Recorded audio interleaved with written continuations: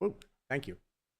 I'm the worst person on the commission about keeping my microphone open, so I apologize. We want to not hold up that one homeowner on such a straightforward application.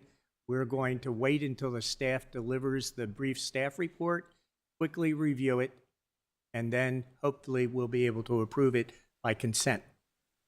Okay? After that, more importantly, and to the point of tonight's primary application, is that we received about a half a dozen online comments about the visitor center. And they came after the time that was specified, and that specification of time is done only so that the staff can deliver materials to the commission in a timely manner. Well, it would be within my authority to say we will not consider those comments because they came after the deadline, but that deadline is only for convenience. It's not codified. I think the other commissioners will agree with me that it's best to have more testimony for and against a project than less. So we have received copies. I would ask all the commissioners to start reviewing them as best they can until Mr. Tower returns with the staff report on that Pergula application. And hopefully we'll be able to then go into reviewing the visitor center. Is that agreeable, commissioners? Quick review of these comments while we're waiting for John. You were given, oh, only I have a copy? Oh, good. If you have your,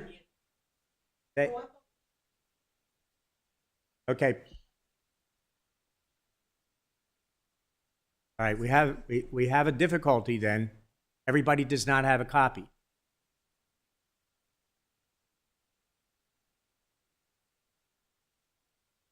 I don't.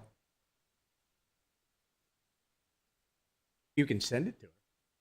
And you, the two of you, the three of you can look at it. Can you look at it? Oh, okay. Send you the staff report for 29. Or do you have it? You pull it up. I'm sorry for the confusion. It's such an important matter.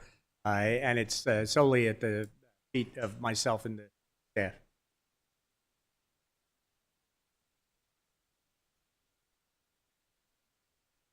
Copies of the staff report. Oh, please, please.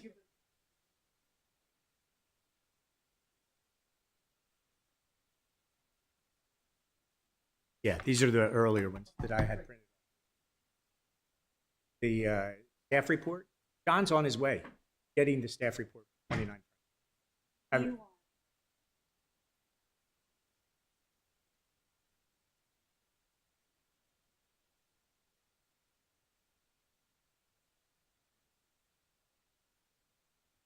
Oh, send it to her.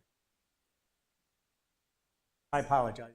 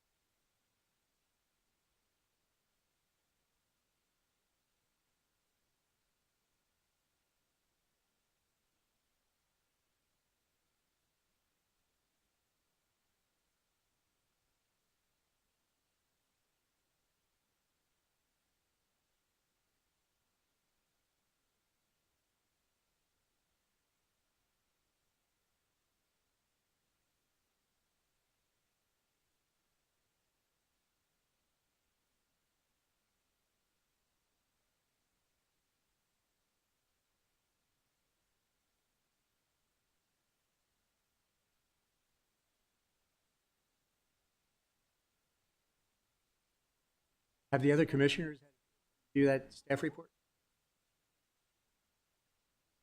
Okay. Tim, were you able to? Brendan? Have you got it? It is very, very brief.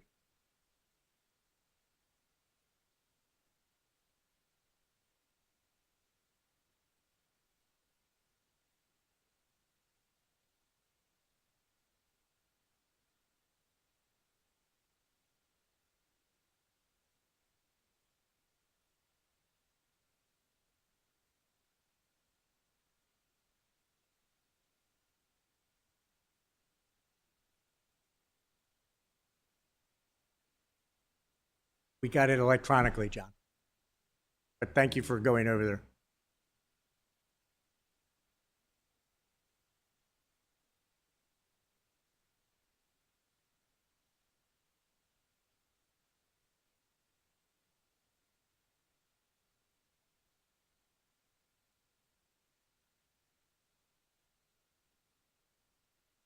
Thank you. Yes. Yep. I already read it.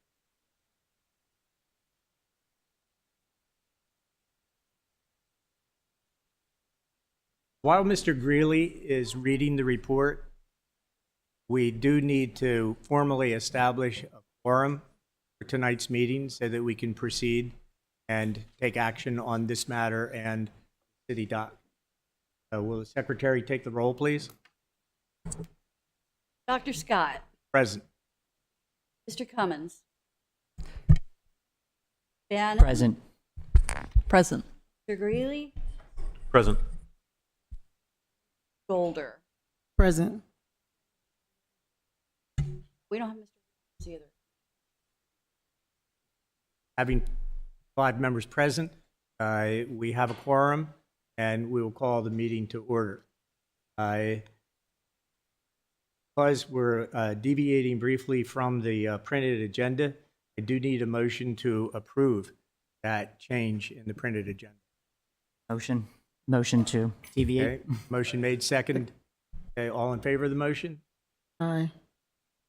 Thank you. Then we will consider the application for a pergola on a private residence on Franklin Street.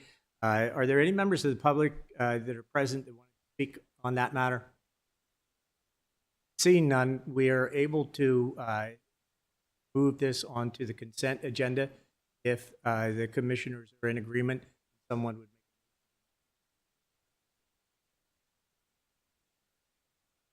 move and second it. Is there any discussion? Seeing none, I'll call a question. All in favor? Aye. Opposed? Thank you very much. And Tower, if you'll let the applicant know, their application is.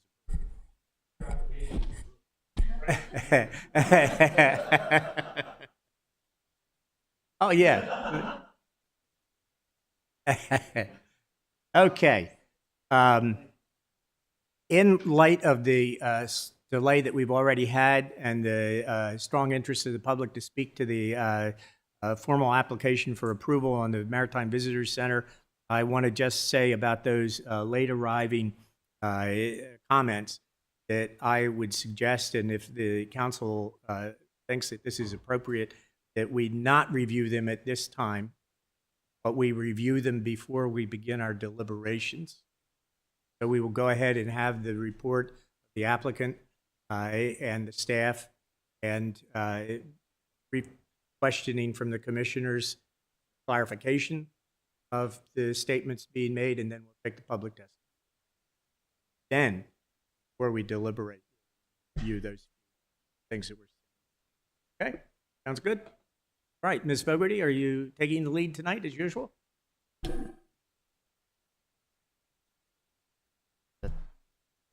Oh, Mr. Chairman, Yes. I'm going to recuse myself. of course.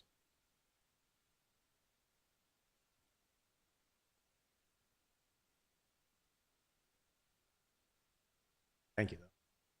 And I would also, for those of you that know the members of the commission well, as many do, Mr. Williams has already communicated that he would not be present this evening because he recused himself, feeling that there would be a possible appearance of a conflict for him to participate in the review. So, here, and we will be reviewing the, hopefully able to come to a decision. All right, Mr. Hyatt. Thank you. Good evening, Dr. Scott. I'm here on behalf of the city. And tonight we wish to present really the final phases of the City Dock Resiliency Project. That project has been working its way through the system, so to speak. And this body, the Historic Preservation Commission, approved the first phase of the project, including the park areas, the hardscape, and the pergolas, and other features. Planning Commission has approved the site design application for those spaces. And most recently, the Planning Commission approved the site design plan application for the Prince George Street Park and the Harbor Master Maritime facility, which is before you tonight. The Historic Preservation Commission for approval of the Prince George Street Park and Harbor Master Maritime facility requires a certificate of approval. That's the term of art. And as you know, you or this body approves the exterior of those items. You don't get into the interior. And you conducted a work session on January 23rd. I was not present, but the folks at the table here were.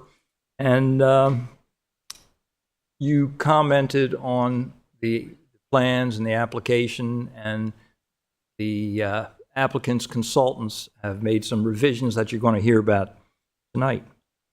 In order to grant a certificate of approval, the application has to meet certain statutory requirements and satisfy the rules that govern this body. The design is guided by the Annapolis Historic District Design Manual, known as the HPC Design Guidelines, and you give consideration to how the proposed structure and the park relates to the historic and architectural significance of the surrounding area, among other things. Obviously, we're not proposing to construct a historic building because that's an oxymoron. We can't do that. This is a new building in a historic district, and the question is, does it fit? Does it complement the historic district? And we believe, after you hear our witnesses, that you will agree that it does. The witnesses that we have tonight, you're familiar with, Ms. Fogarty. She's been working on this project a long time, and she'll give you an overview of what's going on for the record. Bryce Turner, to my right, and his organization have designed the structure. Next to him is James Sink, landscape architect. He's designed the Prince George Street Park. He'll discuss its features and how they relate to the historic district, because it's also important that the environmental features, plantings, the landscaping fit as well. We have local architect Jay Schwartz to my left, who will talk about how the proposed structure and park satisfies the requirements of code and your rules. And we have Emily Eig at the end of the table here. She will discuss how the requirements of the code are also satisfied in a little bit different way, because her specialty is structures that are built in a historic district and how they do blend in and how they do fit. So after we present our witnesses, we expect that you will believe that we have satisfied the requirements of the code. And just for purposes of housekeeping or the record, I have submitted exhibits in a relatively thick package, exhibits 1 through 12. I'll be referring to them. Most of them will be displayed on the screen here, but I would offer them into the record. They contain the resumes of our experts, and they contain the slides. They also contain some of the documentation that you rely upon as a body to make your decision. So I make that offer into the record at this time, rather than just do one at a time, and I think it's more efficient. For the record, I believe one member of your team that you didn't introduce. Oh, Captain Schwartz, I'm sorry. Yeah, I'm sorry. I knew he was here. Yeah, Captain Schwartz with the U.S. Naval Academy is going to say a few words in support of the project, and he will speak after Ms. Fogarty is question. So that, Thank you. okay. And unrelated to Jay Schwartz.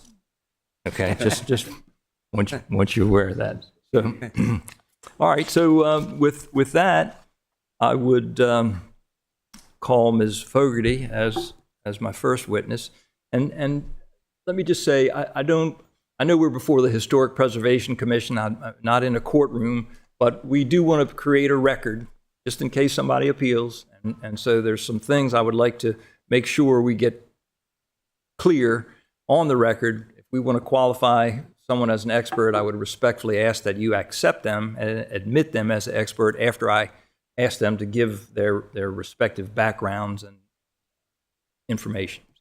Well, then I want to ask our attorney and you as an attorney as well, a question that came to my mind. When I was on the Planning Commission, we did not swear people in before they gave testimony, but it has been the custom of this body to do so. Is that a requirement of law? Should I swear you and all the other potential speakers in? I'm not a witness, so I don't get sworn in. But the witnesses that will testify, I suggest that they do get sworn. Okay. I agree. Then at this time, I can swear your group in at one time, right? Will all the members of the team who are making the presentation swear that the testimony they're about to give is true to the best of their knowledge? Okay, let the record reflect, please. Okay, you All may right. proceed. Thank you. Ms. Fogarty, again, for the record, just tell the members of the HPC who you are and a little bit about your background and what your role has been in the City Dock project. Thank you very much, and good evening. We're delighted to be here with you. It's been a long road, and the HPC has been with us and involved in this particular project during the last year and a half. My name is Eileen Fogarty. I have been City Dock project manager since 2019, when we brought the City Dock Action Committee together. And then after that point in time, we went through the process of soliciting bids, hiring a public-private partnership firm, Whiting Turner, and hiring the rest of the team that you see here before you this evening. Phase one of this process has been bringing the City Dock Resiliency Project before you and before the Planning Commission for approval, followed by the City Dock Resiliency Project Amendment. And then we are now bringing forward the Welcome Center, and that has involved, and I will share a couple slides in a minute, hundreds of public meetings. In terms of my own background, I added it up today for about a 40 years experience as an expert nationally recognized in land use and sustainability. During that period, I've worked in terms of leading urban centers like Santa Monica, Alexandria, Virginia, Santa Cruz, Annapolis, Maryland. And during 27 years of that period, I have led the historic preservation efforts for cities such as Alexandria, Virginia, through innovative zoning approaches in terms of saving our historic districts, but also reclaiming residential communities. Okay. So phase one, what you call phase one of this project, has been approved by both the Historic Preservation Commission and the City of Annapolis Planning Commission. Is that correct? Yes. Can you all see phase one? I guess okay. There's a little bit of a lag. Phase one was the resiliency project park and the barriers. Just again, for the record, let the record reflect that you're looking at slide 7. Is that correct? Yes. Because the slides, Mr. Chairman, are submitted, hard copies are submitted into the record. That's what we're referring to. And then phase two, which would be slide 8, Phase 2 was approved by the Historic Preservation Commission this past September 2024, and that was the amendment to the City Dock Resiliency Project. How about the Planning Commission? What did they recently approve? The Planning Commission approved this project. Jumping ahead for me.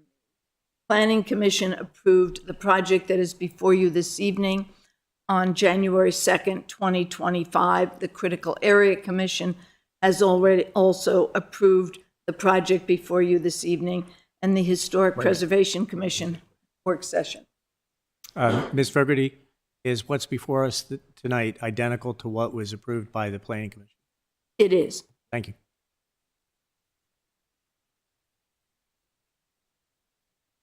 You had the opportunity to meet here January, I think it was January 23rd, for a work session. Is that correct? Correct. And do you want to, there's a transcript of the work session that's also been submitted in the record. We're not going to get into all the detail, but do you want to quickly summarize, if you can, what transpired on the 23rd and what the team, you and your team have done in response to the comments you received?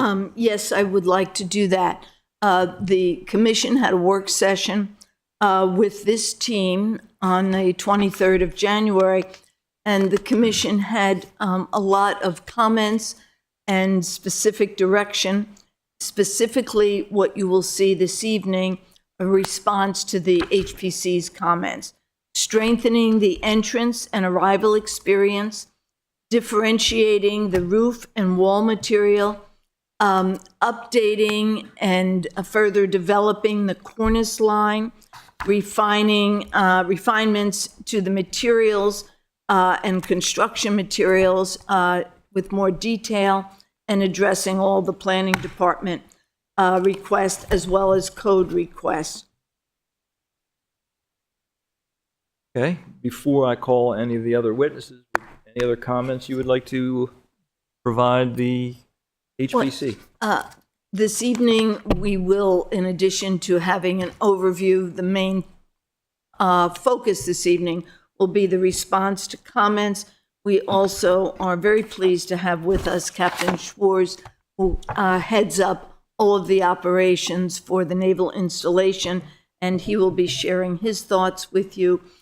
And again, for the record, all of this effort has gone back to the urgent need to address the flooding resiliency, which everyone is aware of, but which continues this past year to almost double from the time we started this process in the number of flooding events, and also the belief on the part of the community, our commissions, our council, that a sea of asphalt is not what we need, a sea of asphalt that floods our downtown businesses for our downtown. And the other issue that will be addressed through this project is we now have the Burtis House has been elevated, but it is certainly in need of being activated, and that will also be will be enabled through this project. We've mentioned the 6-year process for community engagement, starting with the City Dock Action Committee, but also through the City Dock Action Committee. There has also been a recognition that there should be a phase two where the Burtis Basin becomes a new center for water-related uses, and where we're able to celebrate our maritime activities, its history, present, and future. So through that direction, this past year and a half, there have been over 100 stakeholder meetings on the project before you this evening. As we just took testimony, my testimony, this project has been approved exactly as it is by the Planning Commission, the Critical Area Commission. It is what you, the HPC, saw on January 23rd. And in conclusion, as I turn this over to Captain Schwarz, this project, we believe strongly, serves and benefits the entire community. From a preservation standpoint, it unlocks the potential that Burtis House has. By activating the Burtis House, providing access, stairways, other facilities, we can actually move in the starting direction to preserve that historical building and make it active uses for the community to enjoy. The project celebrates our maritime history. We bring water-dependent uses back to City Dock, and connectivity, connecting downtown Annapolis to the waterfront, enabling all of our residents to experience the water. And with this, I'm going to turn it to Captain Schwartz, connecting the City Dock and downtown to the Naval Academy.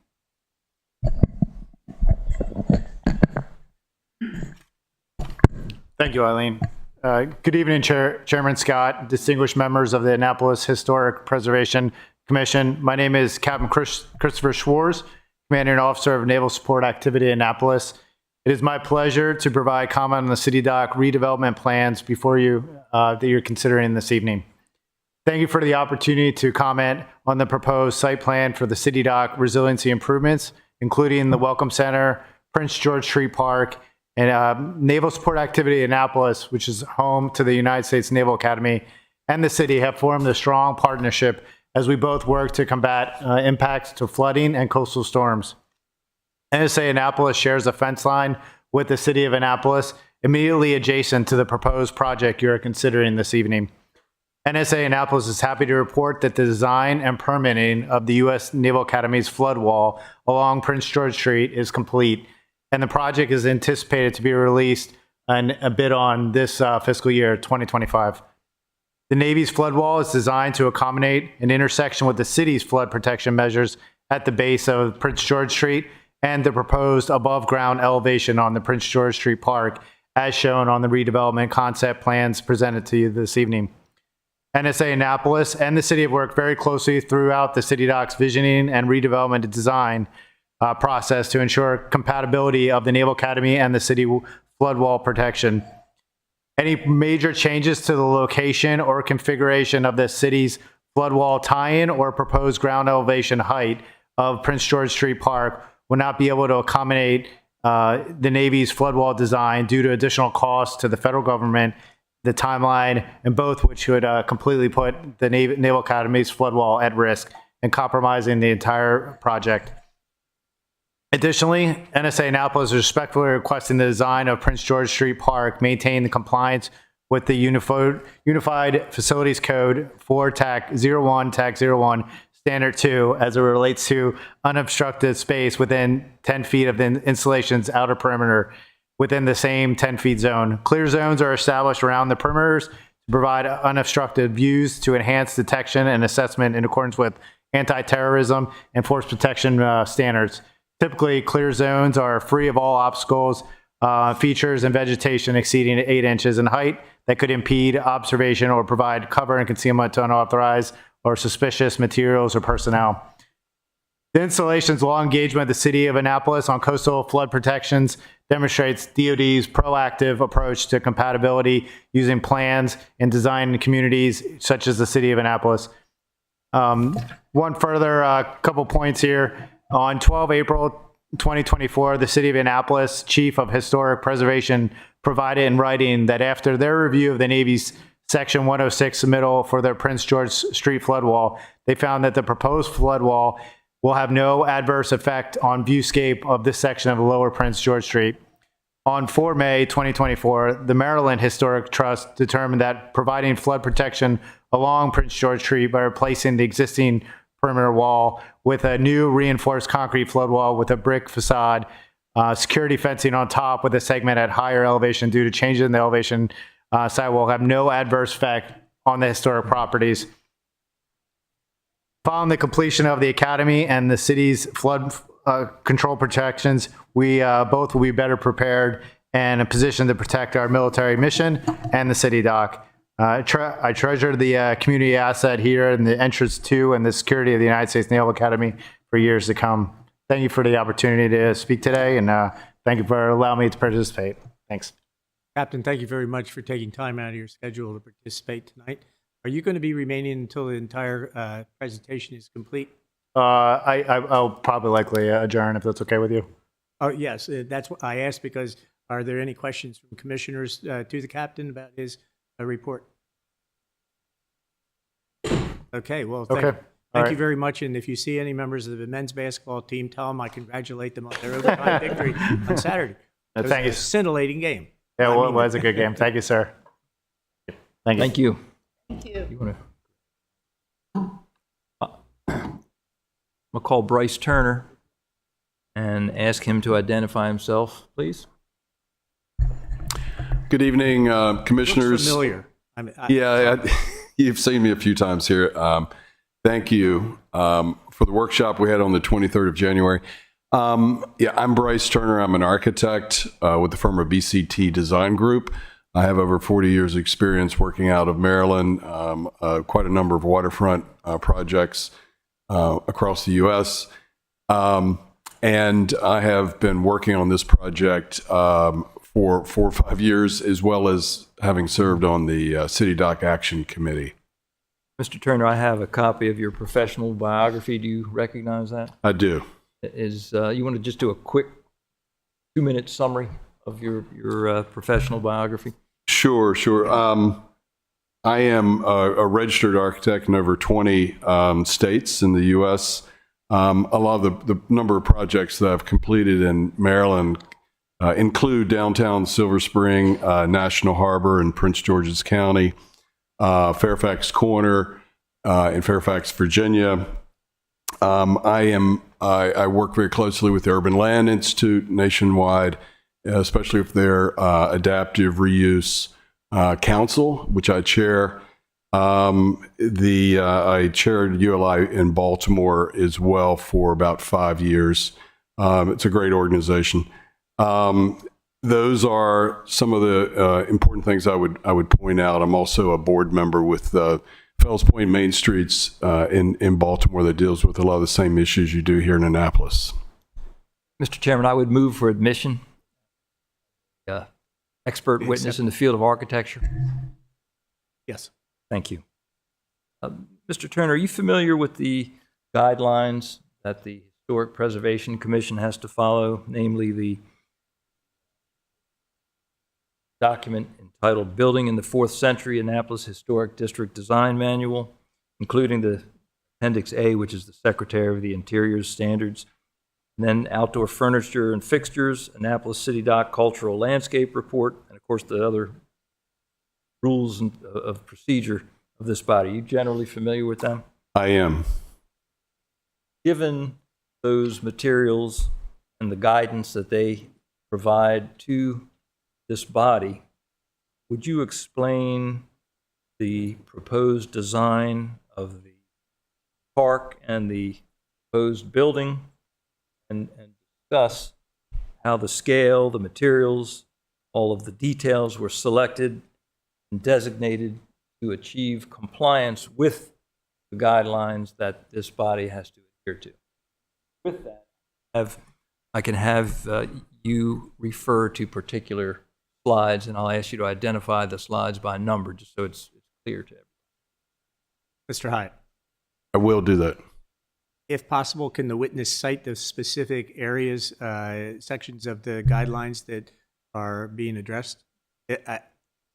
This isn't an absolute requirement because the staff report does refer to it, but if he can, it would be helpful. Yeah. I will probably in a fairly general way, but yes. Yeah, good. Okay. Thank you. I'll ask you to advance the slides. This is slide number 14 that we're just looking at, which really speaks to the context in which that we're working here at City Dock. I think all of you are familiar with the existing Harbor Master building that sits in the middle of the parking lot, in the middle of the asphalt at City Dock currently. This is obviously something that I think all Annapolitans want to improve. And this is a heat island effect, and the site plan was referenced earlier. But I put this in for context. The building sits approximately 100 feet from what we call Ego Alley, and about 300 feet from the closest spot at the dinghy dock on Spa Creek. So it's not quite on the water. It is a difficult space to work in and around. Next slide, please. These are a couple of photographs of the existing Harbor Master building. Does this mic cut it on and off? It sounds like, I don't know, maybe if I stay closer. Yeah. Okay. I'll try to stay close.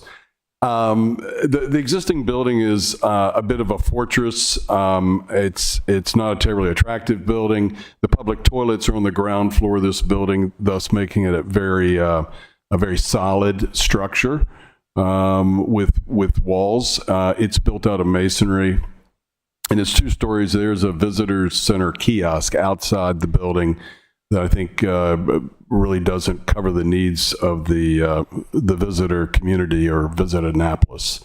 Next slide.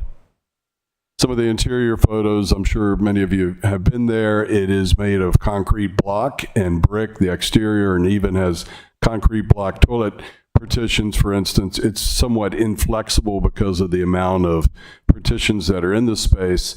And difficult to work with, but more importantly, it is just not up to date standards for public amenities for a world-class sailing community like Annapolis. Next slide. That was slide 16.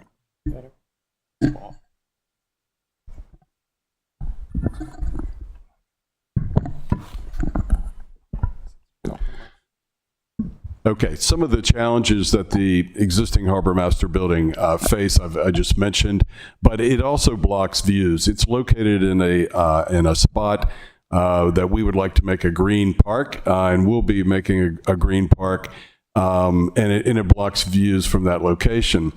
I'm going to go through some of these fairly quickly because you've seen them before on the public record, but this is slide number 17. You want to go to the next slide, please. Some other examples of Harbor Master structures on the east coast of the U.S. These are here not for design precedents, but just simply to give you an idea of what is happening in other places. The Newport, Rhode Island Harbor Master building, which is more of a 3-story structure, is shown on the far left. In the middle is Plymouth, Massachusetts Harbor Master building. These are both public buildings. And then on the right, even here in nearby Rock Hall, this is more of a private harbor function at the Rock Hall Harbor. But these buildings have multiple levels, and they all have a sense of welcome to them, I would say. You can argue about the design one way or the other, but I think they tend to be very open and friendly, which is a good thing. Next slide. That was slide 18. This one is slide 19. Just the activation of the waterfront is the one thing we heard more than anything else throughout this public process from the City Dock Action Committee throughout this entitlement process. And it's all about having that public access, whether it's for kayaking or paddleboarding or educational classes. We had a lot of people asking for Chesapeake Bay environmental educational classes. We have the space for that along the waterfront in a hospitable, a pleasant environment. The opportunity to activate Bertus House cannot be overstated, I think.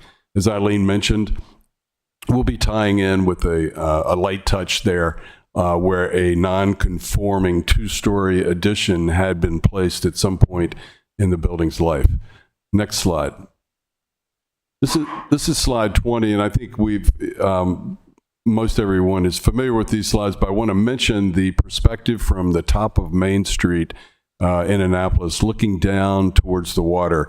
You can see Annapolis roads and indeed the eastern shore across behind the ship that's in the distance there. The new Maritime Welcome Center will not impede this view at all. It's really not in this frame. Next slide. We did do some studies looking at views from the Market House building at the foot of Ego Alley there, as you can see in this diagram, with the existing Harbor Master shown there in black and one of the other electrical structures shown as well. So you get a sense of the cone of vision that's possible to be seen, even though there's a lot going on The next slide shows with that same cone of vision with the new Harbor Master building. It's a little wider, certainly better than it was, and more importantly, the building is further from downtown, and therefore we think is even better to help the views. In this next slide, and that's slide number 22. This is slide number 23, looking at from the foot of Main Street, that cone of vision with the existing Harbor Master building, where you're looking past 120 Compromise Street. It's a fairly tight view, but I wanted to put this in to show the fact that in the next slide, number 24, you can see how the new Maritime Welcome Center building will actually diminish that a little bit. It is true, but you're looking obliquely out towards the water at that point. Next slide. The historic context is really important here. Indeed, there's a lot of context that we've had to consider for this structure. You can see the Burtis House in this historic photograph in the top left. It is surrounded by a lot of other buildings, of course, and a little hard to pick out. But these were seafood industry structures that were all around, and certainly is wonderful and interesting to see in these photographs. Of course, none of them exist now, very few. Burtis House, and now, of course, that is now the parking lot. Next slide. And then looking up Prince George Street, this was a photograph, we believe, from 1899, entitled slide number 26. You can see Burtis House there on the left with 2 windows. Some of that has changed through the years. There's no porch on the front of Burtis. And then you see some of those industrial buildings to the left of Burtis, and Burtis is really surrounded by other structures, various roof pitches and roof heights, some steeper just beyond Burtis. Next slide, please. This is slide number 27. We believe this was 1927 when it was taken. One of those houses immediately next to Burtis actually has been moved up to West Street. But you do get a sense of course, the interesting context there was for Burtis at that time. And obviously there was no view of the water from much anywhere unless you were right on the edge. Next slide, please. So I just want to talk about some of the programming for this Harbor Master and Maritime Welcome Center now. Next slide, please. This is slide number 29. And obviously the Harbor Master function is very important here. We feel we've met those requirements. It'll be nearly twice as large as it was. The other amenities are important too, of course. Public restrooms, visitor facilities, educational space, and the boater facilities for people arriving by boat. Next slide. This is slide number 30, where I just wanted to mention the context of the historic district guidelines. And a couple of the ones that are very important, of course, to this building design is the height of the building, where we're 22 feet to the cornice, 32 feet to the ridge, and we've either met or below those heights. The bulk in the mass is regulated as well as the facade width and the types of materials that we're using. We have examples of the materials here, and I'll walk you through those a little bit later. Next slide, please. Slide number 31. This was a slide, a photograph that was taken during the City Dock Action Committee. We had a number of architects and landscape architects who worked with me and the rest of the team on the design process, not just during the action committee, but afterwards. Certainly in the past year, we've also met. They've been very helpful, and this was the Design Placemaking Subcommittee of the City Dock Action Committee. Next slide.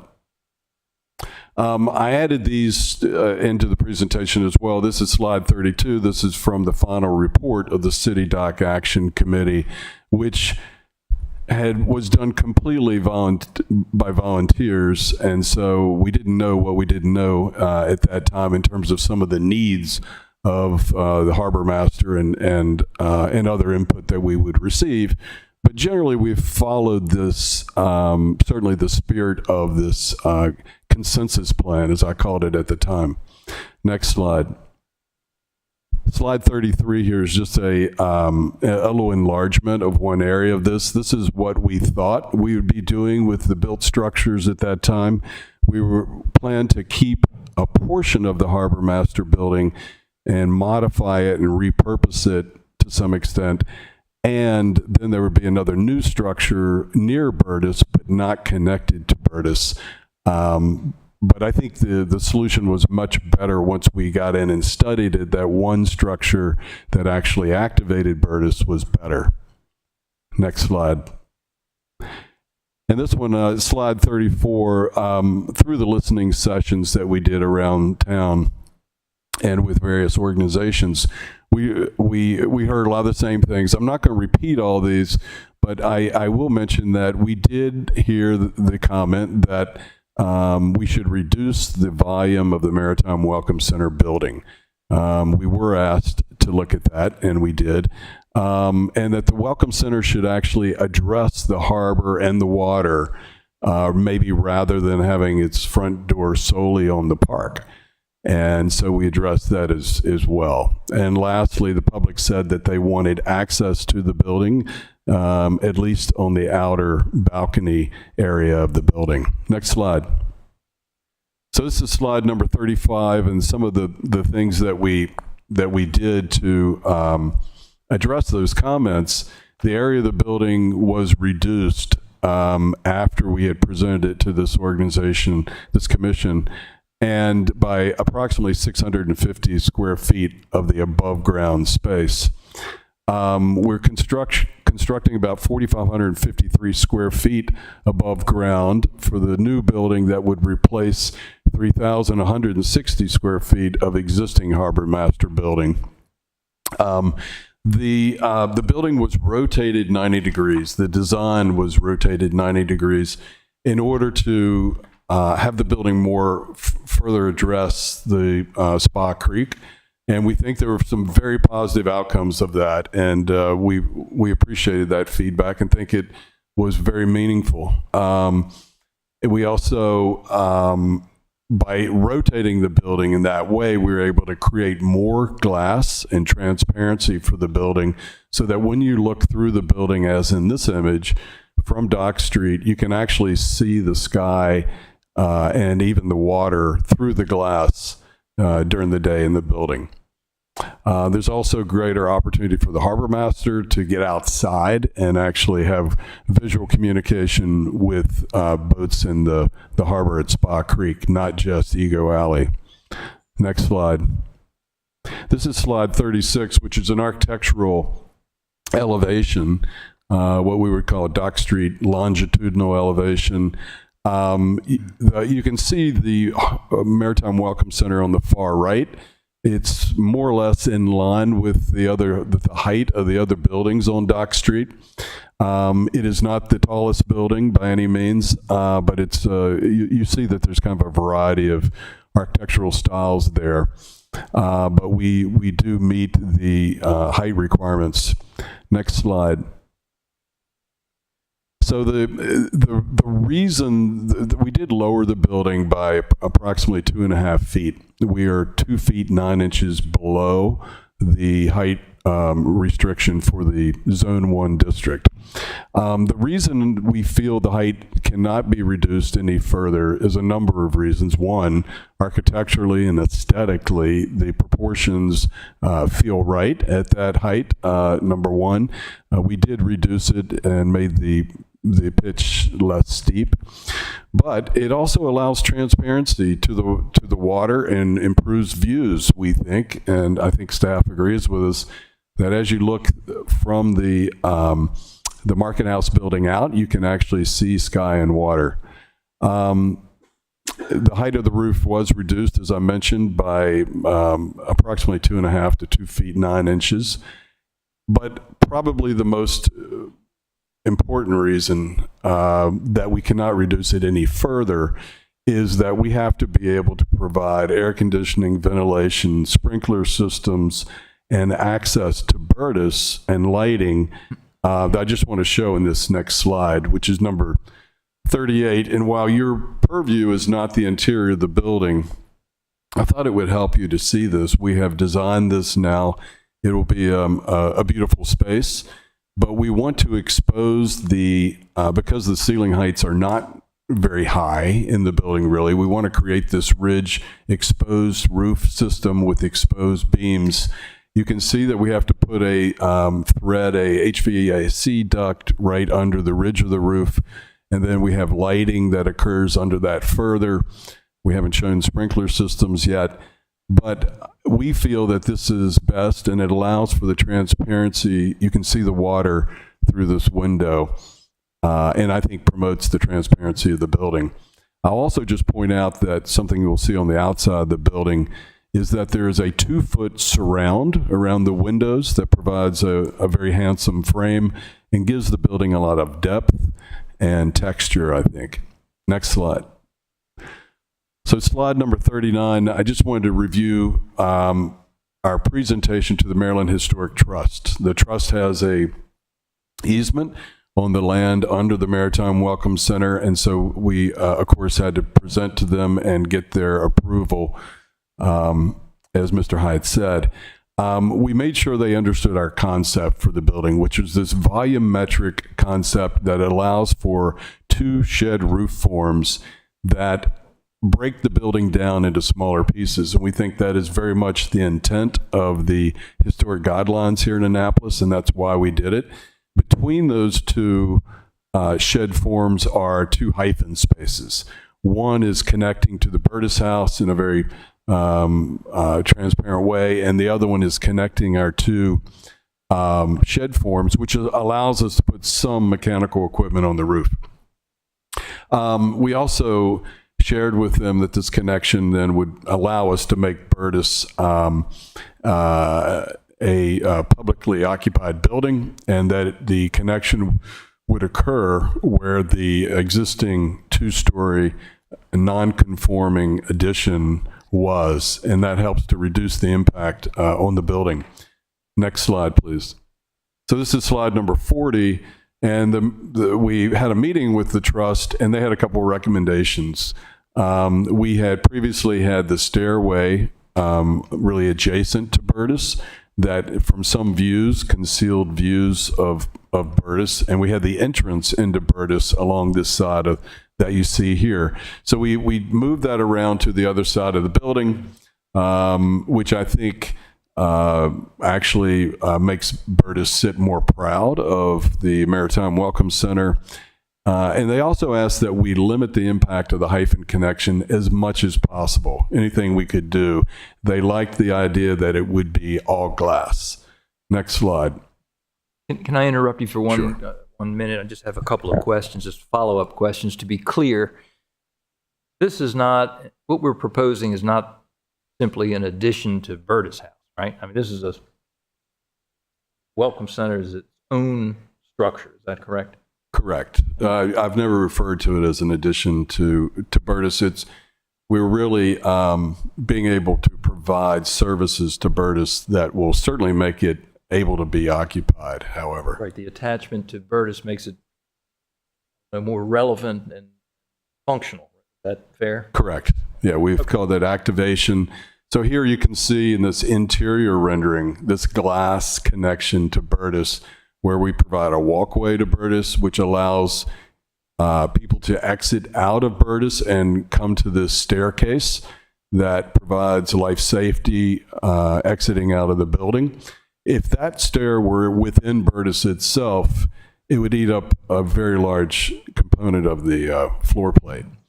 In the bottom right, you'll just see where it's not a very good photograph, but that's where the 2-story addition has been demolished. The existing non-conforming addition. We don't normally ask questions in the middle of a presentation like this, but I exercise my prerogative as chair, if I may. Because Mr. Hyatt has made a point out of asking the architect if these are 2 separate buildings or if this is an addition, I have a question that I think is most appropriately answered by the architect. I'm sure you're aware and familiar with, and perhaps have even visited the Doge's Palace in Venice. and Yes. the accompanying prison, Yes. and the Bridge of Sighs connects those two buildings. They are two buildings. They have a connection, Right. but they're two buildings. Correct.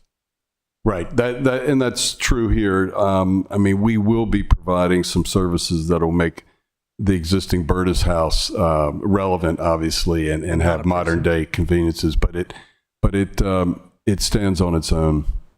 Thank you. Next slide. This is slide number 42 with the primary materials that we're using for the Maritime Welcome Center. This at the top left is a granite material that'll be around the base of the building where the wood will not be touching the ground.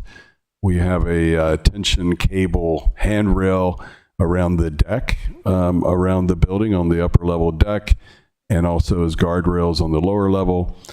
We have steel windows and doors in the structure that we think is appropriate for this building in a historic district. Some of that glass will be fritted to protect birds. And in the bottom row, we have wood samples and copper samples that we're using on the exterior of the building. There's a darker wood that helps provide some variation with those hyphen pieces between the red cedar shingle wall and the red cedar shingle roof of the building. And I'll show you some more details of that in a few minutes. Next slide. Number 43 here is the existing Harbor Master building as drawn three-dimensionally in a computer. We wanted to do this for the purpose of comparing the new Maritime Welcome Center with the existing Harbor Master building. So next slide, number 44, shows you at the top row of images, if the two buildings were to be put next to one another, that they're of course about the same height since they had the same height restrictions, and about the same width. The Maritime Welcome Center has a portion of the building that sits back a little bit, and there's some variation in the existing Harbor Master building too. In the other direction, it's true our building is a little wider, and you can see the connection to Burtis in that hyphen glass piece that I mentioned in the bottom left. But we thought it was relevant. People should understand these buildings are not that far different in terms of scale. Next slide. So we met with you on the 23rd of January, and you gave us some feedback. And specifically on slide number 46 here, we talked about the building entrance, and there was some concern that the building entrance was possibly not pronounced enough. And so we took that to heart, and we looked at some things that we could do. And in this next slide, we rather completed the design, if you will, by, if you go to the next slide, number 47, we added a low rail, which we think is to help to define some of the entry condition, but it's also going to be important for directional signage.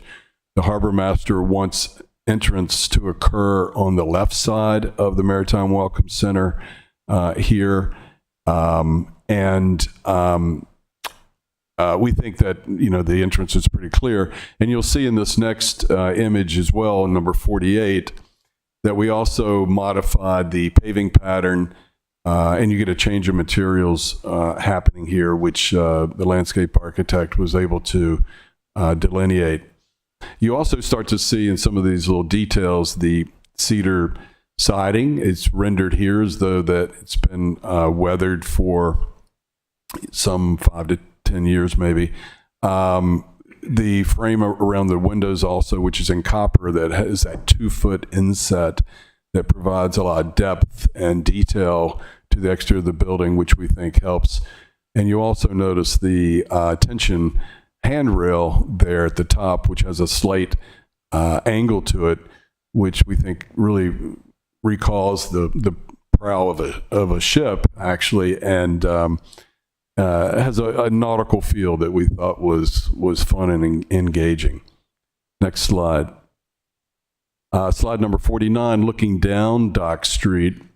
This is what we call Woonerf, the brick promenade area that the Planning Commission asked for us to design here and to make it as pedestrian friendly as possible without cars. And I think you really see the Maritime Welcome Center here at the end of Dock Street, but also a lot of water that you can still see at Spa Creek. This building, I believe, will make the connection to the waterfront. It will connect folks to the waterfront. It will connect Burtis to other functions and provide a lot of the necessary services that will be needed to get people by the water and on the water if they so desire. Next slide.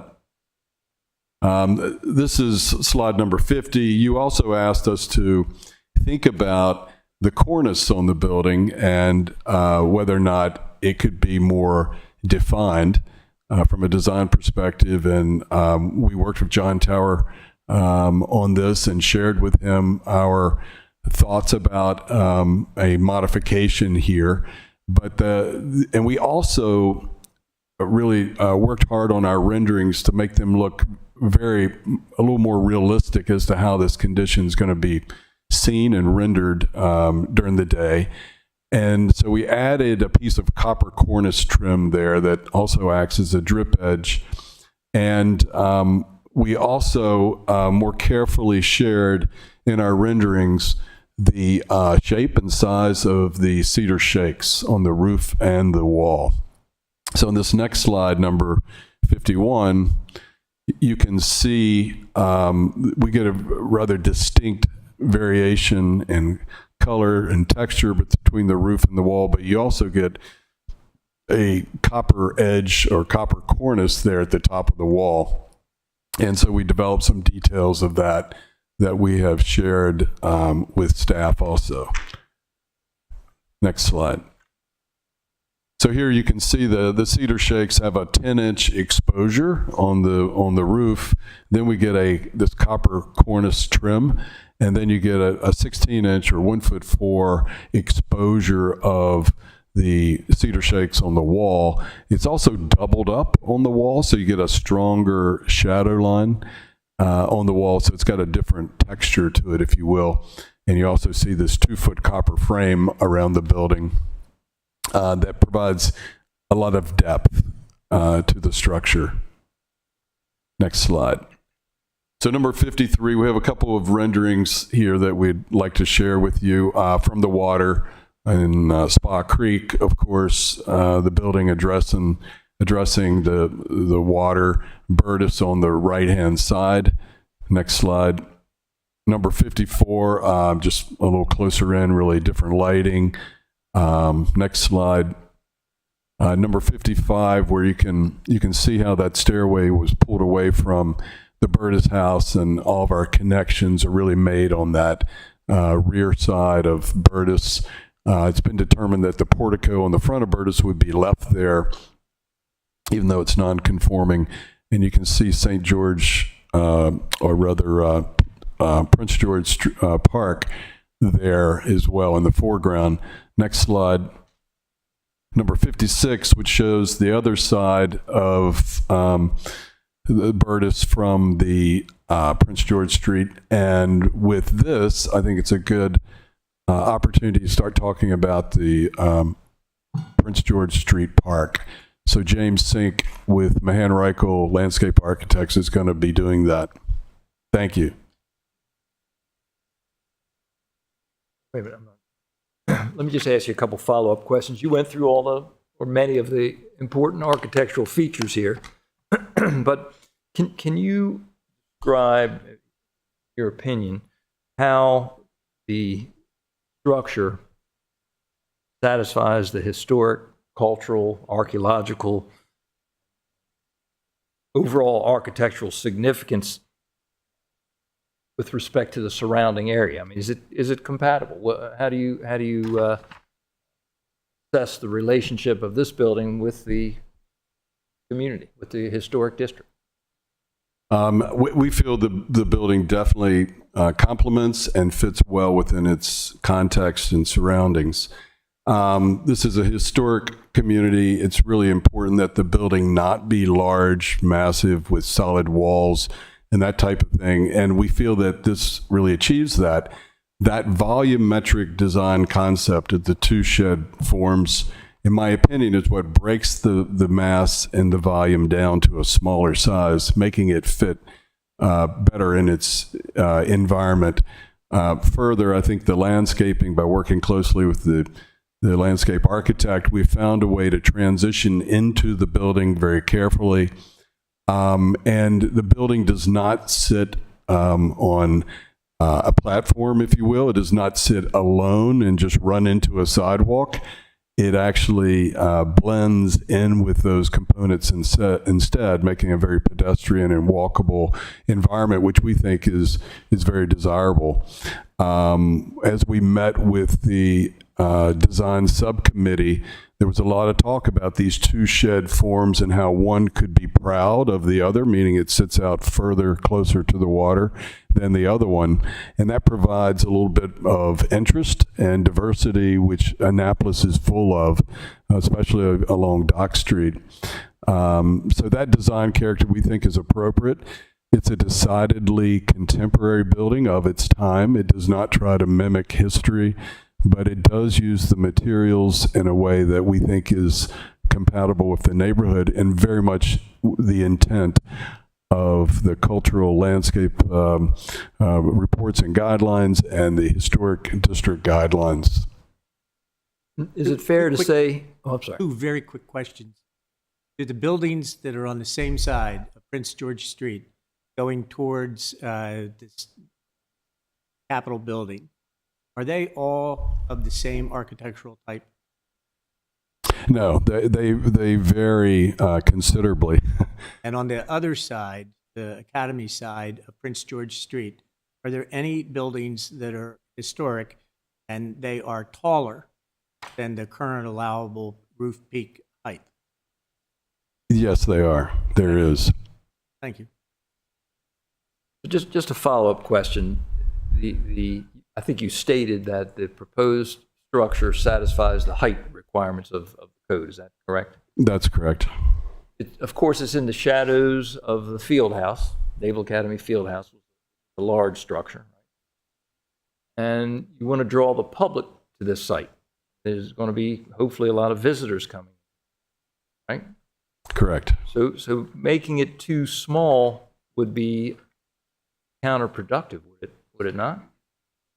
Well, I think it's the context around this building, and of course you can see the field house of the Naval Academy there, which is,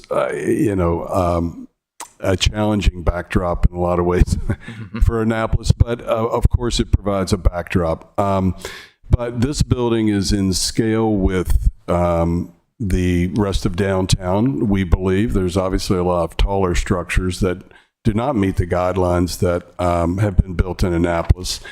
But we feel that its scale is appropriate, but it's also of a size that we can make a modern functioning building happen here for the very important maritime use that it serves, especially the harbor master.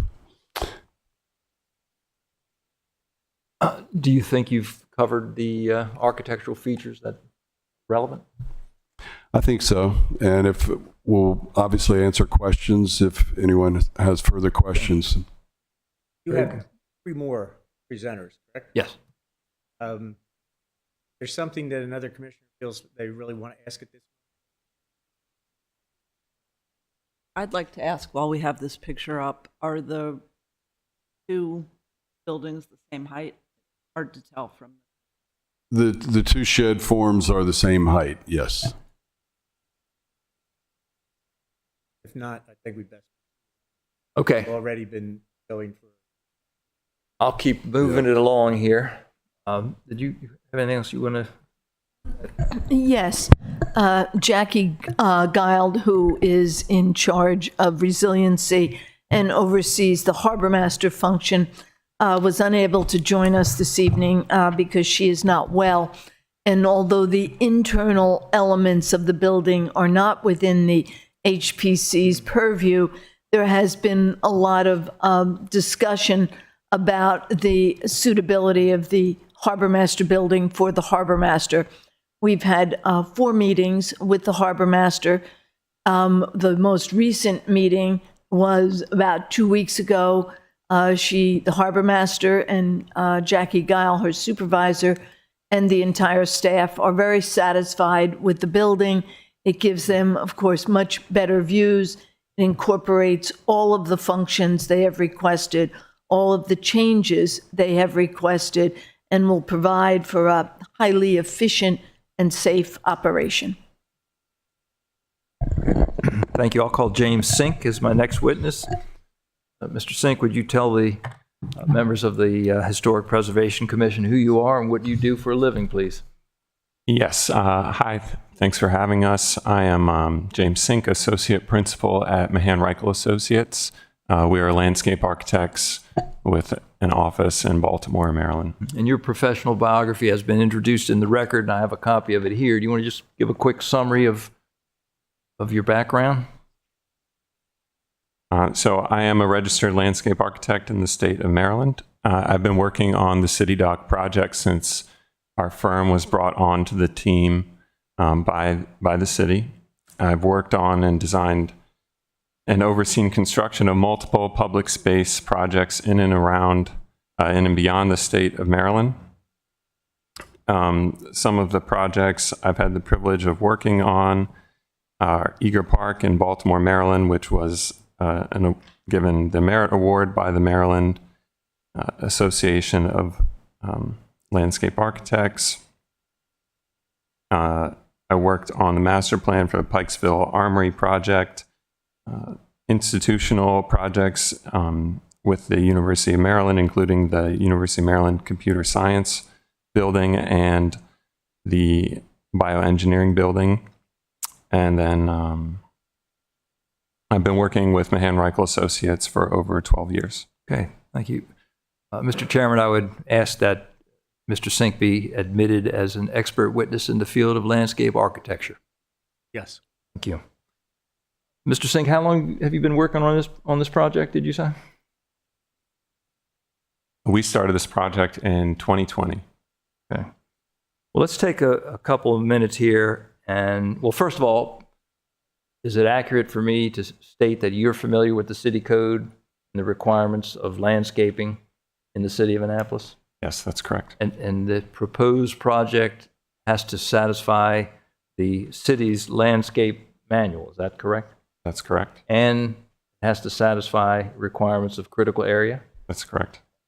Now, I want to ask you in the context of the historic district how it is compatible and how it relates to the historic district. And what I'd like you to do is take a few minutes and let's go through the slides and the plans that you prepared, because you also have to satisfy some standards in the city concerning outdoor furniture and fixtures. Is that correct?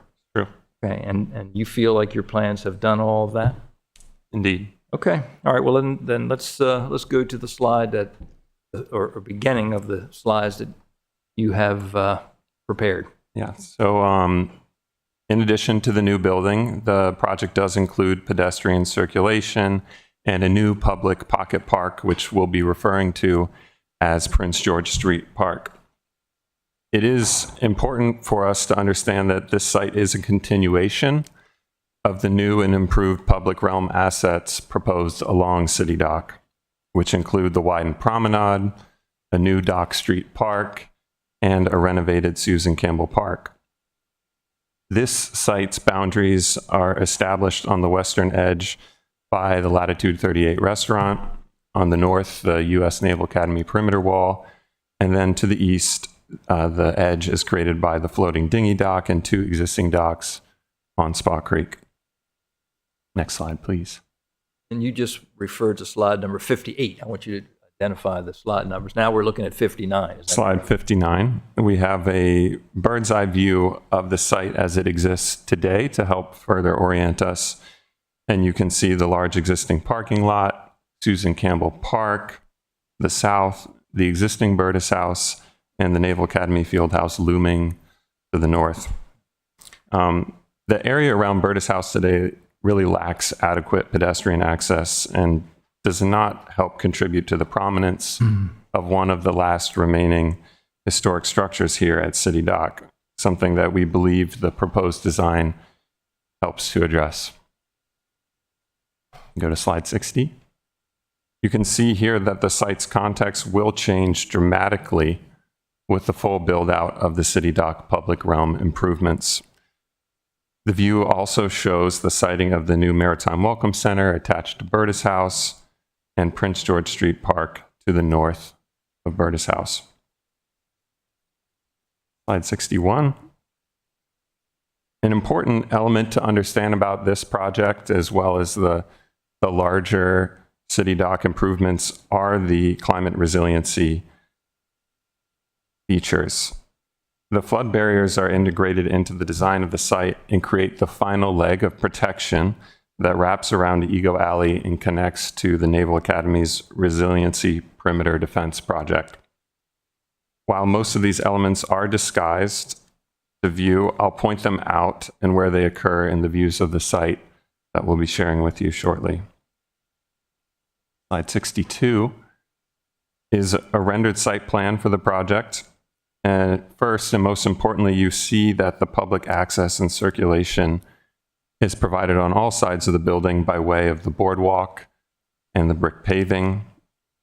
Seating areas with tables and chairs are proposed to the south and eastern sides of the new Maritime Welcome Center. An alley to the west of the Maritime Welcome Center provides pedestrian and service access from the end of Prince George Street to the Dock Street Promenade. And to the north of Burtis House is Prince George Street Park, which I'll share in more detail using the views in the next few slides. Slide 63 is a view taken from the bottom of a proposed pedestrian ramp located near the existing Gate 0 of the Naval Academy.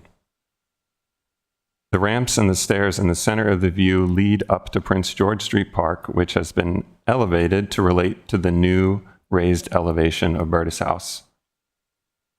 The raised elevation of the park and the associated seat walls also create the flood barrier for this part of the site. The top of the seat walls will be built to elevation 8, which is the same level of protection provided throughout City Dock. A hidden float-up barrier is located at the top of the stairs where there is no solid seat wall. And that barrier will only deploy and will deploy automatically based on rising water levels. And finally, in the foreground of this view, you see the new proposed floating dock for launching kayaks and the associated kayak racks behind that along the promenade. Slide 64 is a pedestrian level view taken inside Prince George Street Park, looking at the front facade of the Burtis House. You can see the generous amount of seating and gathering space provided for people to use both individually, but we also see this as a place for school groups and tour groups to sit and gather and learn about the history and maritime culture of Annapolis in an appropriate setting. Excuse me.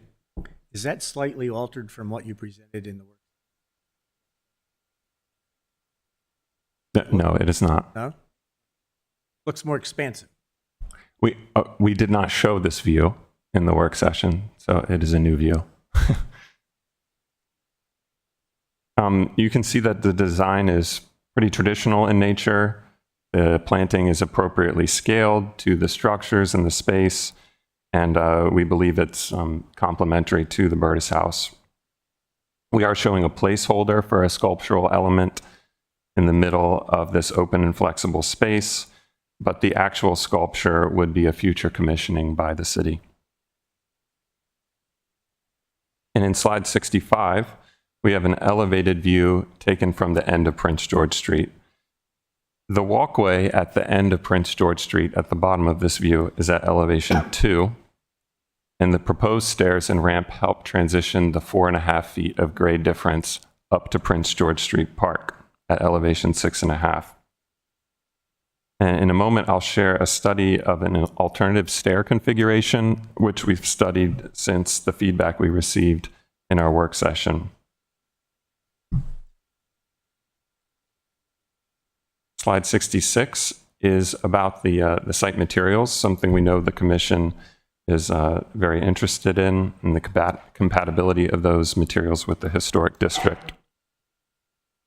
The materials we've selected are all noted for their timeless character and their durability.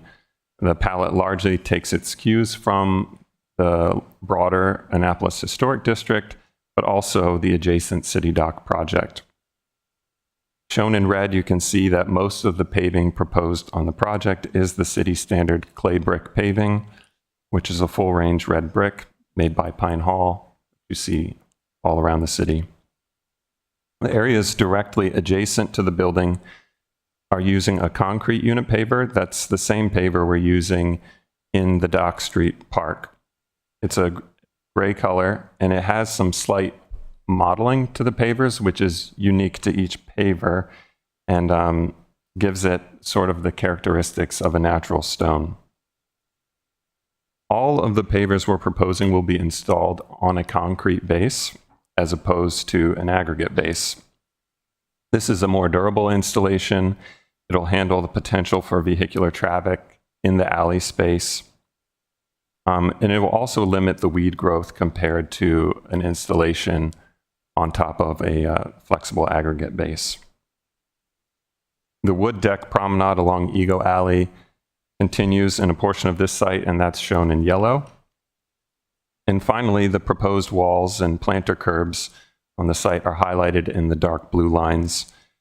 The materials used on the walls will either be a light gray granite or brick masonry, both of which are materials used throughout the City Dock project. And I wanted to point out, there was a question in our work session about graffiti, since that's something that has occurred in this area. All the vertical materials can be pre-treated with something that will ease the removal of graffiti. And there's also chemicals that can be applied to help remove graffiti after it's happened from all these materials. Moving on, slide 67 shows how site lighting is handled on the project. Some of the fixtures will be flush mounted to the underside of the building. And those are indicated with the arrow's light fixture. Those are underneath the overhang of the building. Throughout the rest of the site, we're providing safe and appropriate light levels using the city standard historic light pole, which is shown there in the photo at the existing site. 6 of these poles are proposed, and their locations are indicated on the plan. In slide 68, we'll review the areas of the site which we're planting. And the planting design is composed of simple rows and masses of native shrubs, ornamental grasses, and perennials. The shrub plantings we've proposed help ground and soften the relationship between people and the structures on the site, like the building and the Naval Academy wall. The native perennials and grasses are incorporated to provide pops of color, as well as insert seasonal interest to the planting composition. We've highlighted some of the most used plants in the palette in the corner photos. There's a picture of inkberry. Sorry, go back. Thank you. Inkberry with its soft evergreen texture. 2 of the ornamental grasses we're using, soft rush and red switchgrass, are used as border plants, and we think help convey a maritime feel, which would be very fitting to this site. There's one specimen tree proposed in Prince George Street Park. It's situated to provide shade over top of the raised seating area.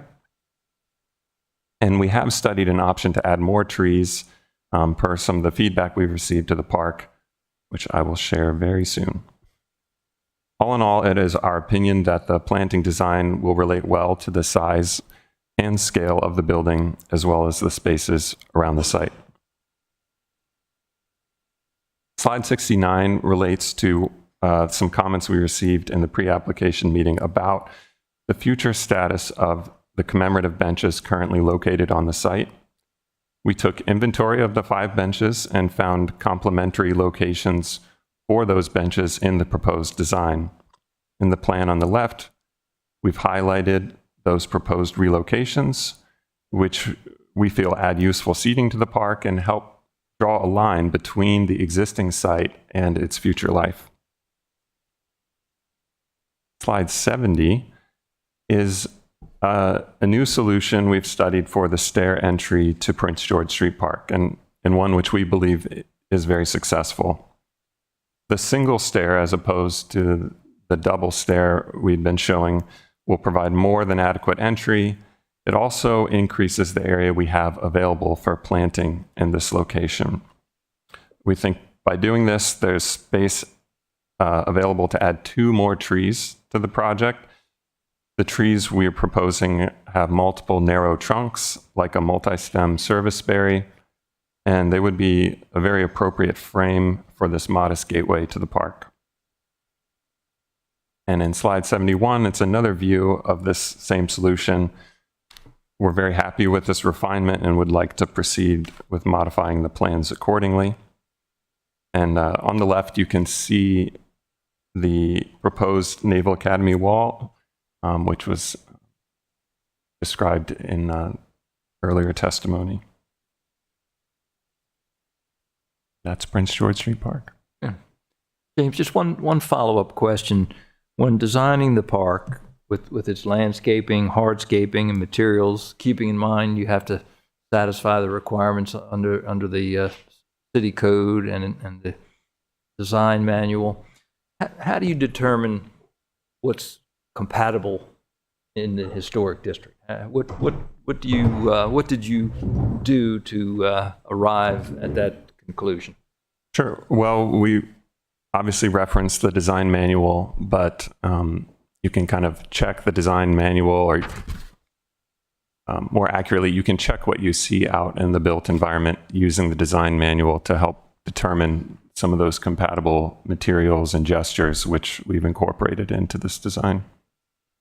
Very good. Okay. Thank you. I have no further questions at this time. Commissioner, you were very concerned about this part of the plan. Did you have any questions right now?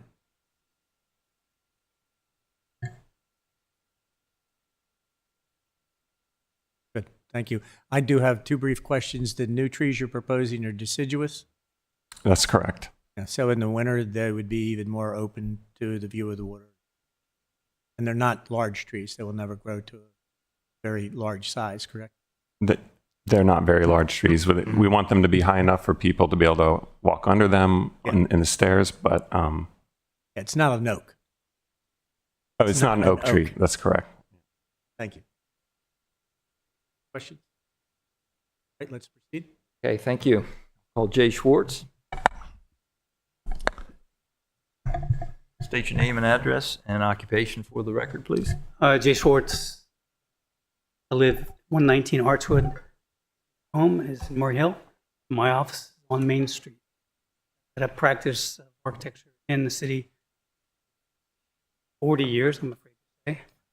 Mr. Schwartz, could you get a little closer to the microphone? Yes, thank you. I've practiced architecture in the city and presented projects before the HPC for close to 40 years.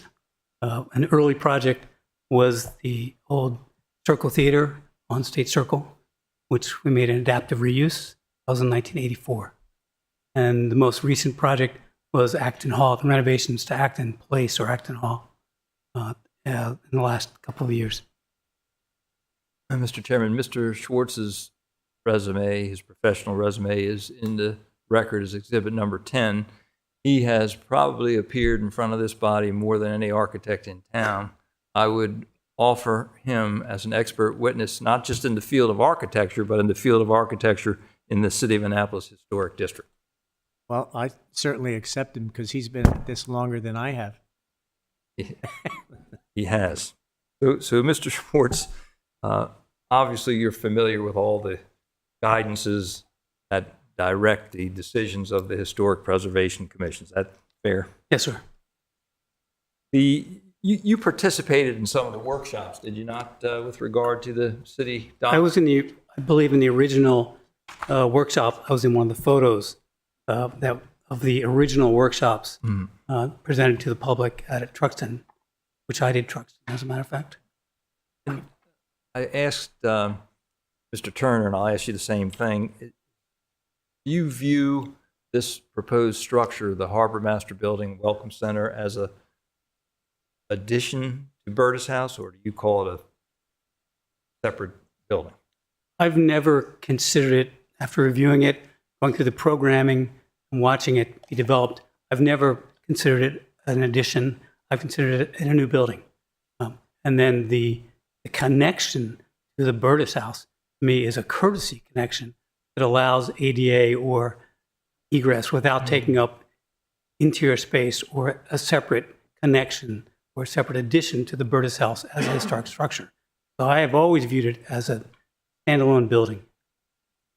Right. Given the governing documents and the code requirements, you observed tonight the plans. You didn't prepare these plans. Correct. Turner did that. In your opinion, do they achieve compliance with the requirements of the Historic Preservation Commission, Historic District? Well, I think they do. I think as a new building, there's the Historic District guidelines, HPC guidelines, there's the city code. And I believe it meets both those sets of, one is guidelines, which as the definition of guidelines gives the ability to the commission to make decisions on whether it's a reasonable interpretation of the code. And then there's the building code, which doesn't really allow much variation. So I think it actually meets both the building code and the HPC guidelines. There was some controversy about the setbacks. You may have heard the issue about the setback requirements. You're familiar with the fact that this site is Zone WMC, it's Maritime, Waterfront Maritime Conservation. So the code, as it pertains to the Historic Preservation District, doesn't address that. Other than height, there's nothing that addresses the waterfront maritime conservation with respect to setbacks in the historic. The building code, district. correct. Right. Right. And so here, the fact that there's a section, I think it's B10 in the guidelines, talks about design guidelines, say that the setbacks should be preserved along the street.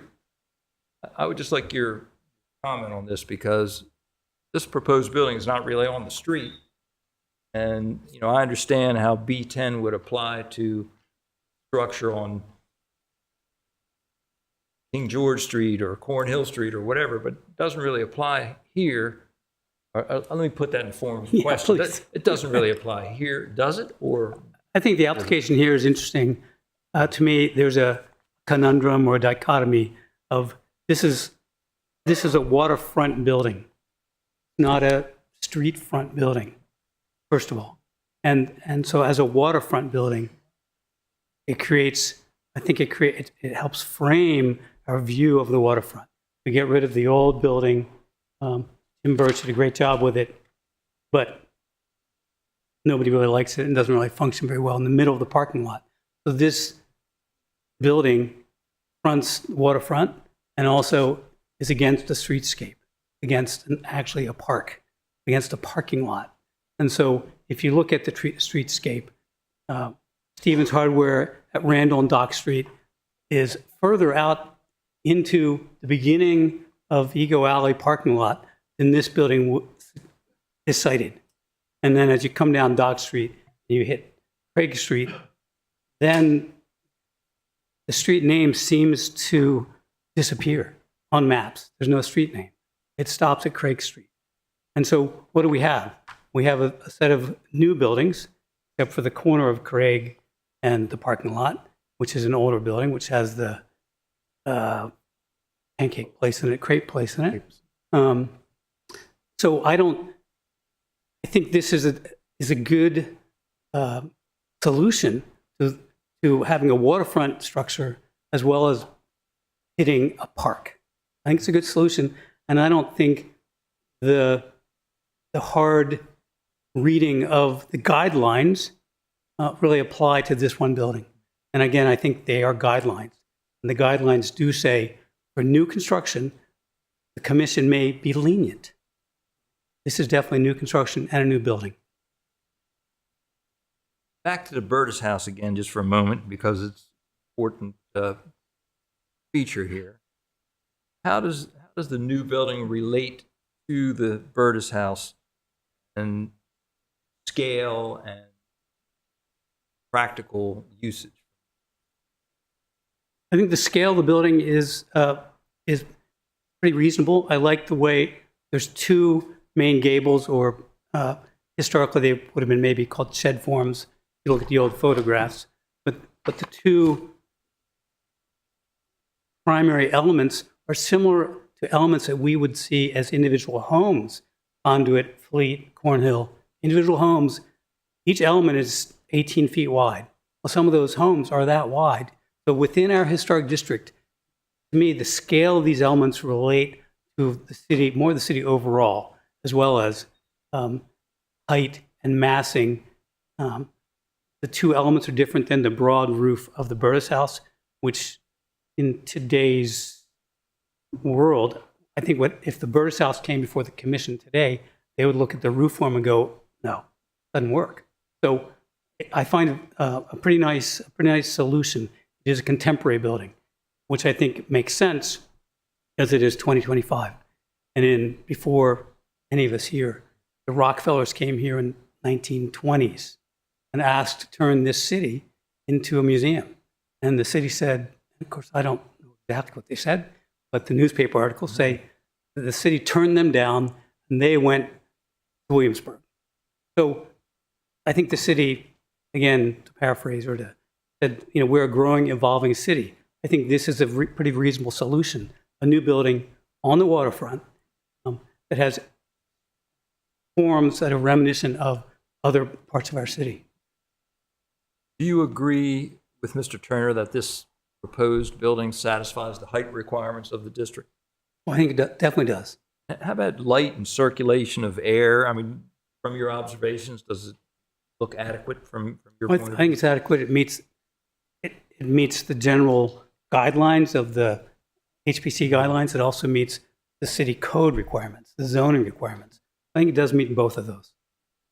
In your opinion, is the Harbor Master building better at this site than it is at the current site? And so just give your opinion. Well, I think it's clearly better at this site, better access for the Harbor Master to oversee his domain or her or their domain. The new building has more working square footage area for the Harbor Master, and they can define how they want to use it. I believe, of course, that's the interiors. Light and air, it's got great views. It has more glass than the guidelines limit in historic buildings. This is not a historic building. This is a new building. So I think it's a good solution. I like where it's located because it masters not only the park itself, but also the waterfront. And is it a better location for the public, do you think, too? I think it takes the public to the water, which is what part of this, what we've always struggled with our city dock as it is today. How is it going to be used or not? I think this brings people to the waterfront, gives them, because now if you go to the Harbor Master house and their bathrooms, it's in no man's land. It's in no man's land. I think this is a good location. Is there anything else that you would like to explain to the members of the Historic Preservation Commission this evening about the compatibility of this proposed structure to the historic district and the surrounding structures that you'd like to share? I think as a contemporary building, it's sort of based on very classic proportions, The scale is a good scale. It's simplified the details, the good materials, which work with the city. So I think it's a good building. I think all of us may pick at details. I think generally it's a good building. Good. Quick question for clarification. Mr. Schwartz, are you speaking to us tonight as a professional architect with experience in the historic district or a citizen? Actually, both. Because I would not have, as a citizen, I live here. I'm not quite a true Annapolitan. I've only been here since 1978. But See, I told you he'd been here longer than me. I've been part of the committee as a citizen, and then as an architect, I've weighed in when I can. So I wear two hats, really. Yeah, thank you. Mr. Hyatt, you have one more witness? One more, yep. Okay. Thank you. We have been at it for about an hour and a half. Yeah. We have a lot of people waiting. So. I knew that, and I'm going to move right along here, but, I may save the best for last here, let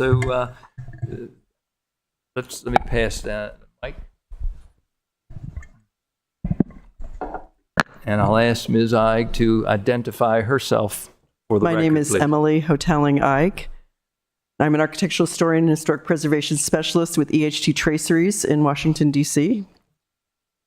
And tell just give a quick summary. Sure. That's a lengthy CV you have there, but give a quick Yes, summary I do. because I will tell you that Annapolis is very special to me because in my career as a young woman, my mother-in-law did not really like that I was working because I had two little children and she thought I should be staying home.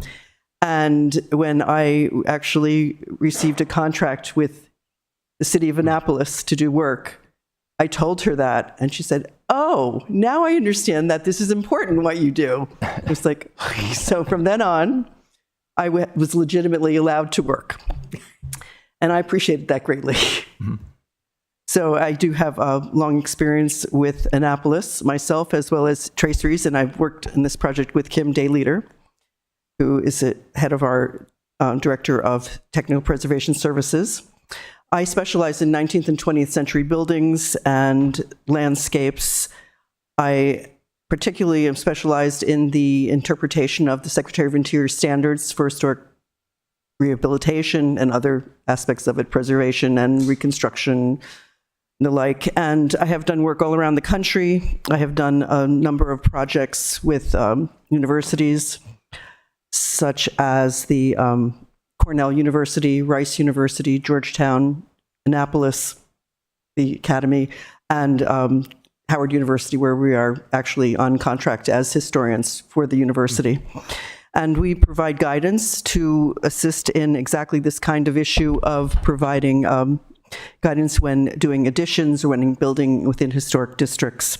We also do work for the General Services Administration and have identified significance of buildings all around the country that are owned by the federal government, and right now in the last 5 years have worked with the State Department for their Office of Overseas Buildings, and have done many of their buildings. Right now we are looking at 15 buildings around the world. Unfortunately, they're not allowing us to go to any of those buildings, but we are doing assessments of their history and putting them in context.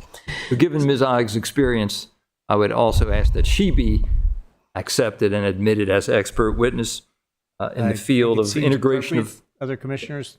Integration of new buildings in historic settings. That's what she does. That's what I do. Sounds good. Thank you. Okay. So I would like to start, we're on slide 73, and I want to stay on this slide for a moment. But the Captain William Burtis house, which was built circa 1882, has experienced a lot of change, both to the house itself, its site, and its environment. As you can see from this slide, its setting was once that of an active working dock, dominated by a variety of small and large, temporary and permanent small-scale industrial-type buildings and structures, and of course boats and some people. The house, which has been a residence, a small boating business, a museum-like public space, has been vacant for many years. Since the 1960s, with the closing down of the seafood processing activity, the building has been a holdout adjacent to a large parking lot, tourist sites, and the brick harbor master's house.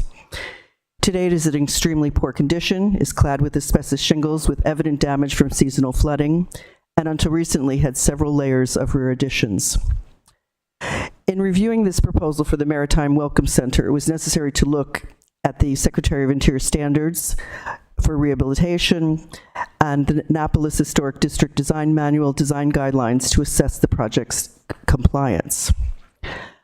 Of critical importance in the guidance to this has been provided by the Maryland Historical Trust, which holds an easement on the property.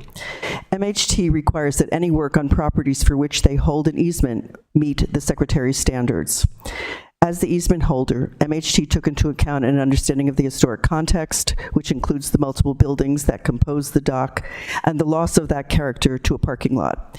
It recognized that the hyphen allows access to the public to Berta's house, and it keeps the new building sufficiently independent. MHT reviewed the project several times, and in August of 2024 granted approval to the project.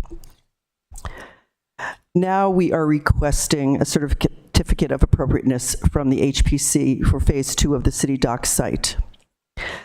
From my vantage point, I believe that to be able to properly apply the guidelines, one must understand the building, its setting, and the project needs and goals. First, the Berta's house is and has always been oriented to Prince George Street. The rear yard, which is now surrounded by vacant land and a large asphalt parking lot, previously was the location of various additions.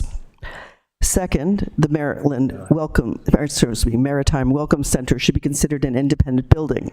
A glassy hyphen is intended to collect the Welcome Center to the Berta's house on the second floor to allow public access to the Berta's house. It is there to serve the Berta's house, not to serve the new Welcome Center. This hyphen avoids damaging the Berta's house interior by its exterior location, and further, because it is placed at the former location of non-historic additions, the historic material is not damaged. Third, the Welcome Center is designed with a lot of glass and wood to allow for lightness in its overall feel and transparency that allows for views through it towards the water. It will replace the solid mass of brick that is now the Harbor Master House with a design that is aesthetically more in keeping with the materials of Annapolis and the dock. The result will open up the setting while providing more and better facilities for the Harbor Master and the public. But meeting the guidelines is, of course, critical to the project's success. Can we change the slide now to 74? To briefly go through the three areas of the design guidelines, let's begin with A, which is to preserve and enhance the city's historic urban form. As you can read on the slide, A1 and A3, which focus on the town plan and focal points and views from the water. The widening of the corridor and the removal of the outdated Harbor Master's building will increase the view corridor from Market Square and Main Street to the water and vice versa. B, which is to preserve and enhance individual historic streetscapes, has a number of guidelines to which this is consistent. B1, the visual relationship between old and new, as the new construction is connected to Berta's with a glazed hyphen separating the old and new, and the new construction materials are distinctive but compatible with the historic materials of Berta's. B2 is the new building design, and its height meets the district requirements. B3 is building height in bulk, which is by breaking down the mass into two smaller forms, the building respects the neighboring building and Prince George Street. B7 is the cornice height. The height is 22 feet, which is within the allowable height. And B is the roof shape. The pitched roof is respecting that of Berta's while it is differentiated and follows precedent of buildings that used to be at the city dock. We go to 75, please. We can discuss C, which is the landscape. And I think you just heard a very fine presentation of the design materials, the building access, the retaining walls, fences and other landscape features, and lighting, planters, and plants, all of which are consistent with the design guidelines. So that it is my professional opinion that the Harbor Master and Prince George Street Park comply with the design guidelines for the historic district. It is sufficiently consistent with these guidelines, but I also would like to remind everyone that guidelines, as I believe you, as the Commission knows, are not regulations. They serve to provide us with assistance in making decisions as to best practices, but they also allow for balancing the overall good that a project can provide the community and the historic buildings with any discrepancies to those guidelines. That adherence to guidelines can strengthen a design, but guidelines also provide room to assess the value of alternative ways to handle problems, especially that we face when dealing with sustainability and climate issues.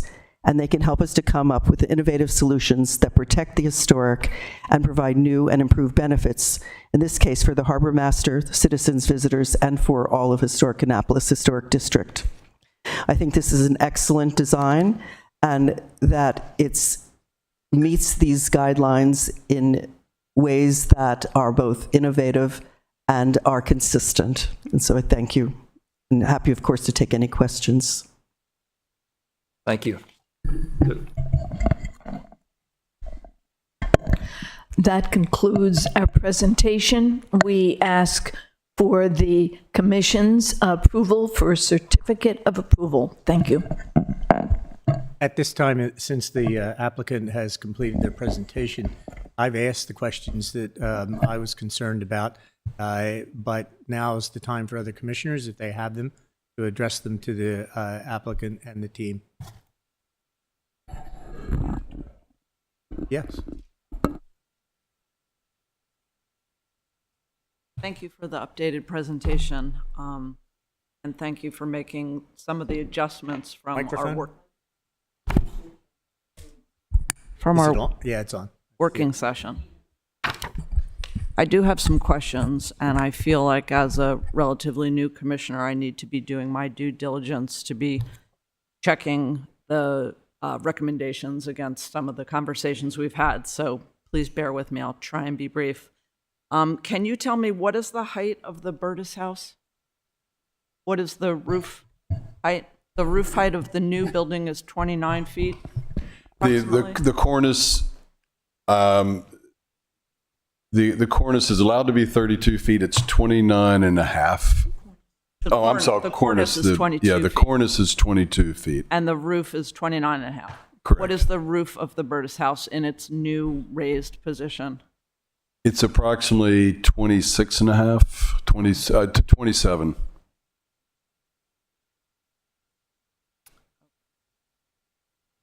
And then I have a question looking at some of the guidelines, such as harmony of scale, order, and rhythm, that's important to the downtown historic look and feel. And can you explain what is the primary building? There's the two gabled buildings, and one is further out. Can you just explain why that is the case and which is considered the primary building? You mean which of the shed forms is the primary of the two? And why does one project out further than the other? What is the thinking behind that? Well, the thinking for that really had to do with the fact that, and others on the design committee kind of felt this way too, was that what makes Annapolis really unique is some of the diversity and the lack of rigid geometries that occur every 20 to 30 feet, So in other words, you get a lot of variety, which is helpful. So that was one reason why one shed roof wanted to be proud of the other. The other is that it created additional room for the deck as well, which was seen as a benefit. Or the one that's pulled back? Correct. Okay. I had a question about the cornice. The code says in new buildings or additions, the facade should be capped by a cornice relating to the scale of the proposed facade. So I am appreciating the new copper cornice that differentiates the building materials, and that's clear in your presentation. Can you discuss why the cornice or the copper is not as large as it might be? I think simplicity on this structure is better, and keeping it a little more clean. And the cornice is not serving a particular function here other than as a drip edge. And so we think it's better to keep it, a lighter touch, if you will.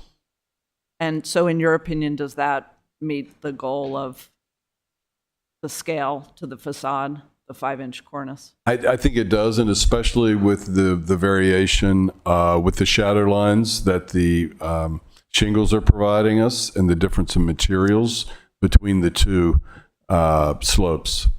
Okay. And then my last question, I guess, is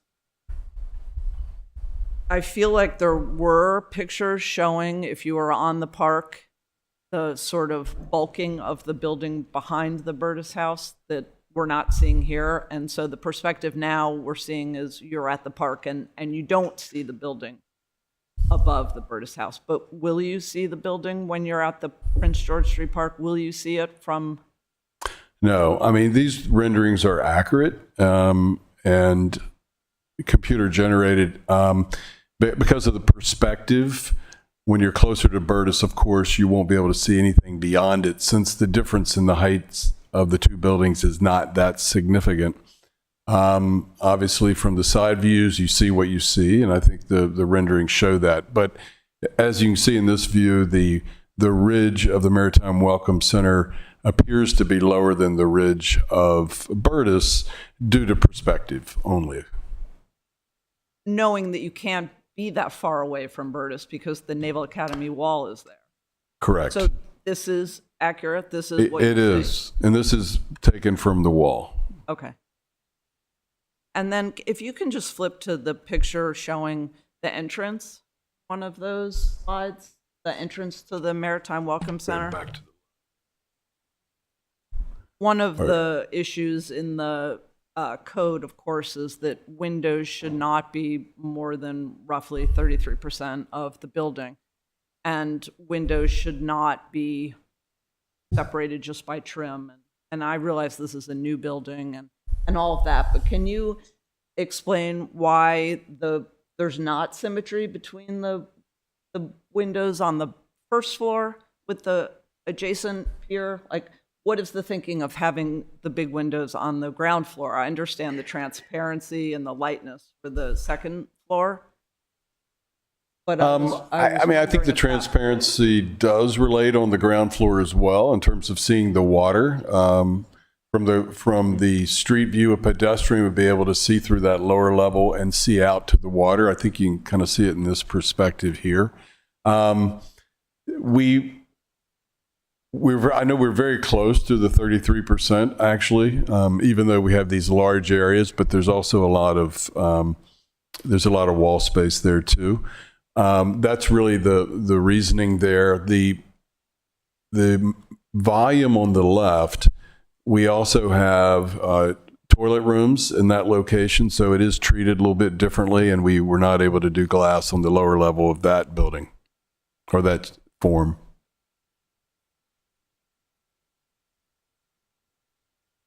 I just had a similar question. I just want to build on that. I'd also love to hear from the expert in integrating new buildings into old places, because particularly with the glazing, you're asking us to join you in an interpretation of the rules. And so I'd like to understand from your perspective, if we are over 33%, why is that okay? What's the logic of us joining you in this interpretation? I think that the first thing that I thought of in that question is because of its location on the dock and the industrial character of buildings, that the guidelines are really very focused on the town part of Annapolis, and that here, where you are actually opening it up to what is important, which is the water, that the guidelines are trying to protect you from inappropriate windows as opposed to keep you from enjoying something. If that sounds kind of simplistic, but that really is what I think it is. It's so easy to err with windows, make them too small, make them too big. But in this case, I think the architect has been very careful to keep the windows where they're focused on the water, which is what I think is so important. And that's why I say the guidelines may call for one thing, but if you understand what the guideline is trying to accomplish, then you have a better understanding of why it's okay to differentiate from that or divert from that a little bit in order to achieve a higher goal that is in keeping with the guidelines. Yeah, and then my last comment is just, could you explain a little bit more about the hyphen? There's a lot of confusion in my mind to whether this is, I understand it's a new building, clearly, but then it's also referred throughout as an addition, but the documents say Burtis House is going to be mothballed, so I don't really understand the addition to Burtis House, and why is that the direction that you all went in, and is that, is that non-negotiable that that glass staircase remains there? I just would like to understand that. I could start the answer to that question. I'm not going to complete the answer, but I think that it's important to understand that the Welcome Center itself is not what's calling for the staircase. The staircase is allowing access to Berta's house, and it is small, it is not visible, it's in the back. So if you want it to be an addition per se, it meets the guidelines clearly. If you consider it the connector piece that allows for access to the Welcome Center and to Berta's house, it is also just a connector. And it is not the Welcome Center, and that could be taken away and those stairs could remain. But why is that the entrance to Berta's? Because why is that? That's where you have to talk about the issue of you can't get to the second floor now with an accessible way, and also what the use is going to be. And I think that this is where Bryce can take the rest of this question. Well, because of the raised nature of Bertis on Prince George Street side, you can't. It's difficult to get accessible access to the building for wheelchairs, etc. So by attaching it with the hyphen, we have elevator and stair there, so we can get people up to the right level. When you say it's difficult to get access to the building, what building are you talking about? To the Bertis house. Okay. So access to the Bertis house would require a fairly long ramp in order to make it work from Prince George Street. That's possible, actually, but that would not allow access to the second level of Bertis. So that has to come from the adjacent building if it's going to happen at all. That's an elevator? And that's an elevator, right? An elevator that can hit the various floors. So we match the Bertis house on the second floor. We're actually a little lower than it on the ground floor. And that's, I assume that's a requirement if we Very ever much so. open Bertis to anything. Correct. Okay. But that's undetermined right now, right? What that will be? What the use would be, it will be harbor master function there, and there's also a significant amount of electrical equipment in there as well, required for all the goings on around the city dock. Thank you. I want to get to the public testimony as soon as I can, but I actually have a question. If you have a question, you go first. I just want to add a coda to that whole conversation. It looks like if we restrict ourselves to the things over which the Historic Preservation Commission actually has control, it looks like there are three main objections, or at least interpretations, that you're asking us to join you in order to make this. Sort of a set of useful ones came from Historic Annapolis. The first two we've addressed. One is the question of whether it is a distinct building or an addition. I think you've made your position clear. You've laid out the logic. So I think that we've understood that argument. The second question is also the one of the glass. We got to that. I think you've laid out your argument. As I think the third issue is the one that is the issue that it is proud of Dock Street. I understand that Dock Street is a moving target historically in the way that Prince George Street and Duke of Gloucester Street are not moving targets. But I would like to go through the same process we just went through with the glass and with the issue of whether or not it's a distinct building, with that question of why must it be proud of Dock Street? What is the compromise that you're asking? What is the interpretation that you're asking us to join you with? Brendan, can you clarify a little bit? I'm not sure I understand what you're asking. Oh, so I'm sorry. It pokes out. I'm not an architect. I always use these terms wrong. I'm a historian. It pokes out beyond the setback into what should be the alley straight down to the dock.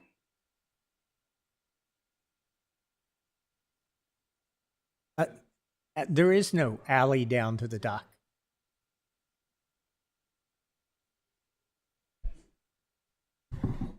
Okay, I'm looking. Oh my God, thank you. Yes, that there is interpretably a dock street there, and that it pokes out into beyond the setback. So that's a decision that you've made. It could be in line with the other buildings along that street, looking out into the park. So you're asking us to join you in that interpretation. I'm just wondering if we go through the same process as before with that question. I mean, if you look at the property lines around there, you see how it becomes a puzzle of sorts of property lines there. For instance, it's not an alley between the Burtis house and latitude 38. That's just property. That's all part of the same city lot, right? But it feels like... I apologize. I was trying to avoid saying the word LA. LA, of Dock okay. Street. What? Sorry, yeah, that... But on the Dock Street side, as you can see, it is proud of, sits out beyond latitude 38, but there, but it's along the water, and there were waterfront buildings all along the water, of course, historically, and because it's run out of street, the street doesn't run all the way into the water. It's not a dead end papered street. So that was the decision that we made.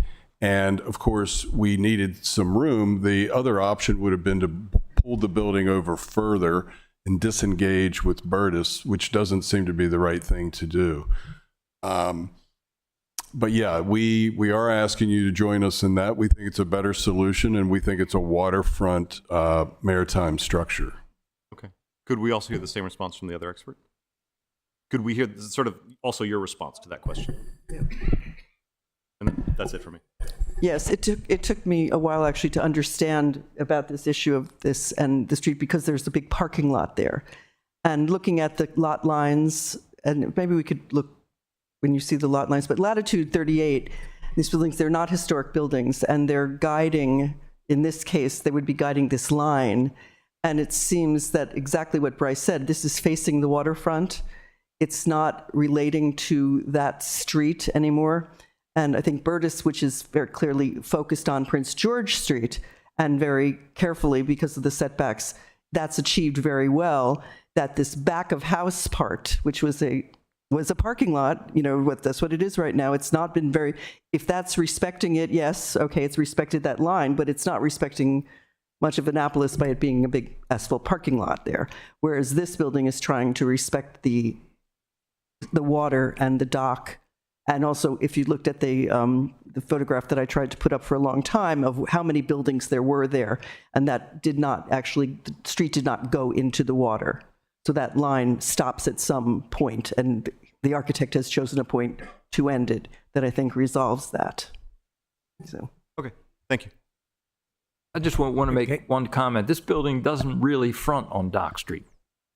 It fronts on the parking lot, it fronts on the park, but it's different. It's unusual. It does not front on Dock Street like the other properties do as you go toward the market house. It's different. Okay. And I'm not sure the glass thing is entirely correct either. Okay. The guidelines say. Mr. Hyatt, it's time for us to ask questions and feel comfortable that we that's understand. fine. Okay. So, but I do have one final question, and then I think we need to move on to the staff report. Back to the hyphen has grown in significance in tonight's discussions and many of the public comments submitted online. I have to ask this question, although I hesitate to do so. Could this project succeed if the hyphen were simply removed? Yes, it would render Burtis usable. It would render Burtis unusable, and it would take away some space from Harbor Master. We would have to figure out where to locate some of the equipment we're locating in a portion of Burtis, but it could function, however, but in a smaller way. Well, I appreciate the less successful way. Your answer and being frank about that. My concern is that this hyphen, in my mind, does not make the visitor center into an addition. But if that's going to make more Annapolitans more comfortable with what happens here, maybe we have to consider it. I'm not asking for it to be done. No, we've always known that was a possibility, but I think we certainly agree that it's much better to connect and to leverage that historic asset and to make the Yeah. Burtis actually useful. Exactly. Okay. In the interest of the time, we've already been meeting for almost an hour and a half. 2 hours and a half. 2.25. I've been having so much fun, I lost track of time. And we have, I see, elected officials who are present and many members of the public who wish to speak. So let me ask the commissioners this. After 2+ hours, some people would like to stretch their legs. Is there any member of the commission do that, or shall we move forward? Move forward. Okay. You can have the staff report now. So I wrote the staff report and revised it several times.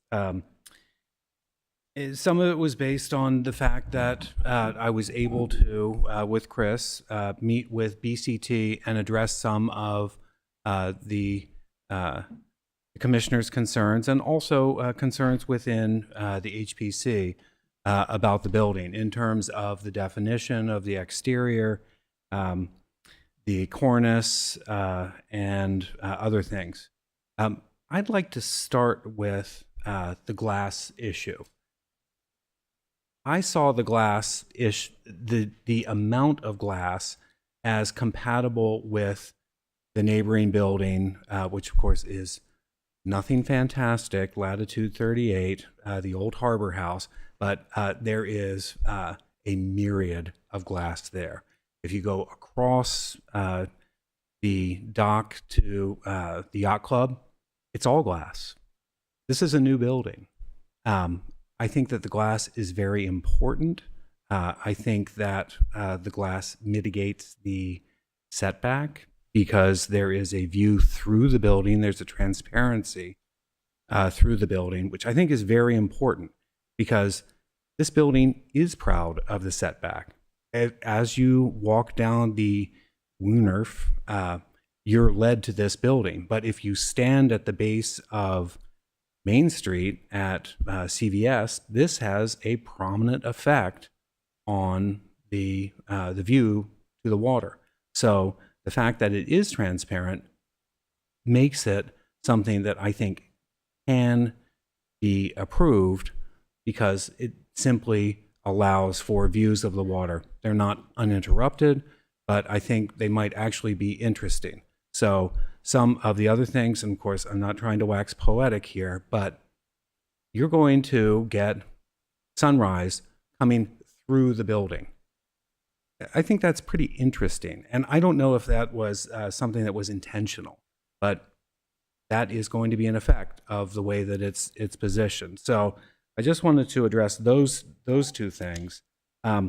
In terms, we haven't talked at all really about views from the water, but I think it will be an interesting addition to City Dock. I think that BCT has tried very hard to break the massing into components which have a relation to historic precedent, the forms of working buildings at the City Dock. I also think that the park, talking about the park, I think the park is well designed, diminutive.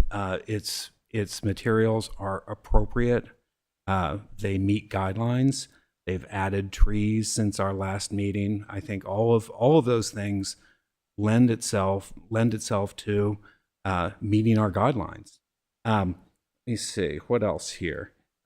We have, of course, the unusual cornice. I don't think I've ever recommended for a copper cornice before, but I think the copper cornice is 8 inches. Is it 8 inches? How many? It's gone to 5 now. Wasn't it 2.5 when we first met?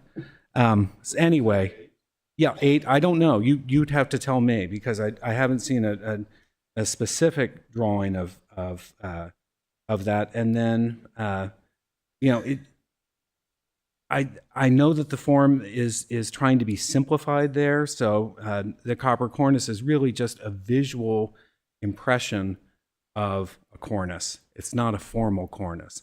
But I think because it's a new building, that is approvable. And then you want me to get into other conditions and so on? Or do we want to wait for that? We've read your report. It's important, two things, I think, right here. And I'm saying part of this for move the meeting along. Would you state for the record which report? You've given us 3. The date of the I think I've one given you that you're 4. I gave you a referring to. draft. So this is, the report that I'm referencing here is Staff Report and Recommendation Revision 3, dated February 26, 2025, for this meeting date. Okay, and because we've all had the opportunity to review that for reasons of expediency rather, can you ask commissioners, Mr. Tower, questions relating to his report if you have them? Goldie? My only comment for you, because I think it's important for everyone who's taken up their time to gather today, for you to state what the conditions are so that it is known. I can do Remaining that. after the 26th. I can do that. You would There's- normally right. tell us what it was. Right. There's one other thing that I Yeah. did mention in the staff report. We received more public comment than for this project than any other project. I think we're up to 60. It's really pretty remarkable. Many of them coming in today. So the conditions would be that administrative review of exterior lighting, administrative review of signage, which is simple enough. I recommended that the countertop for what was the co-op be removed or not reviewed because we simply don't have any specifications for it. You could come back at a future time with it if you wanted to. Let me see. And that was it. I recommended, if possible, that the building height be reduced, and that will be for commissioners to consider. Mr. Greeley? If the countertop is not being reviewed, are we just approving what's an open area that may be amended at some later point? I would think so, yes. Okay. All right, Mr. Hyatt. As the leader of the team tonight, you've reviewed the recommendations of the staff. We have. You understand the conditions. And do you accept those conditions? Yes, we can live with those. Thank you. Yes.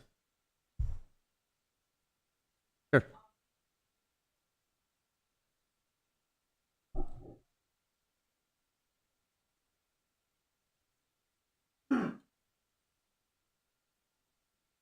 Microphone. Their final approval, if feasible, we encourage you to look for opportunities to reduce the height of the addition for their final approval. And then in John Tower's report, he says staff recommends reduction to the ridge height.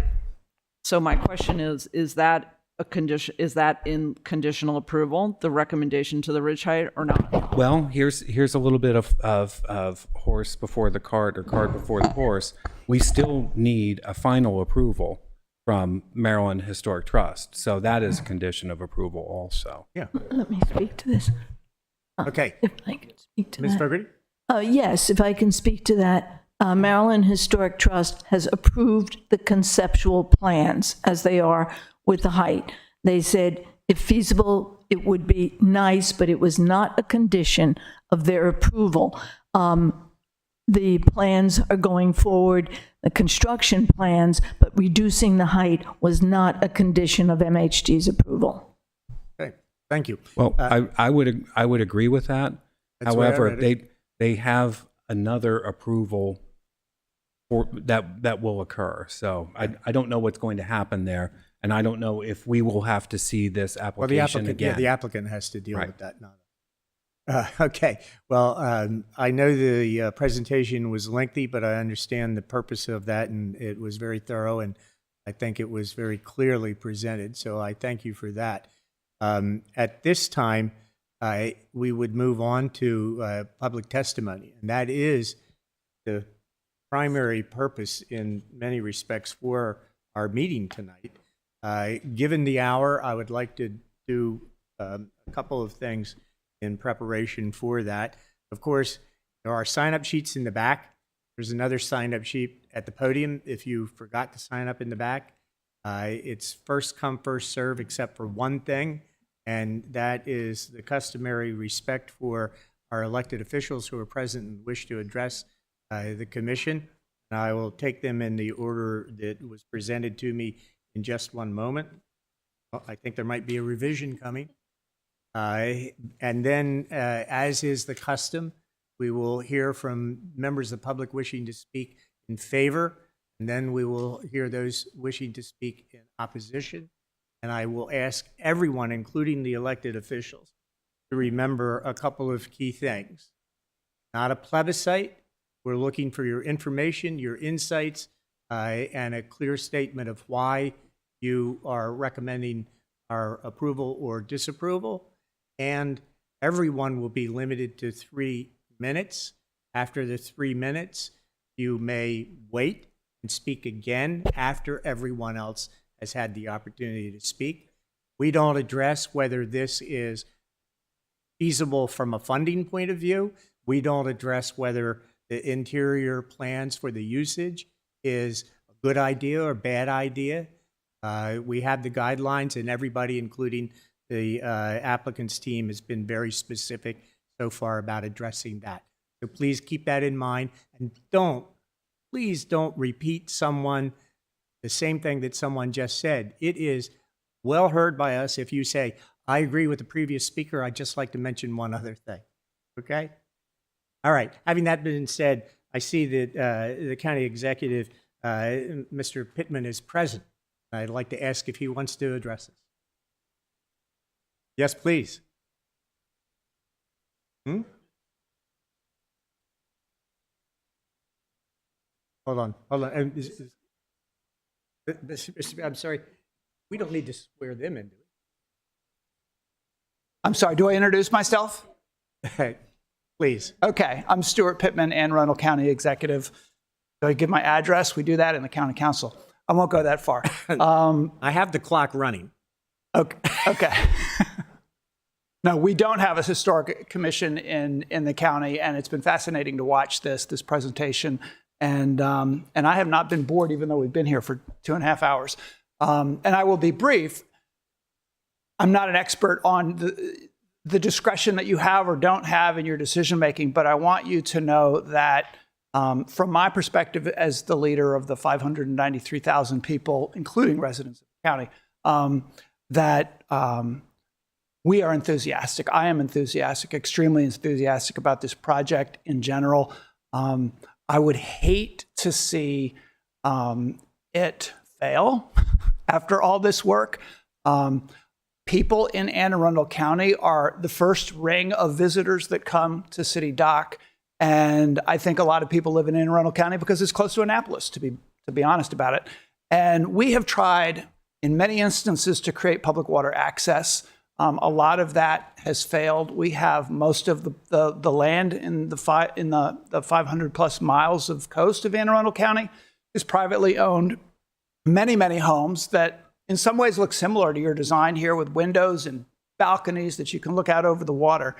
And we, at Quiet Waters Retreat, we thought we were going to have, Chesapeake Conservancy was planning to build a building that would have had a lot of glass and a beautiful view over the South River and the bay.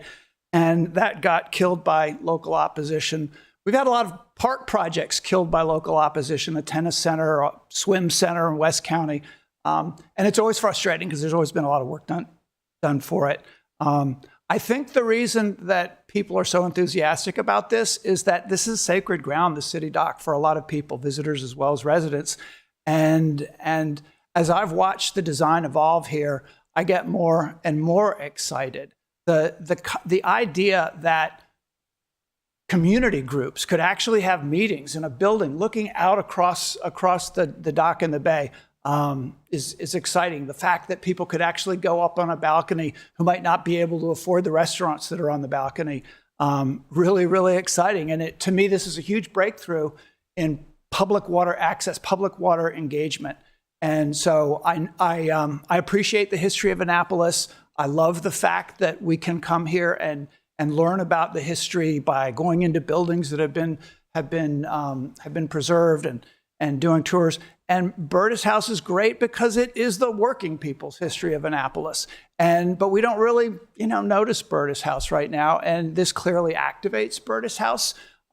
It's bigger than Burtis House a little bit. And I know some have said that it's too big and it shouldn't be bigger than Burtis House. But you know what? All over the world, you have history that is small. They used to build small buildings. They don't build stuff small anymore. People's homes were much smaller back in those days. And all over the world, you can see smaller buildings that have been preserved that the tourists want to go see and learn. But there's bigger stuff around it. So I love the way it's connected. I love the glass connection. It shouldn't be about what I love. I'm really representing the residents, but I can say how frustrating it would be for this project and this vision not to move forward. I know that the state, the governor, the mayor, the county executive, we've got the councilwoman from the district, Councilwoman Rodvian, here to speak in support as well. And we are serious about really being supportive of this project. So to the extent that you have discretion, I hope that you lean in favor of the public interest in having this public water amenity. Thank you for taking your time to come down and speak to us. Next, I'd like to call Councilwoman Radovan, County Councilwoman who represents Annapolis. Thank you very much for having me. I'm Lisa Rodvian, representing Anne Arundel County District 6, which includes the entire city of Annapolis and then everything between the South River and the Severn River all the way up to Millersville. So the outcome of this, of your decision is extremely meaningful to me because this part of my district and all of our homes is extremely important. I just want to start by saying this has my 100% enthusiastic support. I actually put the official request in to have our FY26 budget include a significant multi-million-dollar contribution from the county towards this project, which I hope can be put to good use. I'm going to just say ditto to a lot of the things that the county executive said, but I want to add to it. I really like the mixture of I really like, first off, I have so much respect for architects who can sort of just see all the details and put together, especially something like this, which is so important to really honor the history, but also honor the present and honor the importance of creating a space for community. And to me, that's one of the beautiful things about this is that and to me, that's a reflection of our community. We are very respectful of our past, but we also know that, our existence here in the present is important too. And I believe that this design really embodies that. It embodies the idea of reflecting and acknowledging the past, but also creating a space that is very much in the moment and very present. And I love the idea of expanding. We do have a small gathering space at Susan Campbell Park, but we also have serious flooding issues that, we're contending with. About 30% of any given year, we have, the sunny day flooding. Am I about right on the money there with about 100, getting close to 100 days per year? So 120. Okay, I'm behind the times. So, the urgency is there as well. And I want to see this move forward. The idea of having so much more walkable space, this parking lot has indeed been a part of our history for several decades now, but I don't think it's one that we need to continue. We've accommodated lots of additional parking in the Hillman Garage, and we can make sure that there are ways for people to get down there who have accessibility concerns. So I am all for creating a space that's walkable.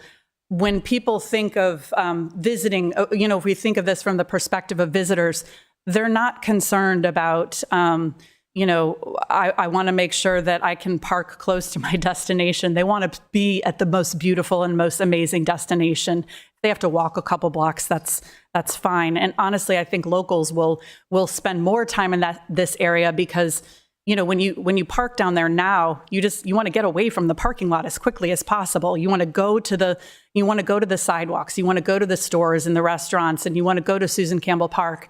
And this allows you to stay and linger and be closer to all of those things that are part of our downtown. So I just encourage you to support this and allow this to go forward. We need this. Annapolis needs a revitalization of its heart, and I hope you will support it. Thank you. Thank you for your comments and your time. Next on the list is Alderwoman Pendel Charles. I thought I saw you back there. Thank you for sticking with it.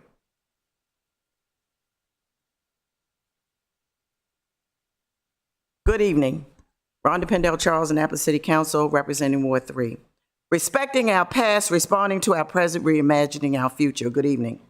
As I respect as well as reflect on our past, one of the very first memories of this little girl was pretty much every Saturday. With my mom, our first stop was the library, located in the belly of now Reynolds Tavern, listening to the melodic voice of Ms. Eloise Richardson, who was the first African-American hired by the library who read children's stories to us that fostered our imagination. Next stop, backtracking a bit, was Slaughter's shoe store on Inner West Street.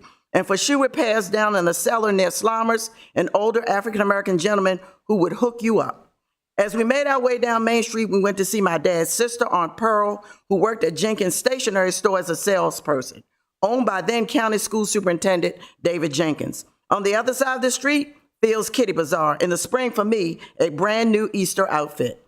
Then on to Reed's for lunch with waitress Lucy. At the counter or in the booth, where for a quarter I could play a favorite tune on the jukebox that sat on the table. Then on to Lipman's, where our Mount Olive church member, Miss Alma, worked as a salesperson. And Miss Alma could sell you anything.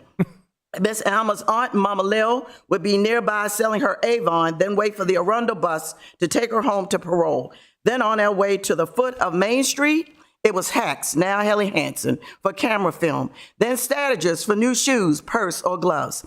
Then on to Murphy's 5 and 10 cent store, now Buddy's, for underwear upstairs, and plants and coloring books, paper dolls, and toys downstairs. And then by this time, a hot dog and a drink sold by another Miss Lucy downstairs at the counter. At some point to the market house, and sometimes on the Rookie's Meat Market, where African-American Mr. Woody could slice and dice better than anybody. And in the end, on to the bigger purchases by my mom across the street. Peerless Clothing Store, where African-American salesman Mr. Assembly worked on the men's side. And then to Leader. My dad was never thrilled about my mom's expensive purchases at Peerless and Leader. Her argument as a high school algebra teacher at Wally H. Bates, she had to look good at all times. And when prom time came for our guys to look their best, Green Goals on Inner West Street was the place for them to try on and rent their tux. And all along the way, we greeted residents and employees who lived and worked on downtown and uptown streets who looked like us. Flea, Shaw, Cornhill, Calvert, West Washington, Clay. On the one hand, in some ways, we were all one. Nevertheless, during this time period, life was hard for people who looked like me. But this one day out of the week was very special. You forgot everything else. As a result, this was a small part of the past that we could respect while still finding some joy. Now all of this is gone, nothing remains. And now as we respond to our present and reimagining our future, I reflect on a recent question posed to me publicly as to how to get people that look like me to come downtown, or even other Annapolis residents to come. After deep soul searching and my own personal memories, which are memories that no one else in this chamber has, this is my conclusion. Many of the amenities that have been proposed, park, fountain, ferry, new historical remembrances, new and upgrades to buildings, niceties, environmental necessities, outdoor events, etc., will result in an uplift for all Annapolitans and others, a boost to our economy, a more vested interest in and appreciation of how our city's finances, everyone's finances, are utilized. But most importantly, more love for our city. A love, again, can permeate and spread throughout Annapolis. Let's move toward a state of this city that we love. Annapolis, give me back some of what has made me who I am today. Respecting our past, responding to our present, and reimagining our future. Thank you very much. Thank you.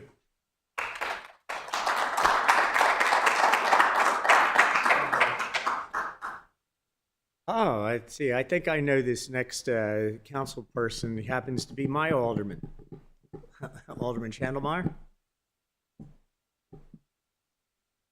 Speaking from the fringes of the city. Thank you, Chairman Scott. Alderman Brooks Chandelmeyer, representing Ward 5 on the City Council. I am here to speak very strongly in favor of this project.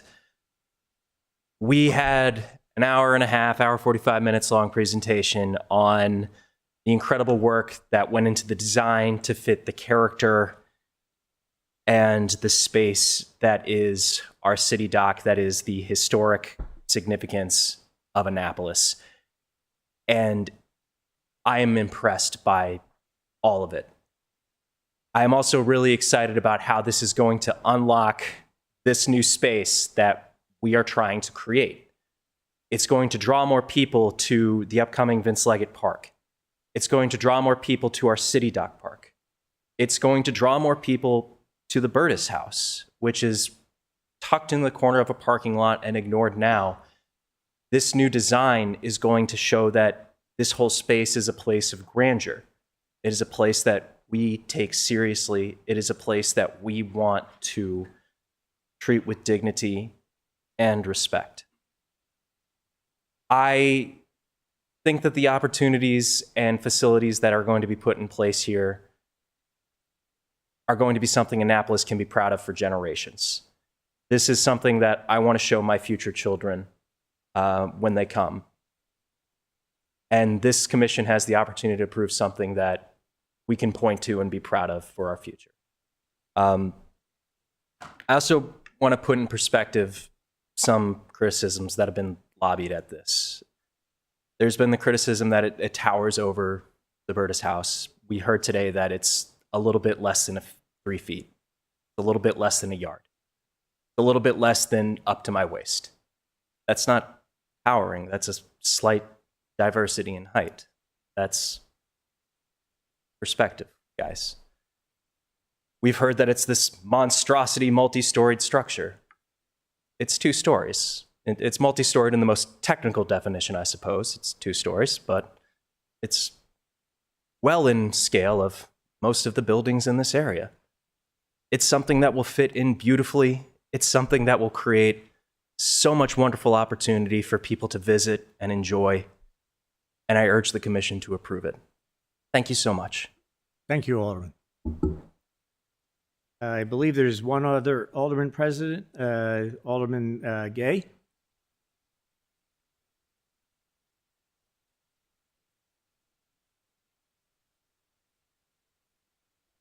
Mr. Chair, Dwan Gay, Alderman of the 6th Ward in the city of Annapolis. Mr. Chair, members of the commission, I appreciate the opportunity to speak before you in support of the City Dock Resiliency Project.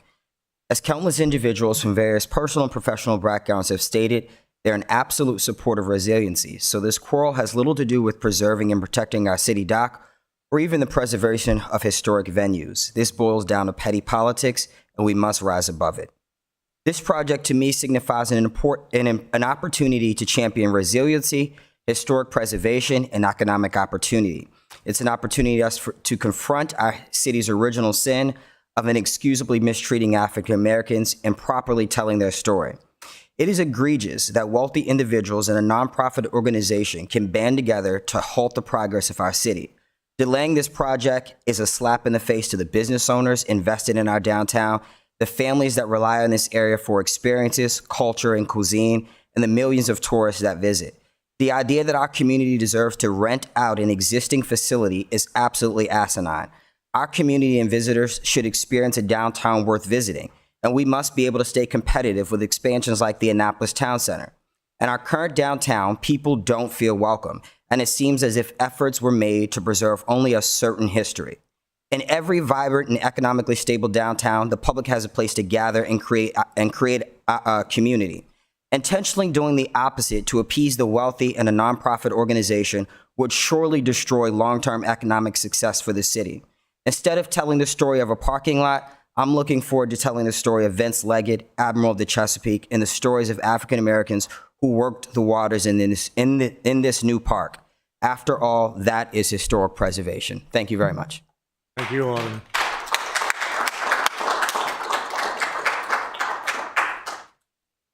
I see that Mayor Buckley is present, but his name's not on the list. So I'd like to ask him if he wants to speak.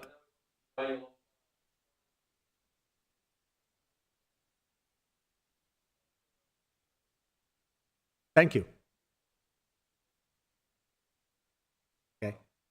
I have been asked by the applicant to invite a couple of community leaders to speak, and I will do so. Mr. Snowden.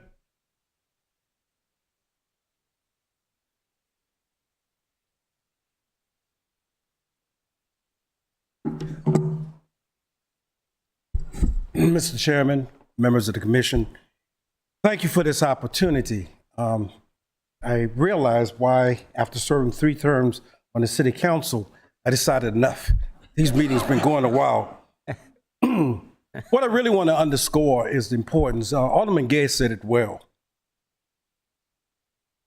We want to make sure that the downtown city dock reflects all of its citizens. I'm a native Annapolitan, and there are places that no longer exist. There are people on the commission who have no idea that once in Annapolis, there used to be a black hotel called the Ideal Hotel, right on Fleet Street. Some are not aware of the fact that First Baptist Church, which is very important to this community, started from downtown Annapolis. An alderman, the first alderman to serve in the city of Annapolis in 1873 was a man named William H. Butler. Lived at 145 Duke of Gloucester Street, here on this particular street. There are people who have not had their history reflected in downtown Annapolis. People who deserve to be heard, people who deserve to be seen. I fully support the project. I love the fact that there is a proposal to name a park after Vincent Leggett, which is important. But there's another person that I'm sure that most people in the audience have never heard of. Will never know her. She's been written out of history. Historic Annapolis have never reported on her. Her name was Miss Florence. She lived on Fleet Street in Annapolis. And what was Miss Florence's contribution to the city of Annapolis? She sold crab cakes. Crab cakes. I remember her well. I remember the fact that this woman, Miss Florence, attempted to do something that we're trying to do today, make sure that the city dock area is available to everyone. I want to leave you with these 2 sort of historic facts. I've had the great pleasure, if you will, of living in a house on 10 Cornhill Street. I'm a native Annapolitan. I can literally say, Mike Melanoff, I slept in a house that George Washington once slept in. This kind of dichotomy that exists in Annapolis, we have an opportunity with this project to bring this dichotomy together. What am I referring to? 2 famous men came to Annapolis. One was named George Washington, who walked up Main Street and resigned his commission with the Continental Army. The second man was Kunta Kinte. He too walked up Main Street, but he was not in a uniform, but in chains. That's our history. We have an opportunity through this center to make sure all of that history is told, the good, the bad, and the ugly. And also to say to future Annapolitans, those who come to the city of Annapolis. Jane and I was talking for a few minutes before, and it just dawned on me, there's so many new Annapolitans who come to the city of Annapolis and really have no idea of the history of this city and why that particular city dock area means so much, so many. When I was talking to Jane, a native Annapolitan, she could not remember that there used to be a bar called Joe's Tavern, another bar called Beanie's Bar, a pool hall, and for me, a barbershop, Roger Williams Barbershop. These are people, institutions that we have an opportunity to preserve. We have an opportunity through this center to make sure that all of Annapolitan's history, perspectives are reviewed. Thank you for this opportunity to share these points of views, and I would strongly, enthusiastically support this project and ask the Commission to do the same. Thank you again. Thank you, Mr. Snowden.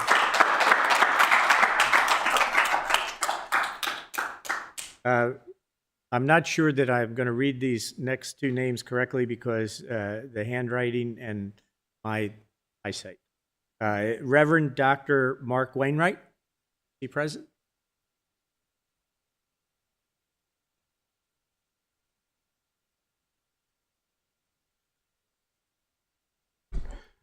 Good evening.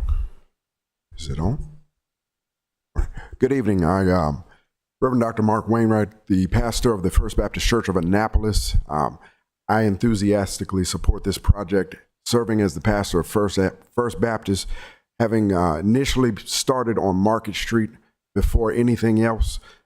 Looking at the project, the way it's laid out, to tell the story of all of Annapolis.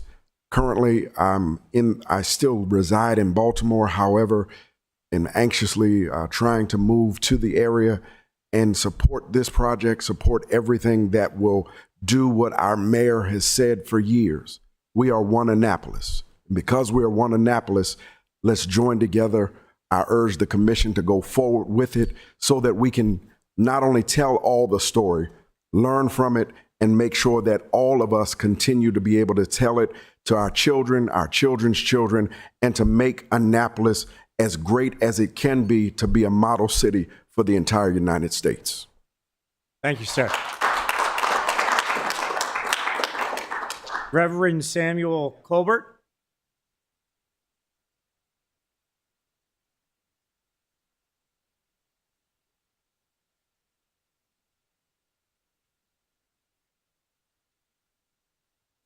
Good evening. Reverend Colbert, pastor of Mount Zion in Laurel, but for the past 18 years, I was pastor of John Wesley on Bay Ridge Avenue. I am also a chaplain with the Annapolis Police Department. I come to share my thoughts about and support for the Maritime Welcome Center and Prince George Street Park, hoping that it would be named in honor of the late Vincent Leggett. Mr. Leggett was a champion for the history of Black watermen who plied their trade in the Chesapeake and contributed so much to the economical success and development of Annapolis. I think it's only fitting that his legacy be honored in such a delicate place at Burgess House, the last remaining Waterman's Cottage in Annapolis. I believe in being proactive and not reactive. If we stop now, what a waste of time and energy and a setback for Annapolis. Is this too much to ask of the commission for the have-nots that do not visit downtown? They pay taxes, and so many of them desperately try to get out of their communities and have professional jobs making 60 plus, but they cannot afford a home in Annapolis. The experience of the new Maritime Welcome Center and Harbor Master Building will contribute to bring new life to the harbor and welcome the other Annapolis. I am excited about the opportunities this building will create for young Annapolitans from low-income and underserved areas, the almost forgotten Annapolis. Why I am a resident of Annapolis, and I was born here on Calvert Street. The Reverend Theodore Johnson was our family doctor, so I have a lot of history here. I love Annapolis. Annapolis have not always been nice to me and my families and people of color. But because of my faith, I have forgiven it and moved forward.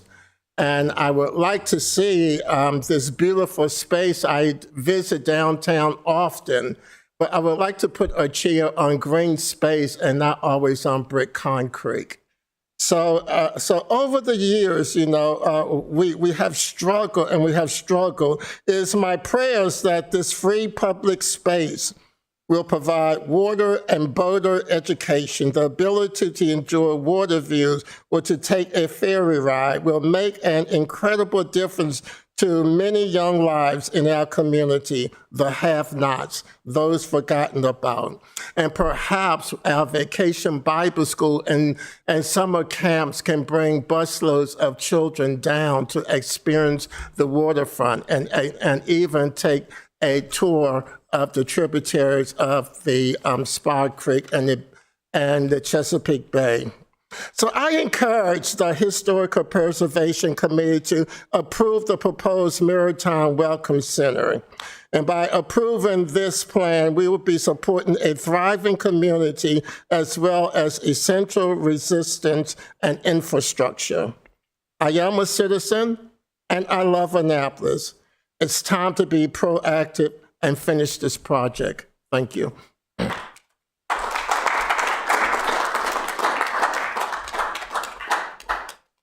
Reverend, thank you for your insights and your time. And next, Mr. Gary Jobson. I don't think any introduction is needed, so please jump in. Thank you very much, Gary Jobson, 10 Thompson Street. I got here just 1 year before Mr. Schwartz in 1977. So I have a couple feet in this project. I chaired the board of Visit Annapolis in Anne Arundel County, and the visitor center will be important for them, people coming from the water and going to the water. The area that has been spoken about has not had as many people as you can get on City Dock. It's kind of a dormant place, but I've seen it when it's done really well. In 1998, 2002, and 2006, we had the Round the World race here in Annapolis, and we had thousands and thousands of people. That's the kind of thing this facility will do. I was also chair of our Hall of Fame project, and we struggled for 14 years to try and get something to happen in the Burtis House. But we didn't make it. We didn't make it because there were historic aficionados that didn't see the purpose of having a Hall of Fame in this historic property, and we had trouble raising the money. I was the one that moved it to Newport, Rhode Island, and happily it's been a happy story there. So when I hear that something really cool is going to happen like this, and I applaud the design changes because I've been following this closely, that it looks pretty good to me, and we should go for it. And for all of you, it'll be a nice legacy for you to know that you had something to do with it. So I encourage you to move forward with it. I'm sure there'll be little adjustments along the way, but it'll be something that'll be good for City Dock. Thank you very much. Thank you.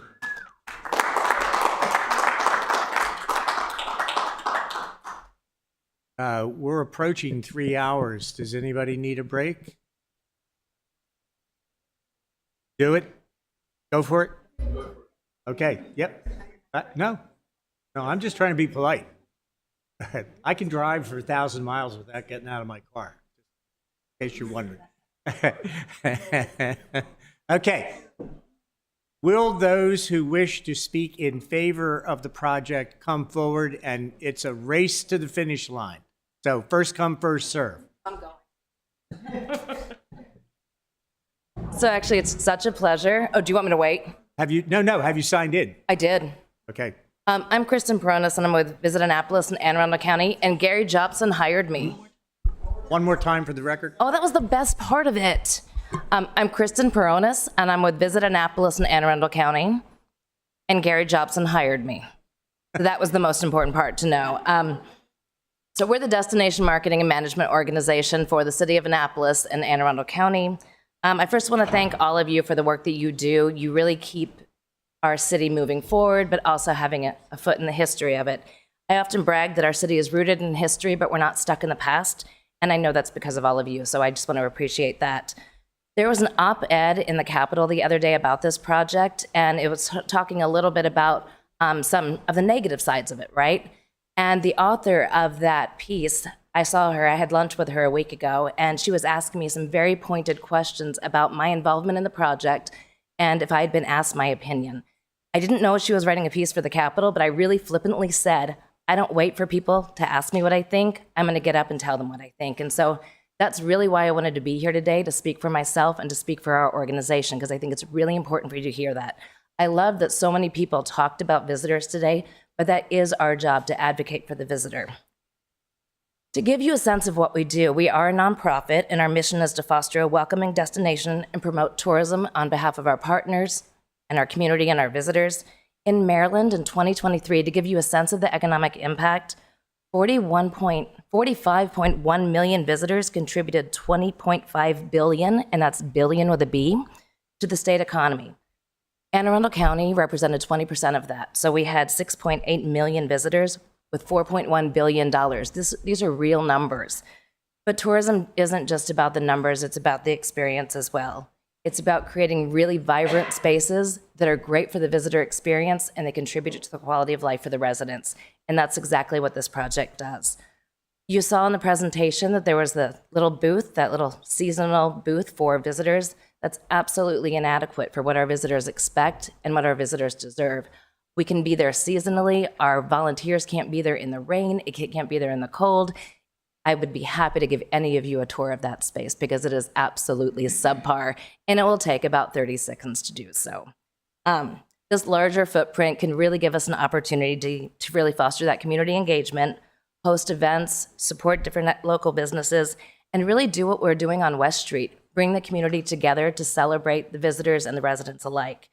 We've been able to use our space at 26 West Street, and for those of you trying to think of where that is, it's right across from Ram's Head. But we've had activations, we've had musicians there, we've had artists there, we had a pop-up vaccination site there during COVID. We've been able to really treat it as a community space, and I think this would just be an incredible opportunity for our community. This Waterfront Welcome Center is not just about the visitors. It really is about bringing the community together, and you've heard many of that from other people talking. As a potential tenant of this facility, I encourage you to move forward on the project. And if you have any questions from a visitor experience perspective or from my organization's perspective, I'd be happy to answer them. I can thank you for your time, but I can only tell you that I have used that as a tour leader, and it is a miserable place. I don't know how you get people to sit in it. That little. We have an incredible 100+ volunteers that save us operationally about $500,000 a year. So just to give you a sense of that, and we could give them a proper place to do so. So I'm really glad that you said that, and I can't wait to tell them that you said that. Think of how many volunteers we could have if we had a nice spot. Thank you. Good evening, or is it good morning? Bruce Bastian. I'm going to give you an outside perspective. I just moved here about 1.5 years ago. However, I do come from about 70 years of, 7 generations, I think, of Marylanders. So a part of is actually here in Annapolis. I just recently moved here from Delray Beach. So I did a lot with the Historic Preservation Board there. And I understand the challenges you have in this type of environment and trying to protect what you have, but also kind of modernize things. I think this has been a phenomenal job. I like the architecture of it. I like the peaked roofs. And if you look across, we didn't really talk about it, how it looks from the water, but if you look at Eastport, you have a lot of the same peaked roofs. So it has a nice mirroring effect, what's happening across the water. But also you could flip the switch. We talked about scale. And when I looked at this, I'm thinking, there's a problem here? So I'm not sure I understand that. However, we could have taken away the green space and put a lot of buildings there, right? But there was a lot of leadership and I think vision that actually took that away and made that green space, which I think is beautiful. And if you look at scale compared to the old Maritime Center, right? It's roughly the same. We're just moving it to a different location. So I think what we have here is a beautiful piece of architecture that helps modernize the area, but keeps to the fundamentals of the historic space, but also has this green space effect, which I will transform your downtown. It did for Delray Beach. They have a lot of festivals there. They have a 100-foot Christmas tree everybody goes to every year. So I think this really bring the whole community together. I look forward to that. And I really appreciate all the support that I've heard so far. So keep it up, and I hope you all approve this. Thank you.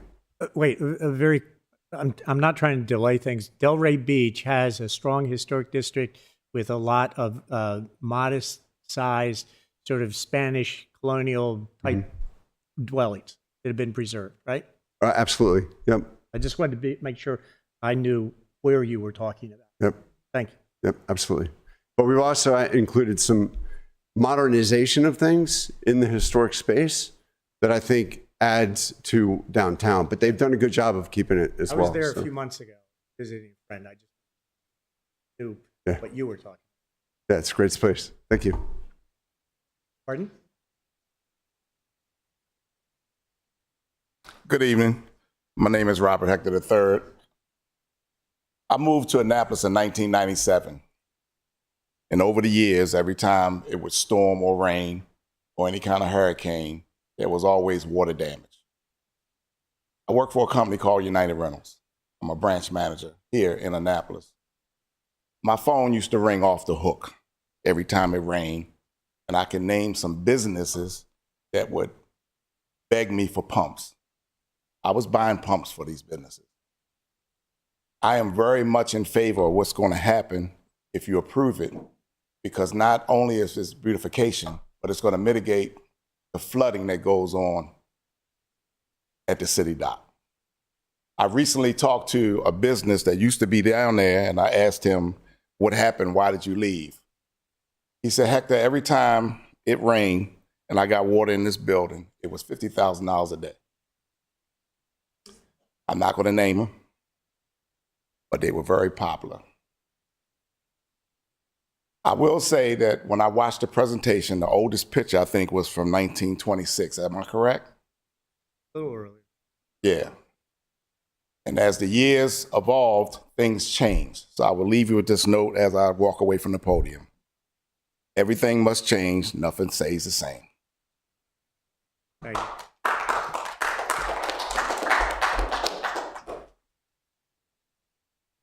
Good evening. I'm Shelley Rowe.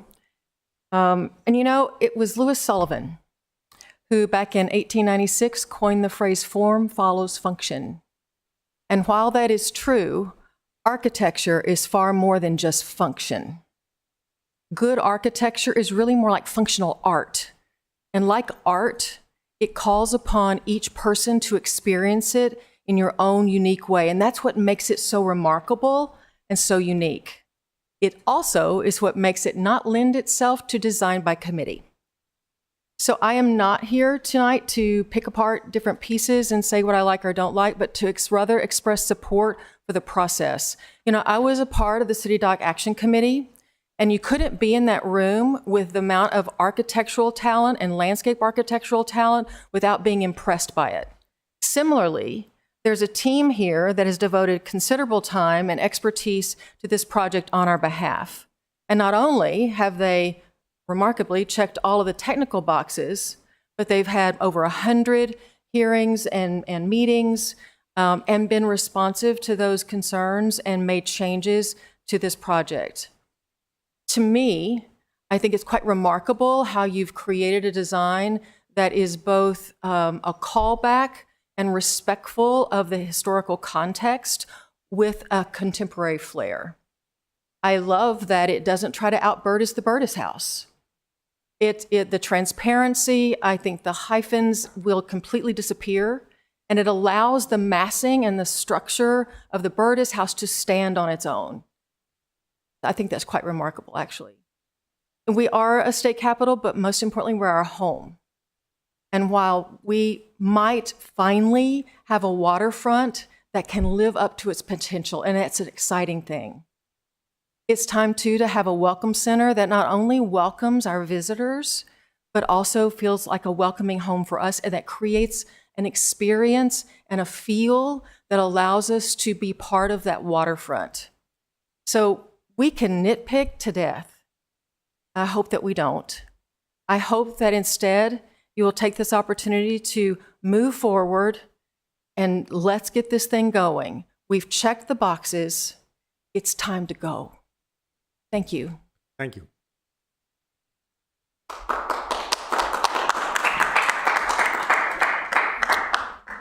Hello, my name is F.A. Brock. I had originally signed up after my personal hero, Gary Jobson, so I am very happy to not have to follow him. And since this isn't city council, a Monday night, I'll keep my comments to the actual amount of time that you're meant to give us. Sorry, Mayor. 1306 President Street, that's my address. It's in Eastport. Oh, this mic does cut in and out. 1306 President Street, that is a residence address, not the address of a nonprofit or a commercial business that, use a mailing address in the city. So I'll get into it. The first thing listed in your design manual stated goal is to preserve and enhance the quality of life. Another goal of the commission is to foster civic beauty. I'll admit to my bias up front. I really like the design of the City Dock Park. I really like the design of the rendered new Maritime Welcome Center and Harbor Master's office.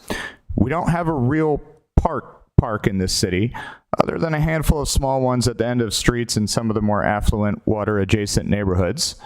We don't have a place that we can take in the same breathtaking view of our water afforded to those with memberships at AYC, EYC, SSA, or those dining on the roof of Chop Tank. This building is nice, and I want us to have nice things. Pretty simple. I think we deserve it. My favorite detail about the design process, which I have followed very closely for 2 years, is, no surprise, the viewing deck, the crow's nest. As a resident, I strongly encourage you to grant approval for this project to move forward, as I believe the design for the replacement Harbor Master's office will greatly enhance the quality of life of all of those who live, work in, and enjoy visiting this city.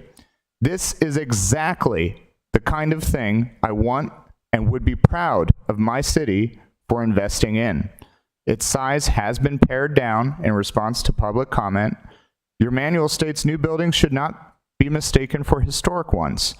Its design does not have to emulate historic buildings around it or copy historic styles for you to approve it, but rather blend in with its surroundings in shape and conformity of proportion. This design does. The new Harbor Master office's footprint, overlaid over the existing one, I'm so glad that was brought up a lot today, shows that the sizes are really quite comparable to what it will replace. It is not 2 times too big, as Historic Annapolis likes to have repeatedly said in their comments. It's not ugly to look at or out of place in contrast to its neighboring surroundings, like the non-conforming pest control billboard located at 118 Dock Street. Sorry. This commission is not the city finance committee. It is not the city's finance office. Your responsibility is to determine whether the design before you is compatible with your guidelines. Arguments trying to convince you that this new building should conform to B.6, the requirements for additions to current structures can be dismissed. This is obviously a new building. The staff report, the expert testimony here, sworn in, hilarious, made that very clear. We have heard multiple comments before today, and will likely after I'm done talking, about how the focus should be on resiliency first. Let's just focus on resiliency. This is a distraction. It's a delay tactic to stall this process. It's a distraction because resiliency and improving this design, allowing this progress to continue forward, go hand in hand. It's the only way to reach this goal. Those making this argument echo the same voices 12 years ago when the city last considered parkifying City Dock. They won, and we've continued to reserve this public space for vehicles instead of for people ever since. This is our chance to change that for years to come. When I heard there were comments that the harbor master may not have approved of this project, I looked towards the source of these claims, the November Harbor Master memo to the Maritime Advisory Board. Sure enough, they made clear that their own asks for a new office were not fully incorporated into the design, a design which included rentable space for events and an oyster bar. Yeah, embellishments maybe, I also agree, could not be necessary, but the interior layout is not what we're here to discuss. I met my wife sailing. Our connection to the water is why we chose to live here. It's embarrassing to admit this, but as a sailor, I've never actually stepped foot in the harbor master's office. Thank goodness Gary left before he heard me say that. I normally contact them over VHF. But I did so this week. I did so because their concerns are my concerns. I understand, having talked to them, I don't speak for them, I understand, having talked to them, their original frustration about originally being left out of the design process. I want to note the Harbor Master's notes from February, this month's Maritime Advisory Board meeting, indicate that since they have met with the design team, and the design team has taken their needs into account. Crucially, they wrote, more meetings are planned, and the layout of the Harbor Master's place may be further revised as the project moves forward. Public comment posted on 2/14 by the Harbor Master on our city's website. We are excited about the envisioned improvements of the Maritime Welcome Center. The expanded office space, storage areas, and security enhancements will greatly support our services in this busy, modern harbor. We appreciate the opportunity to be a part of the planning process and look forward to further collaboration with the design team as this important project progresses. This is my closing. The building's function should be primarily what it is replacing, the Harbor Master's office, an improved one, with everything that they're asking for. If it means maybe reduced public access for the viewing deck that I love, so be it. But I really do hope that you guys can maintain some aspect of that design. It is my favorite. Maybe move the chairs so people don't linger or something. Thank you very much. I really hope that you approve this and allow this to go forward. Thank you. Thank you for this. Sir, thank you for the specificity of your comments. Thank you very much. I read your entire design manual many times over the last few weeks. I was going to be way more technical than you could believe. Thank you. I have allowed speakers to go on beyond the 3 minutes, so I want to make it clear that everybody will get the same privilege. But do try not to repeat what other people have said, please. I should be in the 3 minutes, and I did not read all the design manuals. My name is Mark Kleinschmidt, and I am the president and CEO of the Anne Arundel County Chamber of Commerce. We have about 500 business members located throughout the county, but we've probably got about 225 members located in the city of Annapolis. Many are located right along Main Street, and quite a few right along the city dock area. I also had the opportunity to chair the business committee of the City Dock Action Group for several years when we were meeting, and make no mistake, there was a lot of input and dialogue about this project. It's quite remarkable that we are here today, because I think what we've brought together is the issues and concerns of the environmental community, the business community, the political community, and the historic community. And the focus tonight with you all is the historical end of things. I think we've come to this crossroads of resiliency, which I think we've kind of covered with the first phase of the project. And tonight the focus is how that matches up with historical preservation, which is your purview tonight. So what I got thinking about when I looked at this is, and we wondered about, and we looked at history, I wonder what Thomas Jefferson would think about all this. Jefferson actually has been to Annapolis. He came 3 times. Twice he just passed through on his way to Philadelphia. And the third time he stayed here for quite a while. It was when Annapolis was the capital of the United States. And he was here for when Washington resigned his commission. And I'm pretty sure he probably wandered down to City Dock and is familiar with it. Maybe even went into Middleton's and had a few with the fellas. And if he was here today, what would he think about all this? Well, a couple things about Jefferson you need to know from a historical perspective, and you all may already know this. Jefferson was a guy that loved innovation. Monticello was all about innovation, and he kept rebuilding it and redoing it and redesigning it, but always with innovation in mind. He closely observed the weather. He tracked it daily. He probably would have been all over climate change and sea level rise. So he would have the charts he kept. He was a self-taught architect, and he not only that was a well-noted architect from Monticello, UVA, and I believe the Capitol in Richmond. As a student of architect, he would always study it. The other thing about Jefferson, and maybe you all don't know this, he wasn't real good with money, Jefferson. So if he was here today and saw the brouhaha that seems to be going on about this project, we got the resiliency done, I think. And now we're focusing on the historic part of it. What would he say? Well, I think, I can't speak for Jefferson, but knowing a little bit about Tom, I would say that he would be really impressed with the innovation and the design ideas that came forward, particularly as they help protect the public good. And this is what Jefferson was a big proponent of. The flooding on City Dock has been a problem for a long time.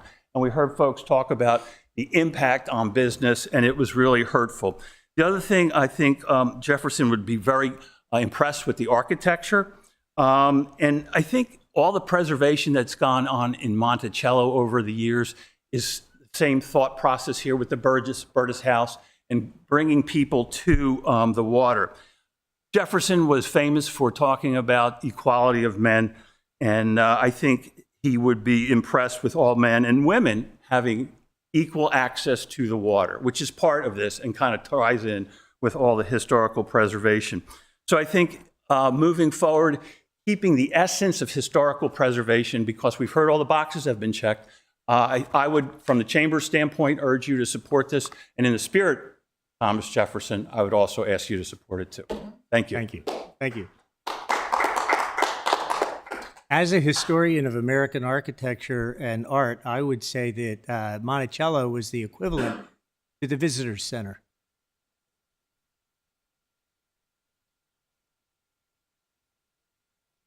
As a historian of American money, he was in fact very bad with money. Yes, I've heard that too. Please. Good evening, Commissioners. On behalf of the Resilience Authority of Annapolis and Anne Arundel County, I'm Christina Alexander, Director of Operations, and I'm pleased to support Phase 2 of the City Dock Resiliency Project, including the Prince George Street connection and the Harbor Master and Maritime Welcome Center. Our Director, Matt Fleming, has submitted more extensive written testimony, but we also wanted to show our support in person for this important resilience infrastructure project. As a partner in the City Dock Resilience effort, we recognize that this is a crucial investment in Annapolis's long-term sustainability, safety, and economic vitality. Since 1969, nuisance flooding in Annapolis has increased by over 160%, rising from 38 flood days per year to more than 100 in 2024. Without action, local businesses, residents, and the city's cultural and maritime heritage remain at serious risk. Phase 2 is essential because it connects the City Dock Park project, Prince George Street, and the Naval Academy at Gate Zero, ensuring continuous flood protection across the downtown waterfront. Without this connection, gaps in the flood defense system will leave the area vulnerable. Additionally, the Maritime Welcome Center offers a unique opportunity to integrate water access, cultural spaces, and essential infrastructure to strengthen community resilience. Resilience infrastructure is about more than just flood protection. It's about creating spaces where people can connect and thrive. The City Dock Resiliency Project will not only safeguard Annapolis, but also serve as a national model for innovative, forward-thinking resilience planning. For these reasons, I urge the continued advancement of Phase 2 and reaffirm the Resilience Authority's commitment to working with the City of Annapolis and its partners to ensure its success. Thank you. Thank you.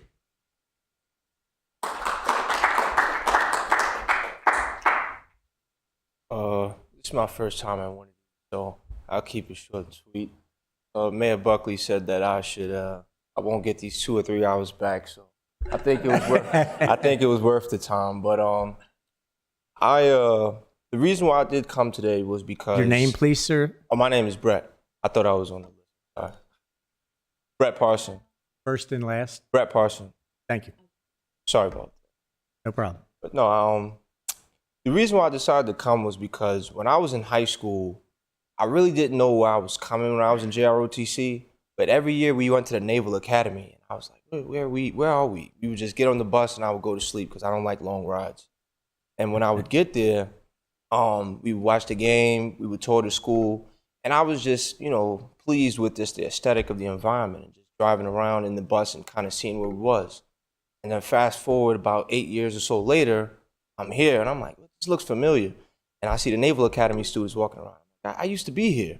And I realized the Naval Academy was right behind the property that I purchased. And when I had met Mayor Buckley, he sort of started telling me about everything that he wanted to do. He wanted people to ride bikes around. He liked to ride bikes. And I was like, I like to ride bikes too. I don't like to run. And once I came across the project, I just seen the benefits and noticed the detriment that all the businesses were. And there were a lot of businesses and changes that I seen that closed in the course of that short time period. And I didn't know why until he explained it to me. And after I seen the project, and I am an electrical engineer by trade, and I did get my license to fix aircraft. So I went to aviation high school, and we used to travel out every year. So I'm familiar with preventative maintenance. And this seems like exactly the infrastructure development and innovation that they want to do. And I feel like it was important for me to come and never get these hours back again, so people can keep their businesses open, you know, and not pay 50 grand a month. I think he said it was 50 grand every time they flooded the business, you know, and especially in the economic times that we're in now, we don't want the kids that are here today to leave tomorrow because their businesses are closed, the environment has changed, they can't do what they did when they were kids, and they can't ride bikes because there's too much water. So I just wanted to back the project on. You all enjoyed that.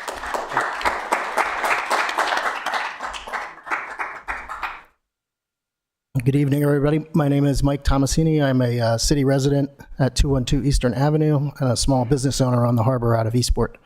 Come here tonight to say thank you. Thank you to you, commissioners, who volunteer your time to do this really important work and for sitting through sessions like this to kind of get the feel of how the public feels about this project. Thank you to the mayor for having the vision to see something different at City Dock and be willing to take the arrows on the battlefield to get it to this point. Really applaud you, Gavin. It has not been easy, I'm sure. I want to thank Eileen for bringing me into this mess, and to Bryce and his team for putting that building in the right spot and making it large enough that it's feasible for the next 50 to 100 years. And all of the elements around this place resonate with me because my initial experience with the city of Annapolis, I was a young man in my 20s. I got married and moved here in August of 1997.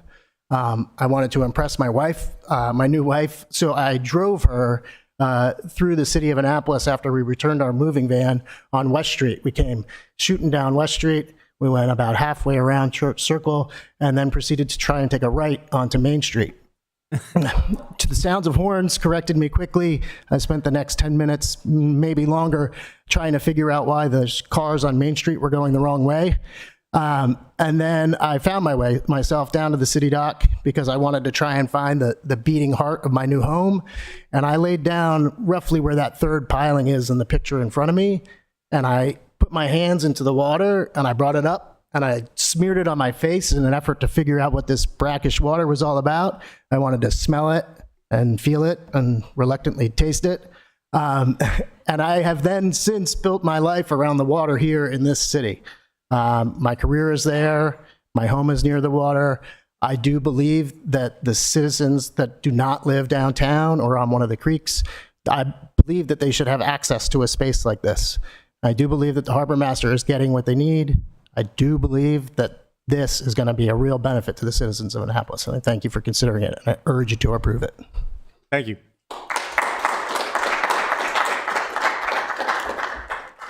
How you doing? My name is Lavelle Offer. I've been a resident in Annapolis my whole life. I had stumbled across this book. It's called The Working Waterfront, A Maritime History of Annapolis. In this book, it talks about black business owners and the black skipjacks of the sea. They were sailors or whatever, right? So, and me doing my research with this book, you know, like I said, like everybody's saying, like I never really felt comfortable going downtown when I was little because it's nothing that really represents us except for, like I said, the Kunta Kinte, and to me that just is pretty much just about slavery. But the black businesses in Annapolis, essentially, Annapolis, Maryland, it is essential that we not only admire the beauty of the waterfront, but also remember the profound legacies that lies beneath its waters and along its shores. These waterfronts once hubbed commerce, culture, and courage. Commerce, culture, and courage. A place where black-owned businesses thrived and freedom was fought and won. In the 19th century, Annapolis was a home of a vibrant community of black entrepreneurs. These businesses were more than just places of trade. They were sanctuaries of hope, resilience, and resistance. They provided economic empowerment to women and men, allowing them to build lives of dignity and independence in a world that sought to deny them of both. By creating opportunities for employment, education, and community support, these establishments laid foundations for social progress and unity. But their impact did not stop there. The black Marinas, known as the Blackjacks, played a pivotal role in the struggle for freedom. These skilled sailors navigated the Chesapeake Bay and beyond, mastering the waters while transporting goods and sometimes even people to freedom. It was through these braveries and knowledge of the seas that many enslaved individuals found safe passage to the north. Among those who benefited from the courage of the Blackjacks was none other than Frederick Douglass. Born into slavery in Maryland, Douglass yearned for freedom. But Douglass learned for freedom. The system helped black Marinas made his escape to New York, helped them escape to New York, in other words, and be free for equality. The black-owned businesses and the Blackjacks of Annapolis were not merely part of economic landscape. They were instrumental in shaping the course of history and contributing to liberation and countless enslaved people. So I get to the Vincent Leggett Park and the importance of Vincent Leggett Park. Okay, I stand before you today with the opportunity to talk about a legend, Mr. Vincent Leggett Omar. Mr. Vincent Omar Leggett, right? A man whose unwavering dedication and perseverance in rich culture of African American history along the Chesapeake Bay has left an unforgettable mark on our community and beyond. Born June 26, 1953 in Baltimore, Maryland, Vince's upbringing was dedicated to a profound appreciation of hard work and great outdoors. The foundation propelled him to earn a bachelor's degree in urban planning and community development at Morgan State in 1975, followed by a master's in public administration from the Central Michigan University in 1999. In 1984, Vince embarked on a mission that would become his life's work, finding the Blacks of the Chesapeake Project. This initiative sought to illuminate the often overlooked contributions of African Americans to the maritime history of the Chesapeake Bay. By 1999, these endeavors had evolved into the Blacks of the Chesapeake Foundation, recognized as local legacy project by the Library of Congress. Through his platform, Vince introduced countless students to the intertwined cultural and environmental heritage of the Bay, ensuring that stories of resilience and achievement were never forgotten nor ignored. Vince's passion in storytelling extended beyond his oral history. He authorized legendary works, including Blacks of the Chesapeake, a very important part of the maritime history, in 1997, and the Chesapeake Bay Through Ebony Eyes in 1999. These publications not only chronicled the experience of Black people, of African American watermen, but also celebrated their enduring impact on the region of maritime culture. His relentless advocacy did not go unnoticed. The state of Maryland honored him with a title of Admiral of the Chesapeake, a testament to his unwavering commitment to the Bay and the communities. Beyond his literary and advocacy efforts, Vince was a man of action. He played a pivotal role in the perseverance of historical significant sites such as the Carrs Beach Heritage Park in Annapolis. These endeavors ensured that generations will have tangible connections to the rich culture or heritage of African American communities. So with all this being said, I do need you, if you do build the park, you should name it after Vince Leggett, right? Because for all the stuff that he did in Annapolis. And it give these kids in Annapolis, black, white, brown, whatever color, a history of belonging and understanding what really took place here. So when you go downtown, you don't really see no more of the black history no more. So if you do build this park, please make sure you add that in there, please. Thank you. Thank you.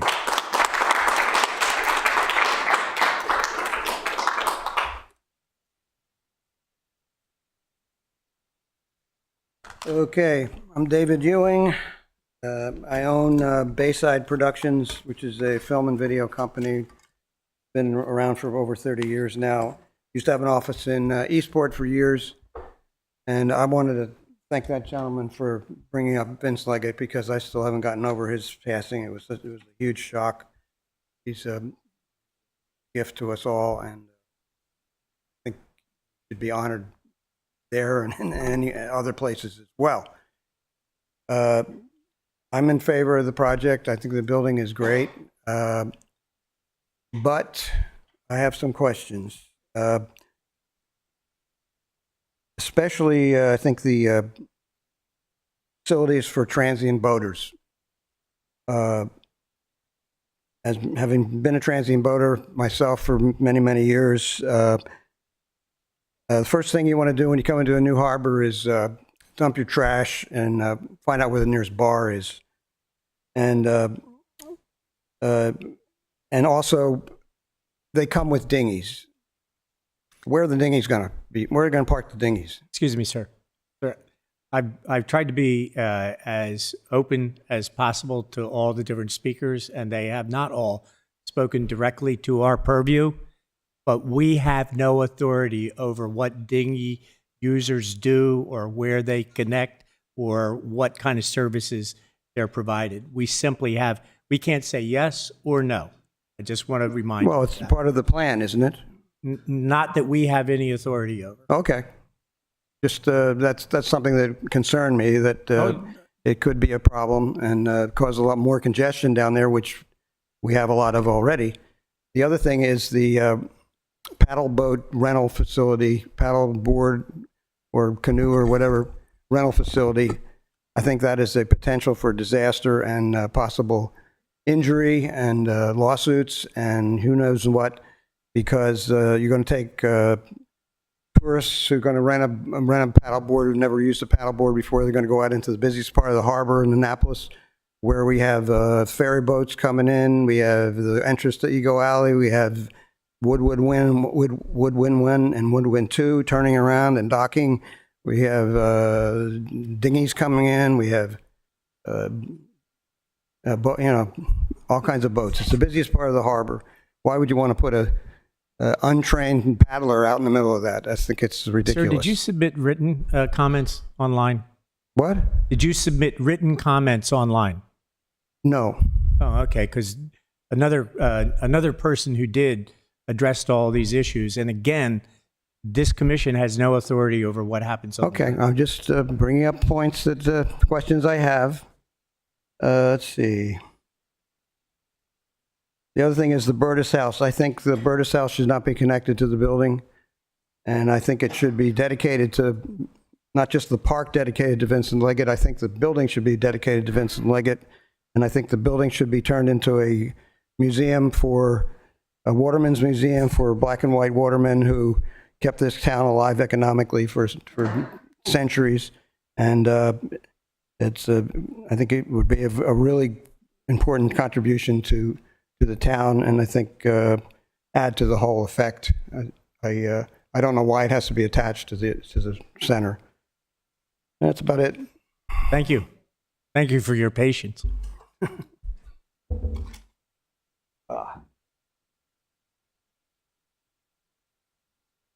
Good evening, Chair and Board, and thank you for your service. My name is Brian Callahan. I live at 1130 Tyler Avenue. First time I came before your commission was 30 years ago this summer, and later the Planning Commission and the City Council to be able to get a 2 a.m. liquor license, which, well, for you, it was a sign. For the others, it was a 2 a.m. liquor license that had been not allowed from 1980 till I got mine in 1995. Some of the same folks that opposed this project opposed my liquor license then. And over the next few years after opening, I was involved in getting the outdoor cafes and then later the flowers. And some of the same people opposed this project, opposed flowers and the outdoor cafes. But I really came tonight because I wanted to play a message that I received from a sailor, not quite as famous as Mr. Jobson, but a waterman as well. Hang on a second here. I'm going to play it real quick. G'day, my name is Tom Weaver. I've been an Annapolis resident since 1990. I make my living on the water as a retired professional sailor and now boat builder and charter fishing captain. Right on the Chesapeake Bay, Annapolis is a unique and beautiful city with a fabulous history. When I arrived 35 years ago, Ego Alley was filled with commercial crabbing boats and recreational boaters in the summer. In the winter, oyster dredge boats were parked 3 deep against the bulwarks. Things change. The oyster boats are gone. Floods regularly impact the waterfront, which is underused and run down. The opportunity to modernize a city waterfront has generational impact. In my career as the general manager of America's Cup teams, I have personally been involved in the transformation of Auckland, New Zealand, and the Valencia, Spain waterfronts. From rundown commercial districts to vibrant, beautiful spaces that draw residents and visitors around the world, now host stunning cultural events and sporting competitions. In Annapolis in recent years, boaters on their journeys north and south have bypassed the city due to poor facilities, lack of dock space, and frankly, a dreary waterfront. The city must jump at the opportunity of federal funding to build a flood barrier, and then build a beautiful waterfront area with public access and a dazzling new harbor master building to greet visiting boaters. The impact of this waterfront transformation cannot be understated. This grand project is the opportunity to make the capital of Maryland the crown jewel of the Chesapeake Bay, embracing the wonderful culture and history of Annapolis. Thank you for listening to that. I'll just close with that. I have both sorrow and hope tonight. Sorrow that we've had all of these years of empty cars dripping gas and oil into our water and all the flooding, and hope that you guys will vote to pass this tonight. Thank you. Can you give the gentleman's name who's Tom Weaver. Tom Weaver. Rated by Chesapeake Bay Magazine as the best fishing charter on the Chesapeake Bay. Thank you.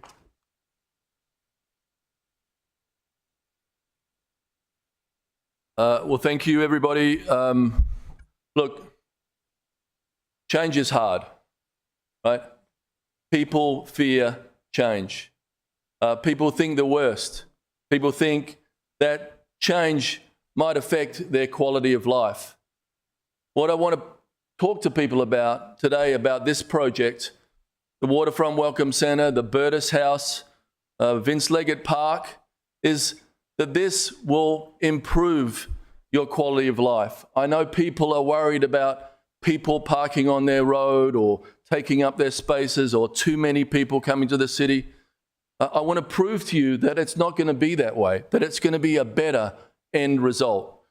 So if you want to talk about coming down Prince George Street, we are going to change the traffic pattern on Prince George Street.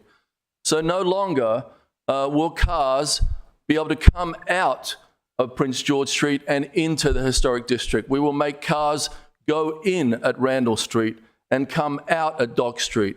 And then on Prince George Street, we'll make sure that there are signs that say local traffic. So we will reduce the amount of traffic going into the historic district. We will be taking 100 cars off of City Dock. That's 100 less turns into City Dock and 100 less cars coming out of it. We will tell the history of that part of the city, Hell Point. Remember, Preservationists did not save one house in this area, and they didn't save a house in that area because they didn't care, because poor people lived there. And the only house they saved was a white guy's house, Captain Burtis. He has a great story, but he's a white guy, and we know the people that worked the water, that made their living, and one of the speakers earlier spoke to those people, spoke to that history. We know that area wasn't preserved, so we will now be able to talk about that history at Vince Leggett Park. His favourite line was, there once was a time when a man with a small boat and a big heart could make a living on the Chesapeake Bay. If you're a local, you're going to be able to take people down to that park and talk about that history.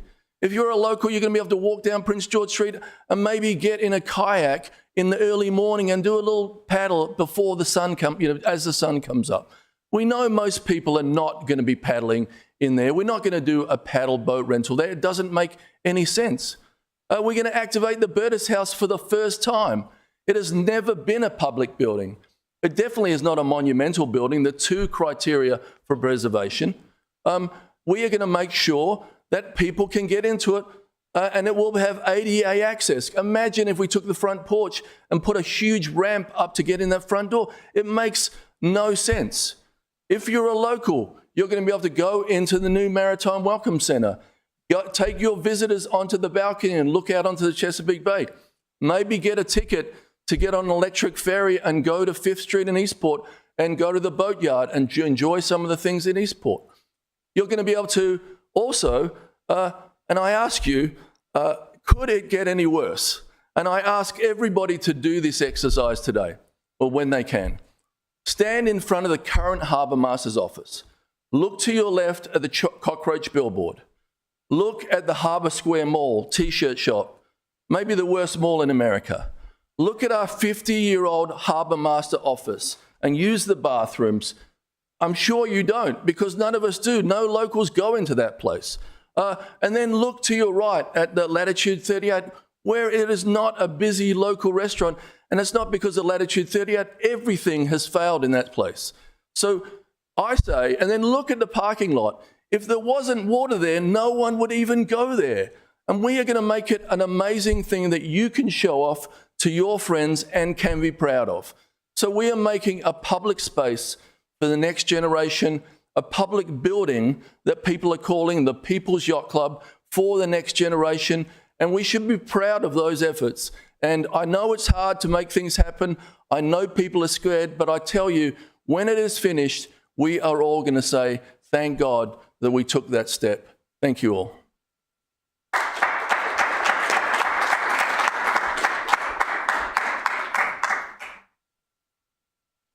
I said at the beginning of the public testimony that we want to hear everyone and we want everybody to have the same opportunity to be heard. We need to hear your input, the people who are opposed. I don't see anyone else who's standing to speak in favor.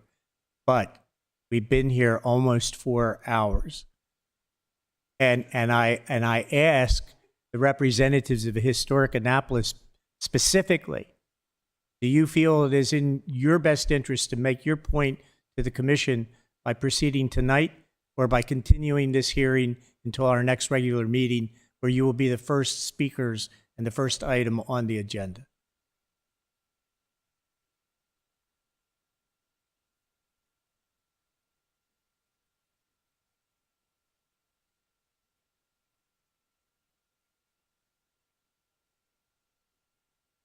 Yes. Wait. Oh.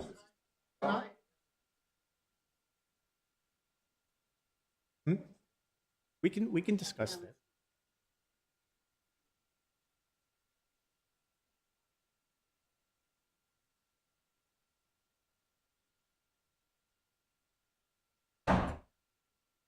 Right. Well, I do, but do you want to sit here for another hour?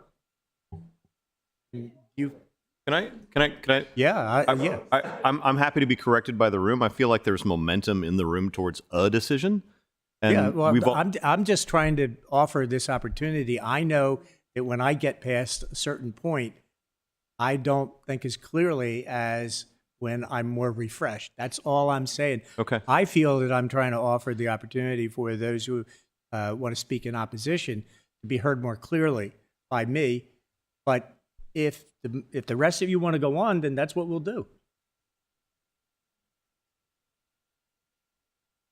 Date of the next meeting, John? John? March 8th? Do we have a sense of how many are speaking in opposition? Would the applicants be willing to participate in a continuation? We'd like No. to finish tonight if we could. Okay. I sense that most people in the room wish to continue and resolve it tonight. That's what we'll do. Okay? Yeah, it's moot now.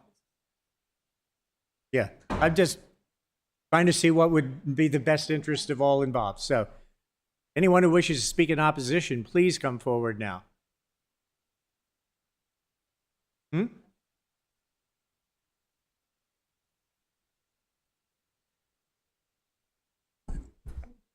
Hi there. Can you hear me? Thank you. Good evening, everyone. I'm Rachel Robinson, a historic preservationist, architectural historian, and resident of Maryland Avenue. Tonight, I request that you address an important point. The Maritime Welcome Center has been identified as new construction rather than an addition. This is inaccurate in my professional opinion and dismisses more stringent guidelines treating additions. The Maritime Welcome Center is on the same parcel as the Burtis House, shares the same address, 69 Prince George Street. This project is an addition. We do not have written narrative in the application that makes the case for new construction over addition. I respectfully and fundamentally disagree with the staff report and project team with the characterization of this application as, quote, a distinct and separate structure from the late 19th century Burtis House, end quote, even though we can all see that it is physically attached to the Burtis House by a glass hyphen, and there are 6 references in the staff report to this being attached or connected to the Burtis House. The removal of the staircase at the Burtis House and relocation of that function to the glass hyphen makes Burtis House interior circulation completely dependent on its addition. Furthermore, Maryland Historical Trust, who holds the preservation easement on the Burtis House, stated in their August 2024 letter granting conceptual approval that the application is, quote, a request to construct an addition to the Burtis House, end quote. Why does this classification matter? It matters because the guideline for new building design, B2, is more lenient than B6, size and massing of additions. The staff report generously assesses the Maritime Welcome Center as generally subordinate in appearance to Burtis House, despite its size and taller ridge height, and, quote, marginally sympathetic to the Burtis House. This is not good enough for such a conspicuous addition to the Burtis House and the historic district. What is the defensible rationale for reviewing the Maritime Welcome Center as separate new construction rather than an addition to a contributing structure? It is literally connected, as were previous additions, as documented in Sanborn maps and noted in the staff report. HPC commissioners, this application is for an addition to a historic structure. The standard you use for your review must be justifiable. I urge you to hold this application to the higher standard and safeguard the Annapolis Historic District by requiring a subordinate and more appropriate building addition at this prominent site. Thank you very much.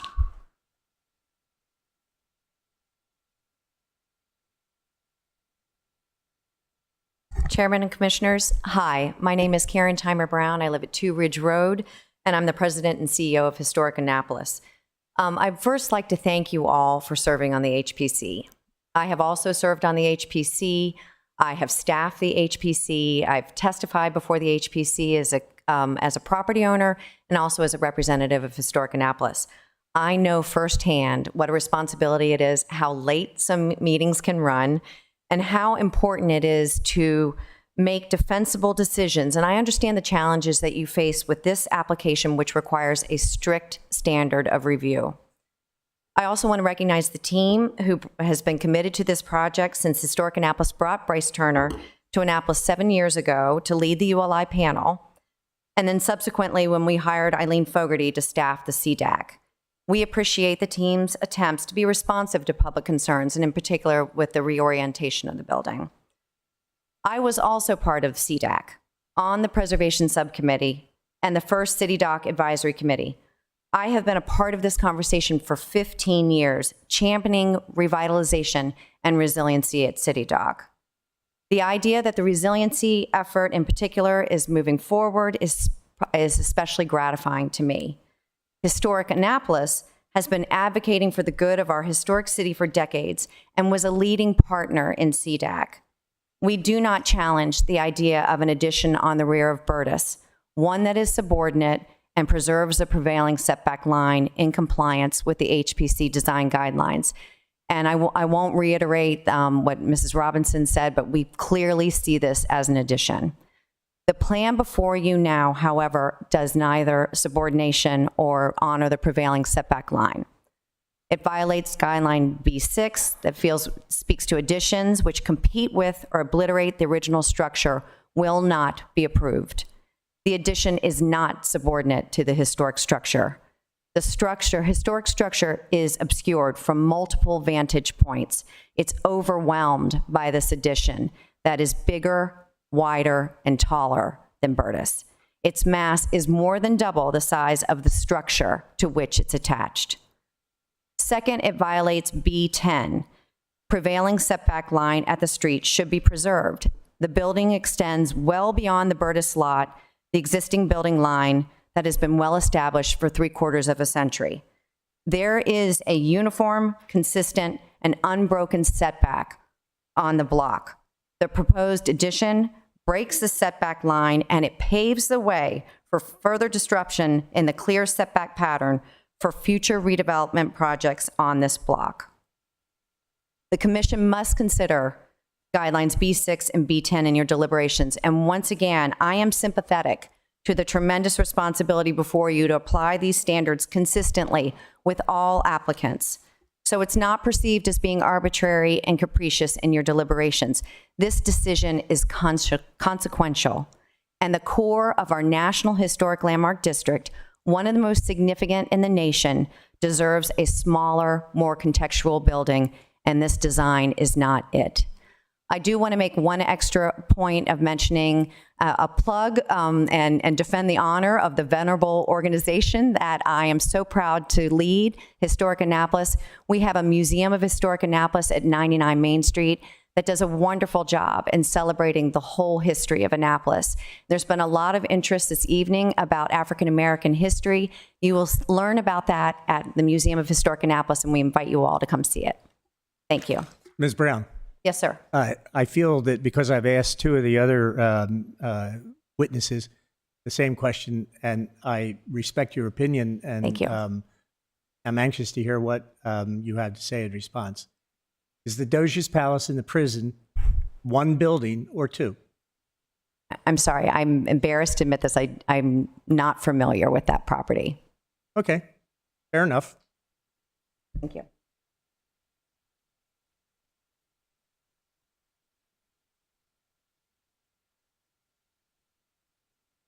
I'm Bobby Collins. I live at 9 Tolson Street. And if any of the commissioners do not know me, I'm a former member of the commission for 7 years, including time as both vice chair and chair. So I have a little bit of a background in what you're going through tonight. And I also commend you on all the work that you put into this and all the time that you've devoted to it tonight and many other nights. I'm also going to abridge my comments in the interest of time. I'm going to basically remind you that you are the guardians of the historic district. You are the citizens tasked with doing what is right, not what is just popular with city officials. You have to make your own decision based on your own viewpoints and your own perception and knowledge of what the guidelines say. There's been a lot of talk about the guidelines tonight, and we could sit here and argue back and forth about what guideline B6 says and what B10 says and what they mean. You have to decide what they mean and base your decision on those guidelines. And following that, I would say that this is the most important approval, if that's what you give it, that you will make, because this is going to be precedent. every other application that comes before the city of Annapolis after this is going to look to this. If you stray from the guidelines or interpret them a certain way, every other property owner in town is going to look to that decision before they come before you. I would also say that if you do choose to approve this application tonight, I would request that you give careful thought to making any possible changes or conditions that you can to impact the final design that goes forward. You have a lot of impact on what the final decision looks like, as was the discussion earlier when when Mr. Tower was talking about the conditions that he recommended in the staff report. You have the ability to request design changes, and you have the ability to request conditions, be they 1, be they 50, so that you can make changes to this design that has been proposed. Thank you very much for your time.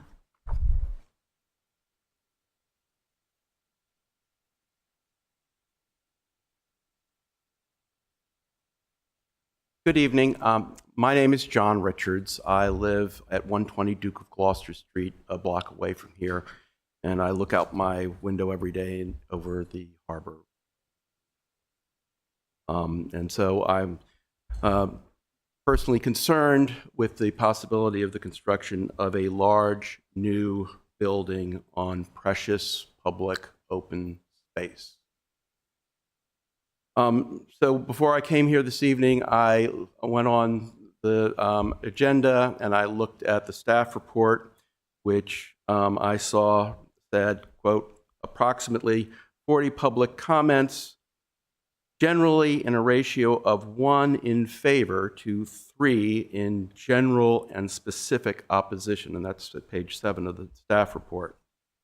Unfortunately, none of those comments appear to be readily available to either by a link to the agenda or as an attachment to the staff report.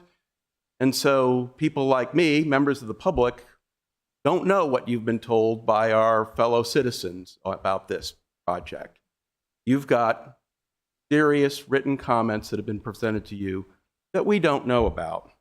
And this is a disservice both to you, because the public out here, everybody here in this room, everybody who has been here and has left, everybody watching on television, they don't know what you have in front of you and you're making your decisions about, because you have it, but the rest of us don't. It's also a disservice to us members of the public, because if we read them, we might change our minds about our position on the proposal. We might come up with new ideas or new comments to make about what is in front of you. But because we don't have that material to digest ourselves, just like you do have, we're not able to help you in this process. And just as one example, I think, of the consequences of this, during the presentation this evening, you were shown slide 31. And that was a slide of local architects, including Michael Dowling. And this was being held out as, supportive of this of the proposed project. I happen to know that Michael Dowling has submitted to you extensive written comments criticizing this proposal and urging you to not approve this proposal. If we all known that, perhaps we would be able to comment. I don't know what other people have said, because I don't have no reference to that. I just know that Michael told me that he'd submitted comments, so I know that you have them. Personally, when I think of historic preservation issues and the purview of this commission, I look to guidance from a very close personal friend of mine and my family's, Brown Morton, who was the original author of the Department of Interior guidelines. And Brownie gave a lecture, actually, to his annual meeting of the National Council for Preservation Education on ethics in preservation. And this was sort of like the bottom line statement that he made. I'll just quote it for you. It says, "The ethical idea here is that less is more. The smaller the degree of change, the greater the level of retained integrity. And I think that is the historic preservation ethic that is being bypassed with this application. And so I would urge you to reject this proposal because it replaces precious, irreplaceable public open space on the dock, on the waterfront, with a very large building that is really mostly not necessary for this property. And I don't think it's consistent with the historic preservation. So I would urge you to stand up to the very massive display of political muscle that's brought before you today, and stand by your charter to protect the preservation of Annapolis. Thank you. Sir, thank you for your comments. I have one question, please. Are you speaking that we should abide by the preservationist principle that you cited, or that we should observe the specificity of our code? Well, of course you should observe the specificity of your code. All of those are based on the same principles, which, I mean, if you read the entire lecture of Brown Morton, he would say draws on the Vienna Convention, and that's the entire analysis of that is, especially when you're doing additions, less is more. There's a specific, long-standing guideline both here and in the Department of Interior standards about having additions being smaller, back, inside, out of, not obstructing the main building. Thank you. Thank you.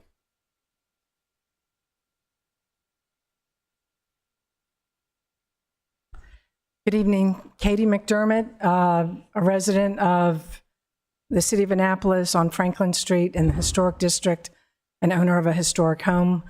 I just want to make a bridge of remarks to the questions that a few of the commissioners asked about if they join the interpretation of the applicant related to B6 and some of the other B guidelines. And even on the PowerPoint, I didn't see B6 mentioned, but it has been discussed here tonight. Would you join the interpretation if it were my application, a resident, a citizen, a private developer? That's really what the question's ultimately going to be, right? And so I just ask you to consider that in your deliberations. Thank you. Thank you.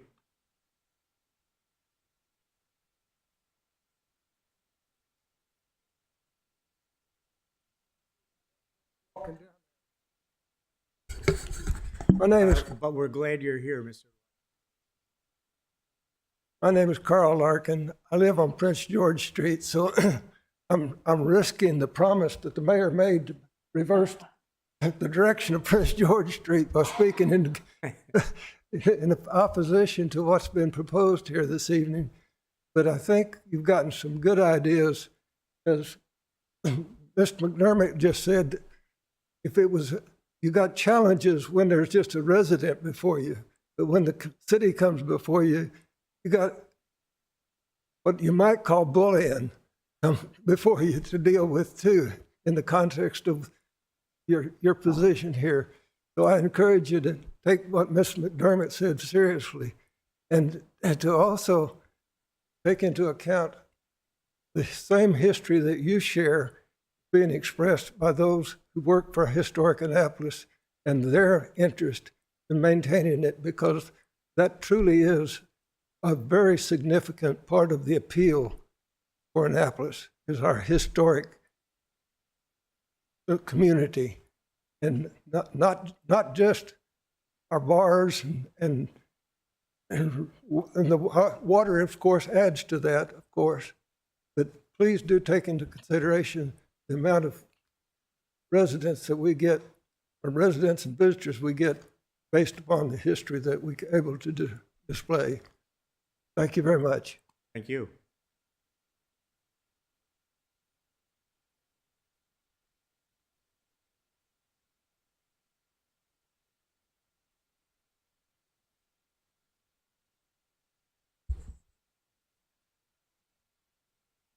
Can you hear me? Is it on? Yeah.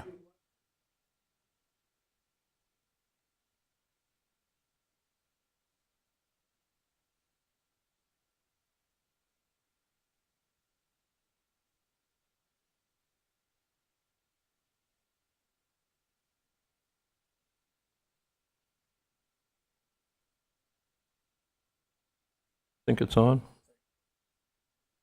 Can you hear me now? Sounds like an ad. My name is Larry Clausen. I live at 160 Prince George Street in the Patrick Cray House, which is in the National Register of Historic Places. My privilege to be the present custodian of it, you might say. It's the second oldest house in the city.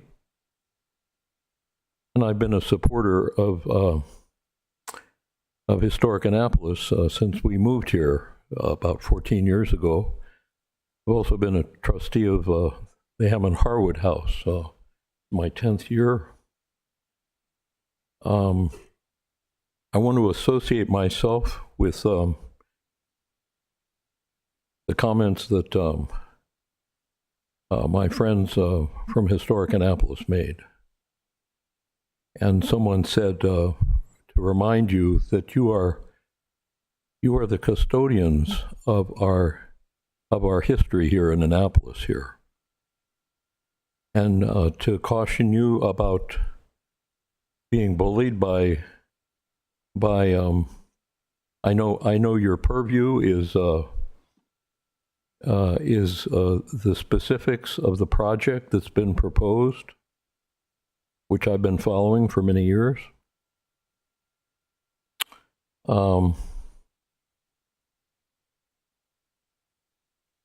Historic Annapolis is misunderstood. Historic Annapolis as an institution is misunderstood, and I've heard it disparaged tonight many times. And perhaps people don't understand that it does not operate out of authority. It is the custodian of many, many buildings that are actually owned by the state of Maryland.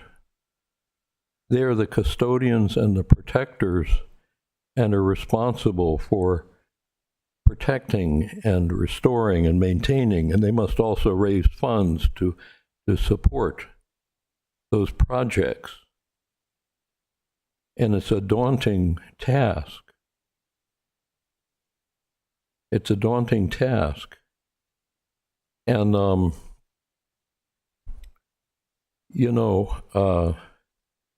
when the Continental Congress came, I'm a Virginian here on a visa, I like to say, but we share a lot of history, Virginia and Maryland. And it's quite interesting when the Continental Congress was meeting here at the State House, and the Treaty of Paris was finally ratified. In the old Senate chamber, we were the capital of the United States on the first day that we were a country. Now, how many people here know that? Yes. So the museum that they have down at the bottom of Green Street is a magnificent project. They invested greatly in it, and it directs you to historic sites and museums all over town that tell the history of Annapolis. It has artifacts, museum artifacts associated with the Smithsonian. And it will take you all over town and show you of the artifacts of the history of Annapolis, of the African American history, of the indigenous people, and our entire history. But they are much maligned because sometimes they get in the way of commercial projects. But the state of Maryland gives them a great deal of money to protect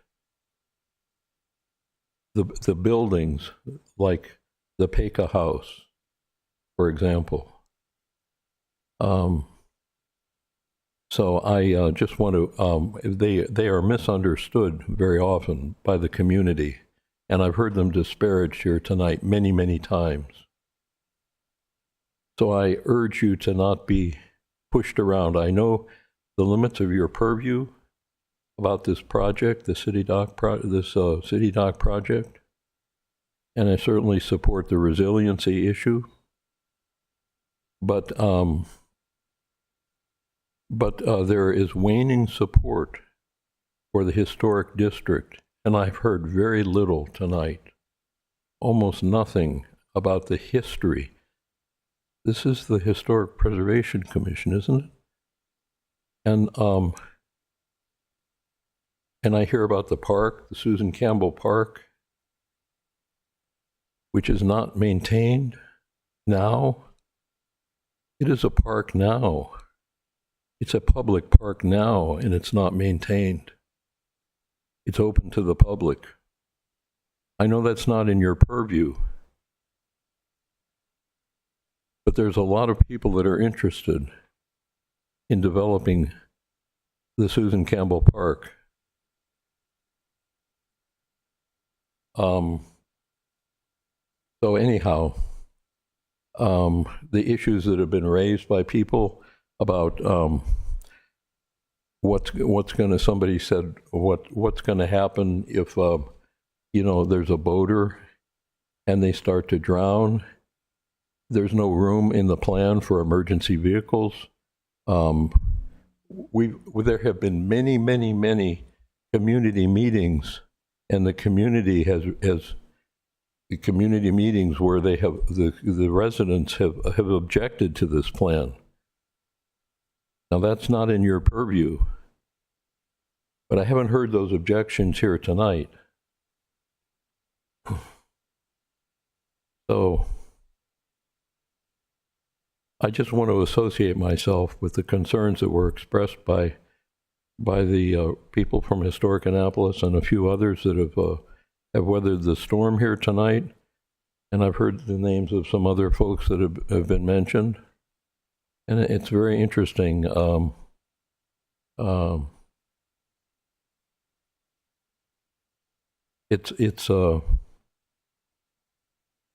I just want to remind you what someone said. You guys, aside from the politicians and the people, the contractors and whatnot, you guys are the custodians of our city, the custodians of the history of our city. And I haven't heard much about the history of our city tonight.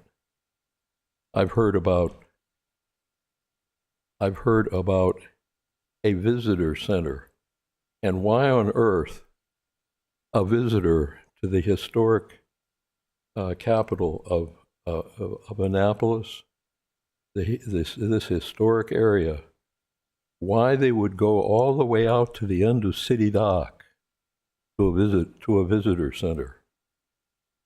Why not have the visitor center out by the Bay Bridge? I mean, how far away do you want to put the visitor center? If people are coming here for our history, if they're coming here for the Naval Academy, they're not going to go to the end of City Dock. They're going to go through Gate 1. So anyhow, thank you for listening to me, and I forgot to thank you all for your service, including the folks that have been working on the CDAC project for the last few years. Thank you all for your service on the HPC, and thank you for putting up with my comments. Thank you for taking the time to come down tonight and stick it out and share your ideas.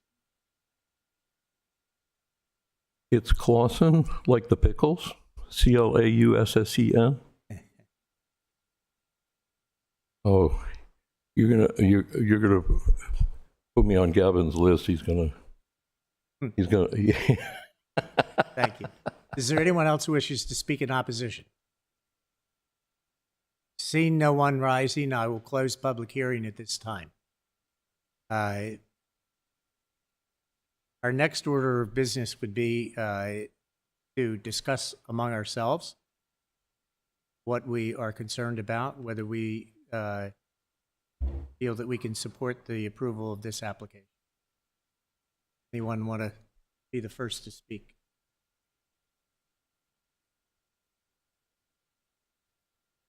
Yeah, they listen. Yeah, no, they're here to hear what we're going to say and do. Yeah, that's right. Now we're on the spot. Sure. I'm concerned about the hyphen. I have to admit that as a new commissioner, I don't like the fact that it's an addition. I don't like the hyphen. I understand it. I am sympathetic to it. I think the way you've done it with the glass makes the most sense. But I do worry that if this is an addition, then what's to stop the next building from wanting an addition? And it's a big modern structure behind that. I mean, I am worried about the precedence of that. So I would love to say I approve of this, but it's not an addition, it's a new building, and you find some other way to get the handicapped accessibility and to put the HVAC structures, and I'm sympathetic to that, but I don't know how to say that it's not an addition when it's an addition. I mean, it's connected to the Burtis house, and there's no other way to get into the Burtis house. So that's Yeah. I'll open That's it up. that's what we need to say. Okay. That's what we need to do now. Okay. You know, if you feel that you can't support what's before us, and that's your concern, you've stated clearly it is. Everybody needs. We need to say publicly where we are on this, and then really vote for approval or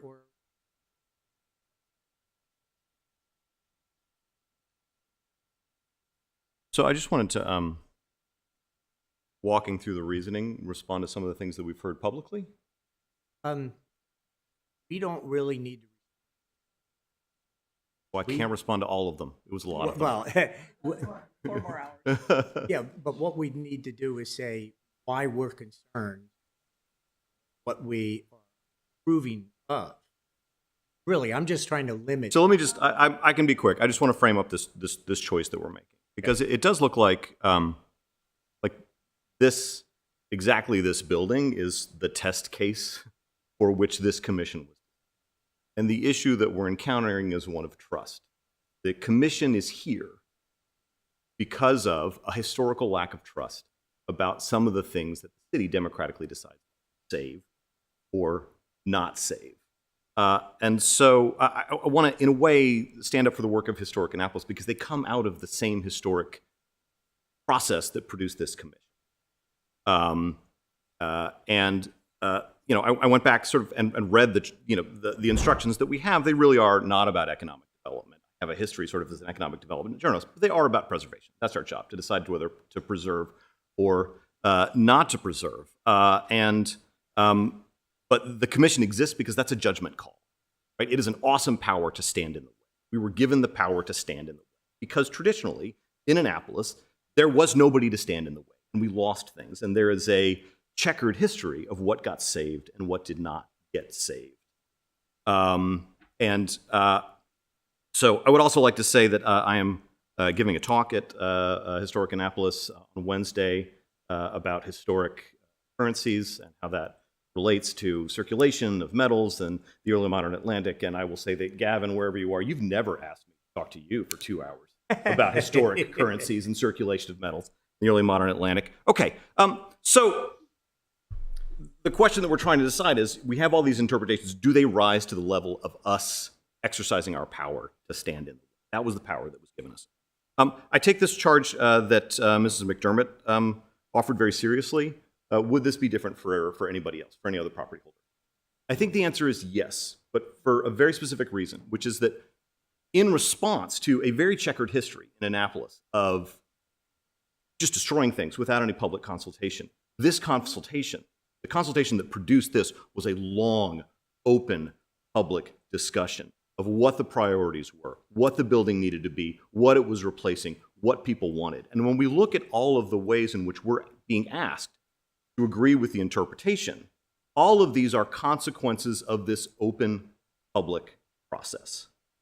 So yes, the city is a little different from a normal property holder, but also the city, I think in this case, took that charge seriously in doing what it had not done in the past and opening up this process for a discussion.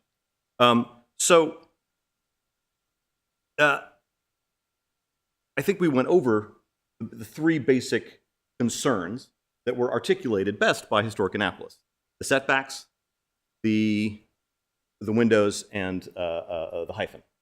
I don't think those are unreasonable objections.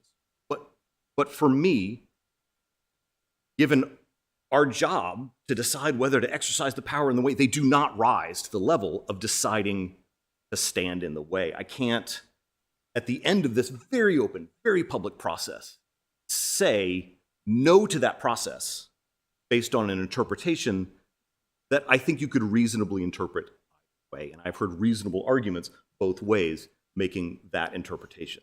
So I mean, I am a historian. That's my job. I do take it very seriously. But I also think that our job is not just to preserve.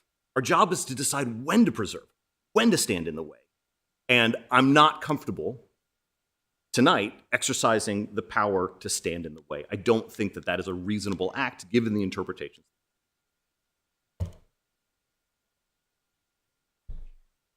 Yeah, so first I want to start off by saying that I sincerely respect and appreciate Historic Annapolis and your amazing museum, because I do visit it, and I just most recently visited it with my family for Christmas. And it is such amazing artifacts and information that every time I go, I see and I do learn something very different each time. And it surprises me. There's probably a missing person, family member calling over there. Like, you can't clearly still be with those people, but yet we are. And it's important to continue it today. I wanted to be very clear that I did not want those who have gathered here today to feel that, well, we heard one side and we didn't hear the other, and it is important to hear the other, and I definitely wanted to ensure that. I do also respect both of my colleagues' positions and have looked at, because we've had a lot of time to look at and had a lot of talking tos regarding this process, what our scope is, how broad, how narrow it is. And we have went through working session after working session.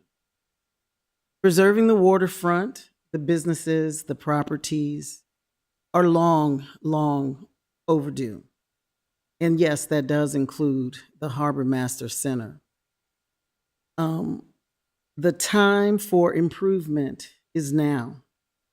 There will never be a plan that we all can agree on. Nothing is perfect. But we have to begin now. And the concept of improvement has been debated.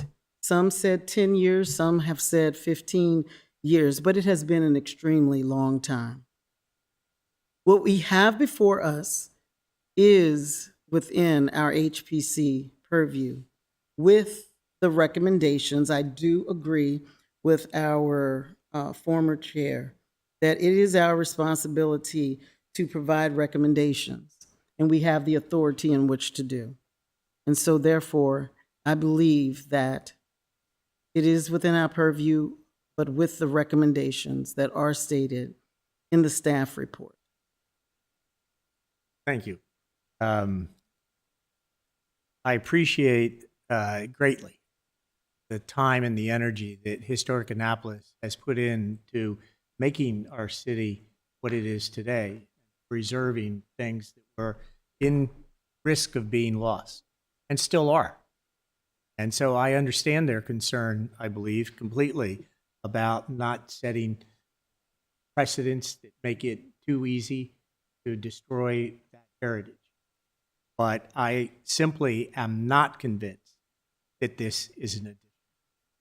I think that realizing, as I believe, that I must consider it as a new building, have the latitude and the authority to make exceptions and to stretch the boundaries a little bit, as long as they don't threaten the integrity of the historic district. And I do not believe that this does at all. I've been fortunate to be trained in the history of world art, concentrating on our American artistic heritage, and I've had the good fortune to travel fairly widely. I have seen cities like London that is 2,000 years old and has modern buildings. Not advocating for the gherkin, you know what I mean. To Rome, to Vienna. Vienna has a wonderful cathedral. And right across the square, you could easily throw a wadded paper across the square to a glass skyscraper.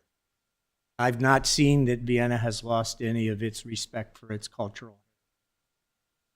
So, to try and sum up here, I agree with my fellow commissioners. The concerns raised by the Historic Annapolis representatives and members of the public are, of course, serious, legitimate, and thoughtfully argued. But I do not believe that this is an addition. It is a new building. Treated as such, I think it is an asset, architecturally, aesthetically, and historically, to the city of Annapolis. And I believe that we should respect our past and move forward to accept and strengthen better our future. I intend to vote. Is there a motion for action? For motion that we vote. In favor. With the conditions in the staff report? Sorry, I'm new at this. I offer.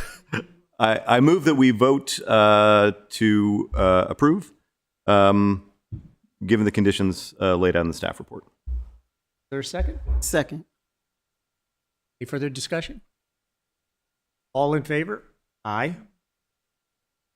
Any opposed?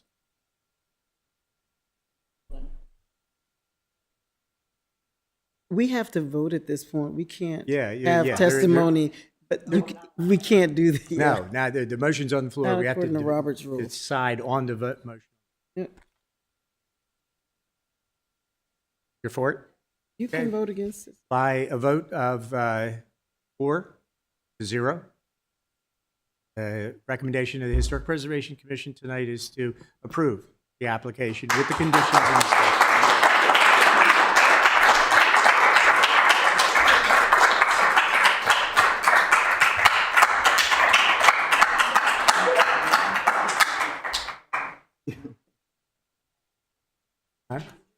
No, we did not.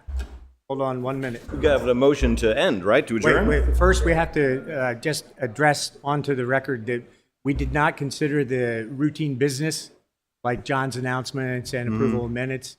And so with your agreement, we will delay those until the next meeting. Agreement. We're just going to defer them. We don't have to take a vote. Yeah. No. We're wrapping this up. We're out of here. Now we need a motion to adjourn. Motion to adjourn. Yep.